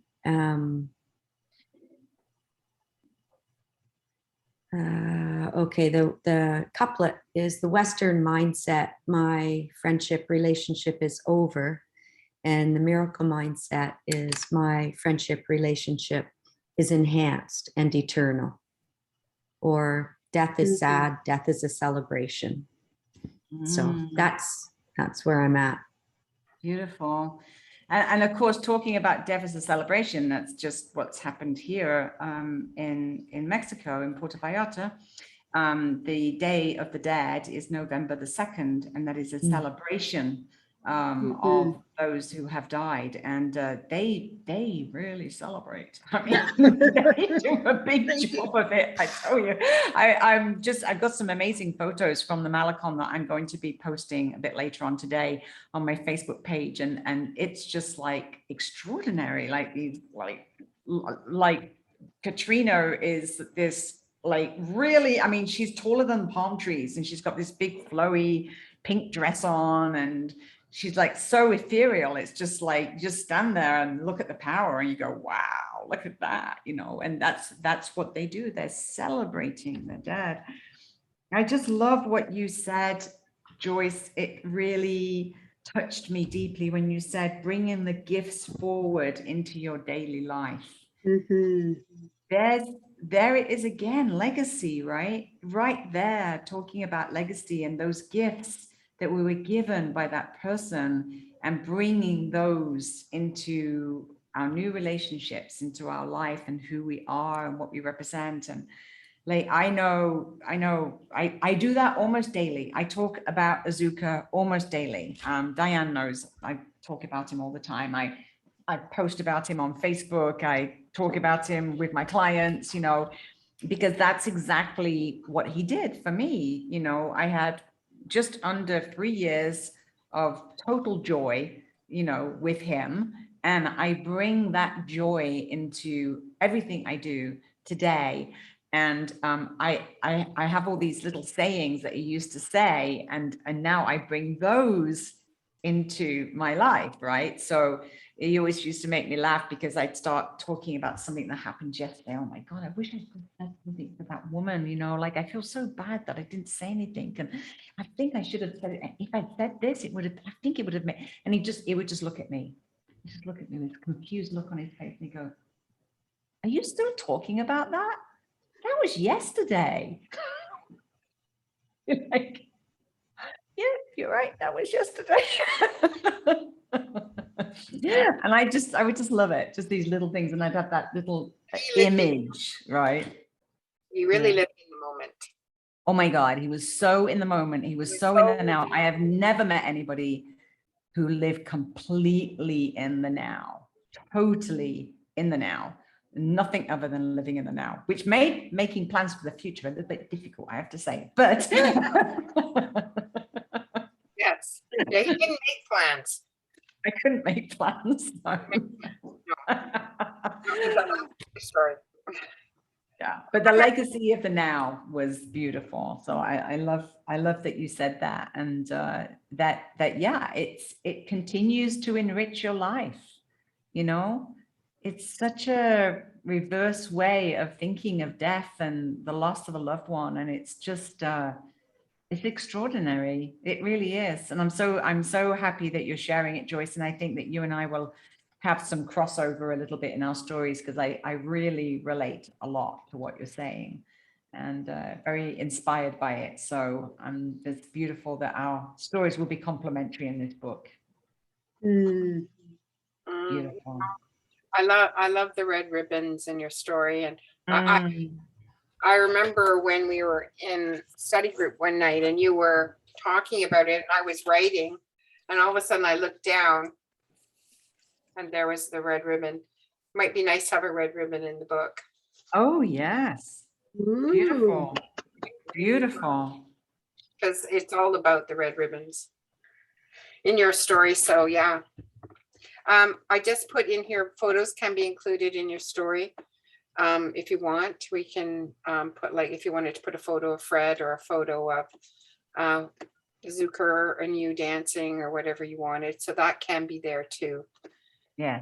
Only black and white though. Yeah, only black and white. It's like here in my book. Once again, Diane, turn off your background. Just stop playing around here, girl.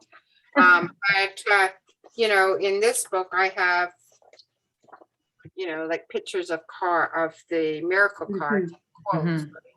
Or I have like where we actually stayed in France. I have a picture, I have a picture of Tracy, who we stayed with. Right? And I thought I had a picture of the place where we stayed, but maybe not. Yeah. Oh, and here's another picture from France. This was taken on my birthday. It always looked to me like Alice in Wonderland. Yes. I remember that place so well. That place was so beautiful. And if you see it in color, it's amazing. So yeah, so if there's something like that you want to include. Diane, you know, in each person's story, almost everyone, there is a person. And so that might be a unifying theme, should we want to do that. Yeah, Margot has Betty, right? And Helena has her boys and their nanny. Joyce, and yeah, like just, there's a sort of a symmetry around that, perhaps. Yeah. Oh, and you have your mom and Azuka and Fred, and you know, Lisa has Gavin. I mean, Flora, you could. You have your boyfriend that cheated on you 6 times? Oh yeah, that story. Yeah, you could feature him. His picture. Yeah. In the book, but you know what? I now think We're not featuring him, Diane. No, I'm not telling you. He's not getting featured. But you know what? He was one handsome dude, and that's why he had so many affairs. He was a good-looking, charming.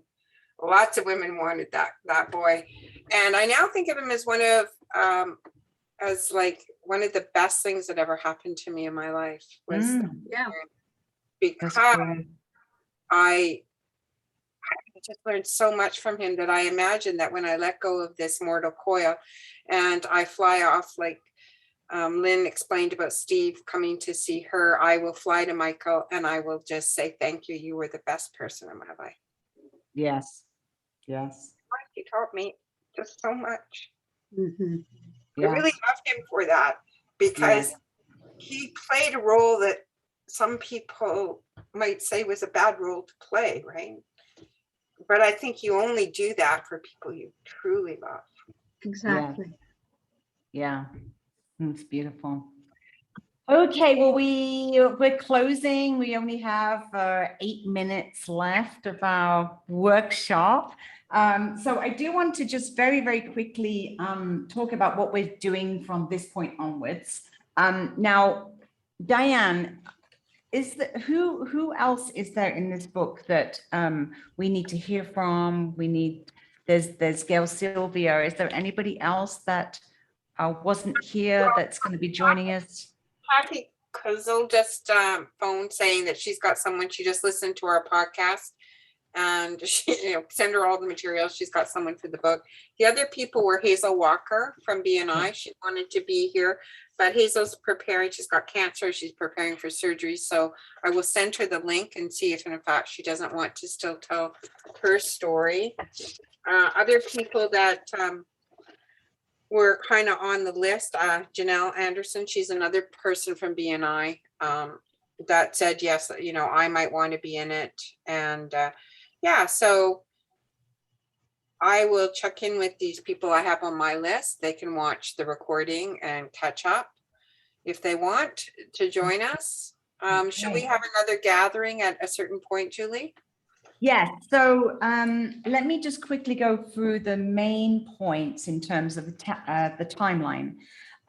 So the first point, the first date that you need to be aware of is the cutoff date for your first draft. Now, I don't want any of you to get attached to this date too much. I mean, actually, what I would love even more would be that when all of you finish and close your Zoom, that you just carry on writing right now, and then you send me your first draft in its raw form. Because the more you put this off, the more you procrastinate, or you say, okay, I'm going to do that in 2 weeks because Julie said it's not due until November the 27th, then you'll lose the energy that you have right now. Like we've created this beautiful energy together, and the longer you leave it to actually sit down and start writing, then that energy will start dissipating. So I would encourage you all to write your first draft as soon as you possibly can. I don't want you to get attached to the number of words. Our target is going to be around 3,000. But if you write 1,000 words and then you say, that's it, I'm done for now, I'd like to have some guidance before I go any further, that's cool. If you decide that you want to write 4,000 words because you just can't get the focus and there's too many things to include, that's okay as well. You can send me that. Just don't send me 10,000 words because that's a lot of work. A friend of a friend wrote one of those like Harlequin style romance books, and her publisher came back and said, like, you're like 5 or 6 pages too short. But the story was very good for what, for that genre or whatever. So she had recipes at the back. Oh. I thought that was funny. Love it. Love it. So November the 27th is your deadline for sending me your first draft. You can copy me. You can send it to founder@influencepublishing.com. I will just put it in the chat for you guys so that you've got that. And you can also send to Diane, which I'm sure you all know her. Diane at creativewonders.ca. I'll put it in the chat.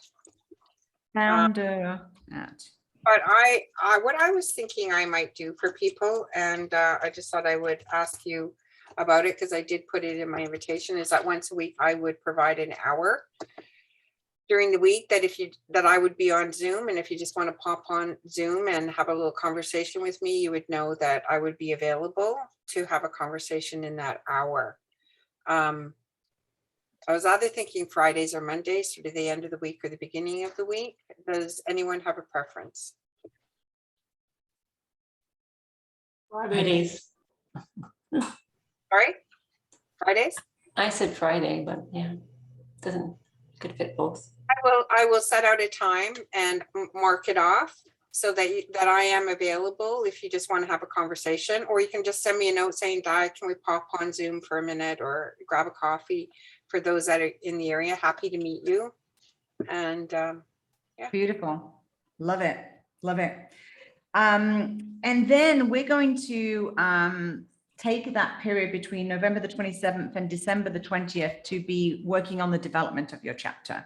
So that will be Diane and myself will be giving you feedback and asking you to do some edits or to do some new writing or to tweak your writing until we feel like you're at the point that we can pass you to the content editor. So that's going to be your main part of creative writing from now until basically Christmas. And I invite you to really enjoy that process, because once you're passed to the content editor, it's heavier technical stuff, right? Where you're going to be, oh, I've got to rewrite this and edit that. And so enjoy this part, this creative part, because that's the fun part of this book. So have fun with it. And as I say, don't judge your first draft. I actually really want it to be as raw as you are able to send me. And because when you send me something polished, it's difficult for me to find the heart in that story. I'd rather it be raw so that I can then say, oh yeah, this piece is beautiful. Let's expand on this piece. So yeah, have fun with it. And like I say, the target's 3,000 words, but if you want to do 500 words, that's fine. I just want a starting point. And if everybody waits until November the 27th, you're not going to hear from me for a week or 2 weeks. And then you're going to be sitting there going, oh no, what does she think? Because I've scheduled from now to review your chapter. So the sooner you send me a chapter, the quicker you'll get feedback from me. Because if everybody sends it all on the deadline, then I'm not that clever. I can't multitask in that way and read everybody's chapter all on the same day. I'm going to ask Spirit to bring the people that are right to the book process. We do have room for a few more.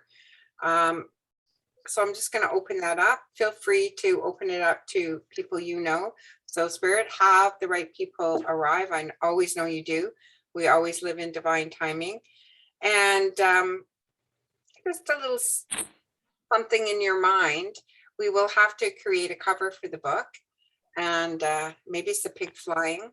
I'm not sure what it is, but also I asked Spirit to bring us that inspiration or image to come through, because I'm sure it will be fun.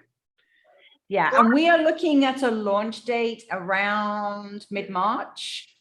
We penciled in March the 17th, but we're not attached to that. So if anybody has special days, dates, or anything that's happening in March that you would like us to consider, please feel free to give us feedback, because we haven't attached or confirmed a launch date at the moment. We're just saying this is the timeline, and so we'll be ready to launch around mid-March. So if anybody has 17th, it's the luck of the Irish.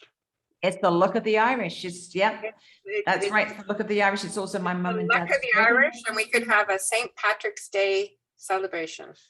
Also, March 4th, like when my cousin, before she passed away, she wanted to get married on March 4th because it means moving forward. Oh, that's cute. Yeah, it's beautiful. March 4th. Yeah.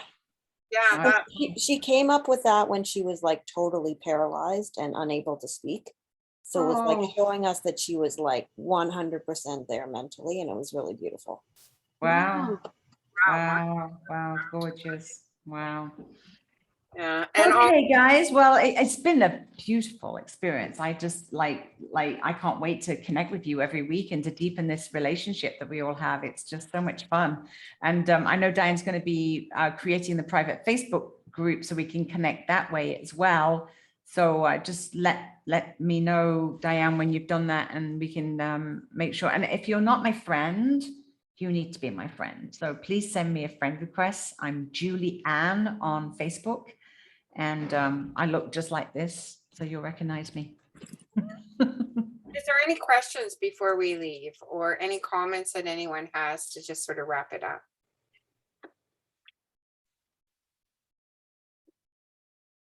Very grateful. Oh, thank you. Grateful to be Yeah, here. thank you. Beautiful. I'm grateful. It just feels very spirit led to me. I did not plan to do this at this moment, so I always know that's when spirit's leading and not me.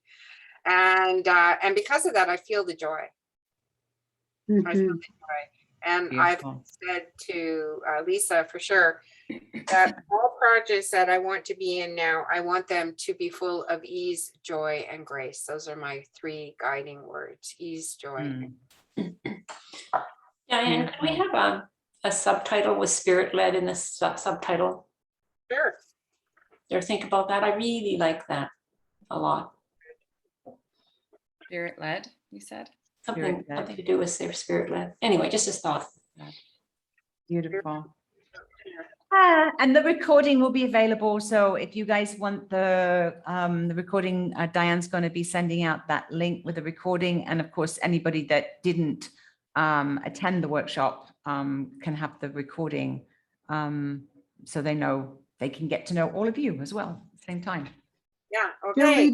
do we have another date for gathering as the group? I think Diane's just said Friday. She's going to choose a time on Friday, and we're going to have a weekly gathering. Oh, Yes, that's Diane? not what I understood. Yes, what I said was I will pick a time on a Friday. That may have to switch if I'm away on a Friday, because I am going to go see my aunt in Nanaimo. I was going to go yesterday, but I didn't. But yeah, let's say Friday at 9:30. Friday, 9:30. Friday at 9, Oh, okay. and let me just see what I Next have. Friday. See, Yes. Let's see what I've got. I can't make next Friday. Next Friday is the 12th. And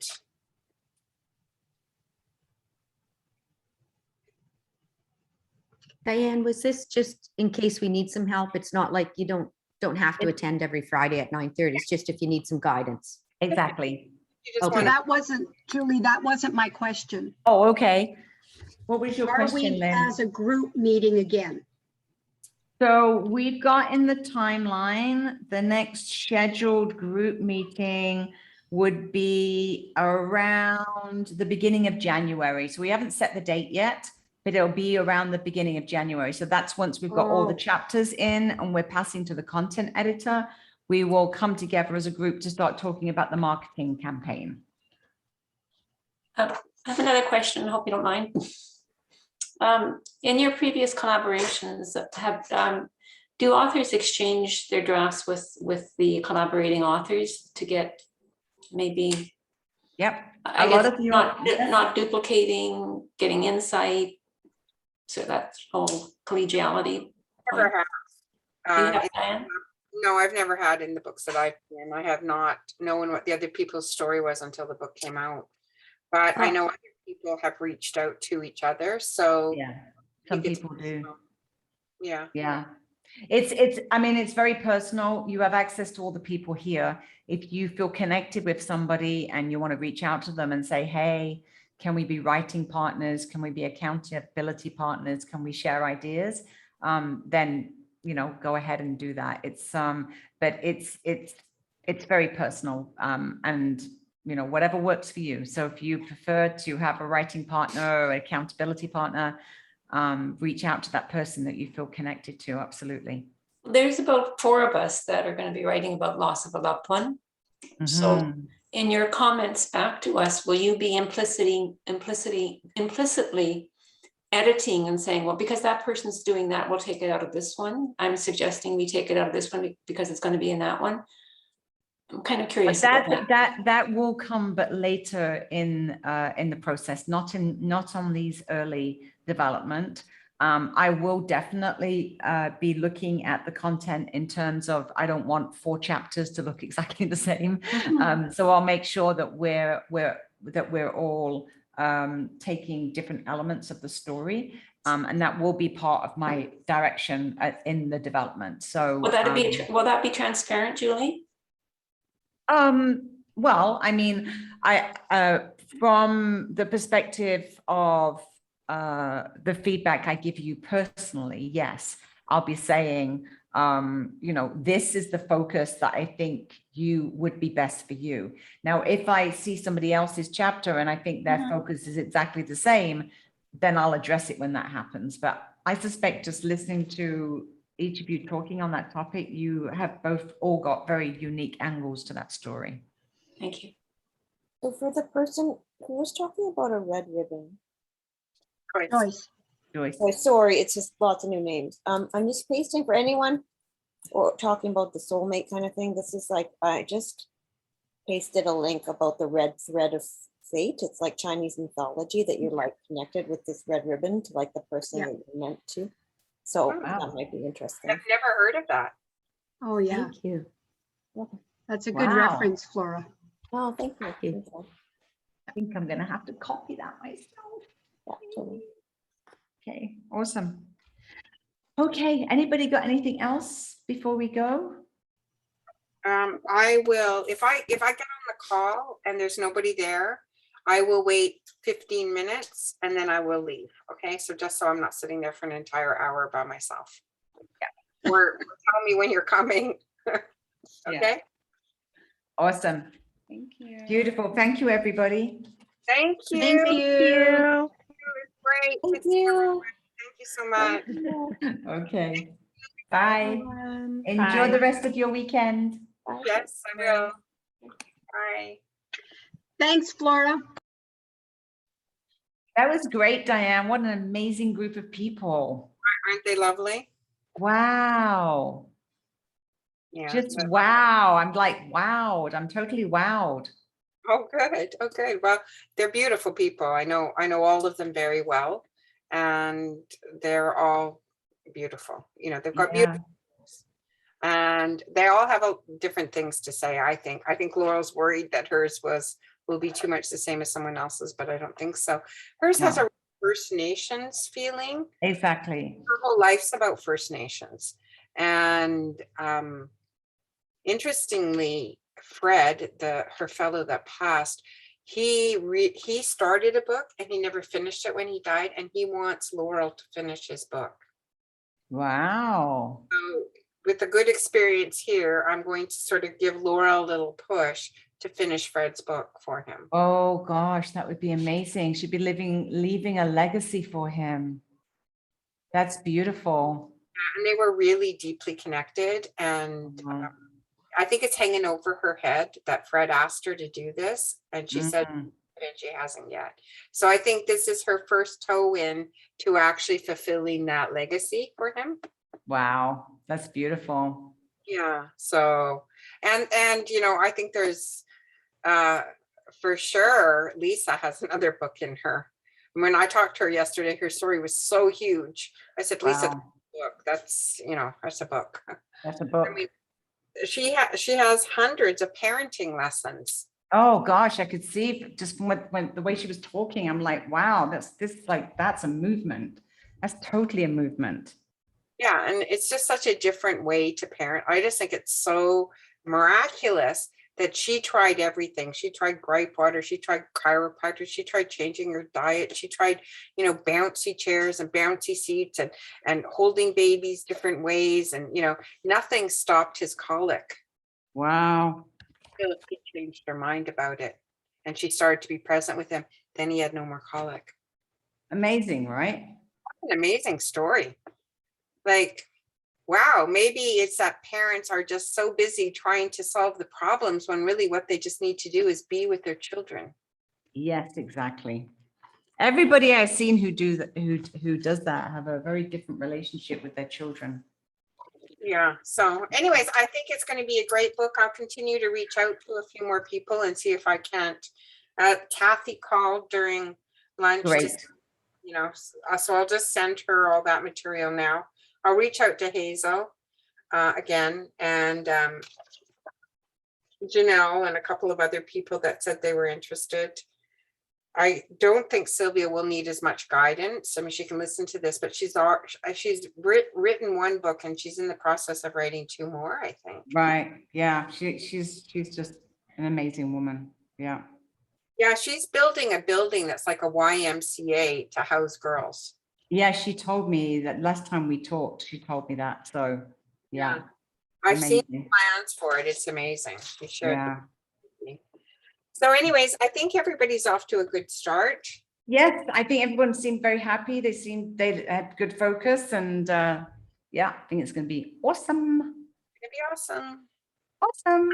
Okay, darling. Well, you have a beautiful weekend. I don't know what's going on with this place. I tell you, constant interruptions whilst I'm doing this workshop. I'm so pissed off. I'm just like, I'm like, like I need peace. I don't want people to be coming in like this accountant guy. Like this is the 5th day he's come in to give me excuse why we haven't done the contract yet. Right. And I'm just like, why do you keep coming here? And then every time you come, you bring new people and fill this house up with people. And I don't know why you keep doing that. So when he knocked on the door, just as we broke for lunch, I opened the door and there's 3 people standing there. And I'm just like, if you want to come in and have a meeting with me right now, only you can come in, and only for 10 minutes, because I am in the middle of a business meeting and I can't keep having all these interruptions. I'm running a business and I can't have you keep bringing all these people. And he's like, oh, okay, I'm sorry. I'm like, okay, so just come in, please, quickly, because we need to conclude business as quickly as possible because I'm in a meeting, right? And I left the other people outside in the yard. I'm like, no, I'm not having 3 people in my house when I'm in the middle of a business meeting. No, that's not going to happen. No, sorry. I mean, totally not going to happen. No. And then all he did was start bitching about Vicente. I'm like, what's this got to do with a rental contract for the casita? Why are you even talking to me about this? What's, it's like, that's nothing to do with the rental of this casita. That's just weird, eh? Oh, it's just ridiculous. It's ridiculous. I got so fed up with all this happening and excuses and all this. And I'm just like, look, Vicente volunteered for 6 months to help John. So, and he's not volunteering anymore. So if you've got a bitch about what he did or what he didn't do, or that he didn't do this job right, or that by putting the internet to the house, that meant that he cut off the internet in the big house, like that's just, he volunteered to help. How can you possibly be having a bitch because you've never paid him? All he did was volunteer and help John and support John. He's a kind, sweet, compassionate man, and you cannot use him as an excuse for me not having a rental agreement when all he ever did was try and help, right? So they're now trying to say that because he put a new line for the internet, that's cut off the internet in the main house. And I'm just like, that's ridiculous.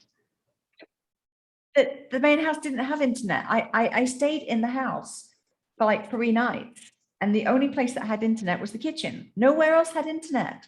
So why are you thinking now that because he put a new line down to the casita that's changed something in the house? It's not changed something in the house at all.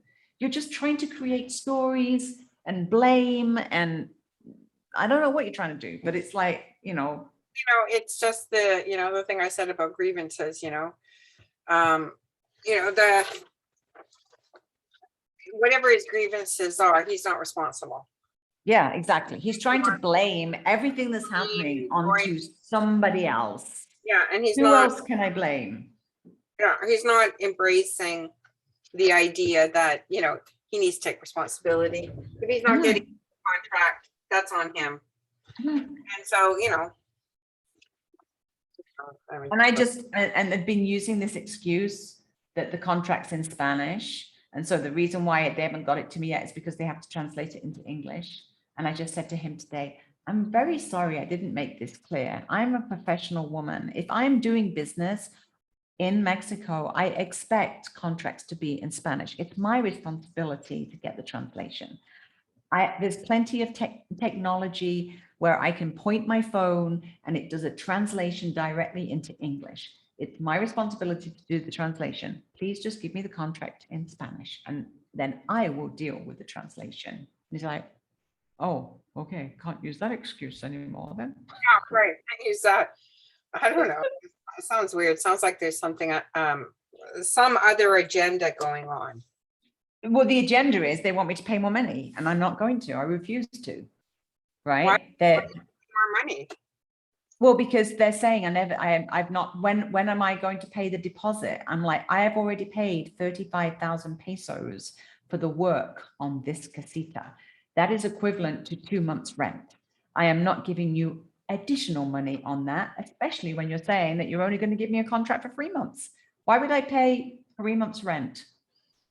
Why would I do that? There was never any agreement or any mention of a deposit. He says, well, everybody knows that when you rent a property that you pay a deposit. And like, well, in this case, we did not discuss deposit. There you go. Right? So you're not getting a deposit off me. You're not getting another cent out of me until it's due, which is the 1st of January, because I've already paid. So. Well, I better go because Lynn is here and Okay, darling.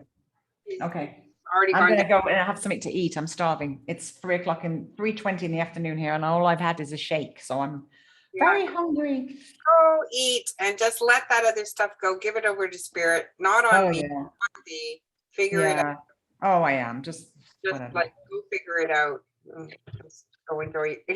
Go enjoy your day. Exactly. Okay, darling. Speak to you soon. Bye. Bye.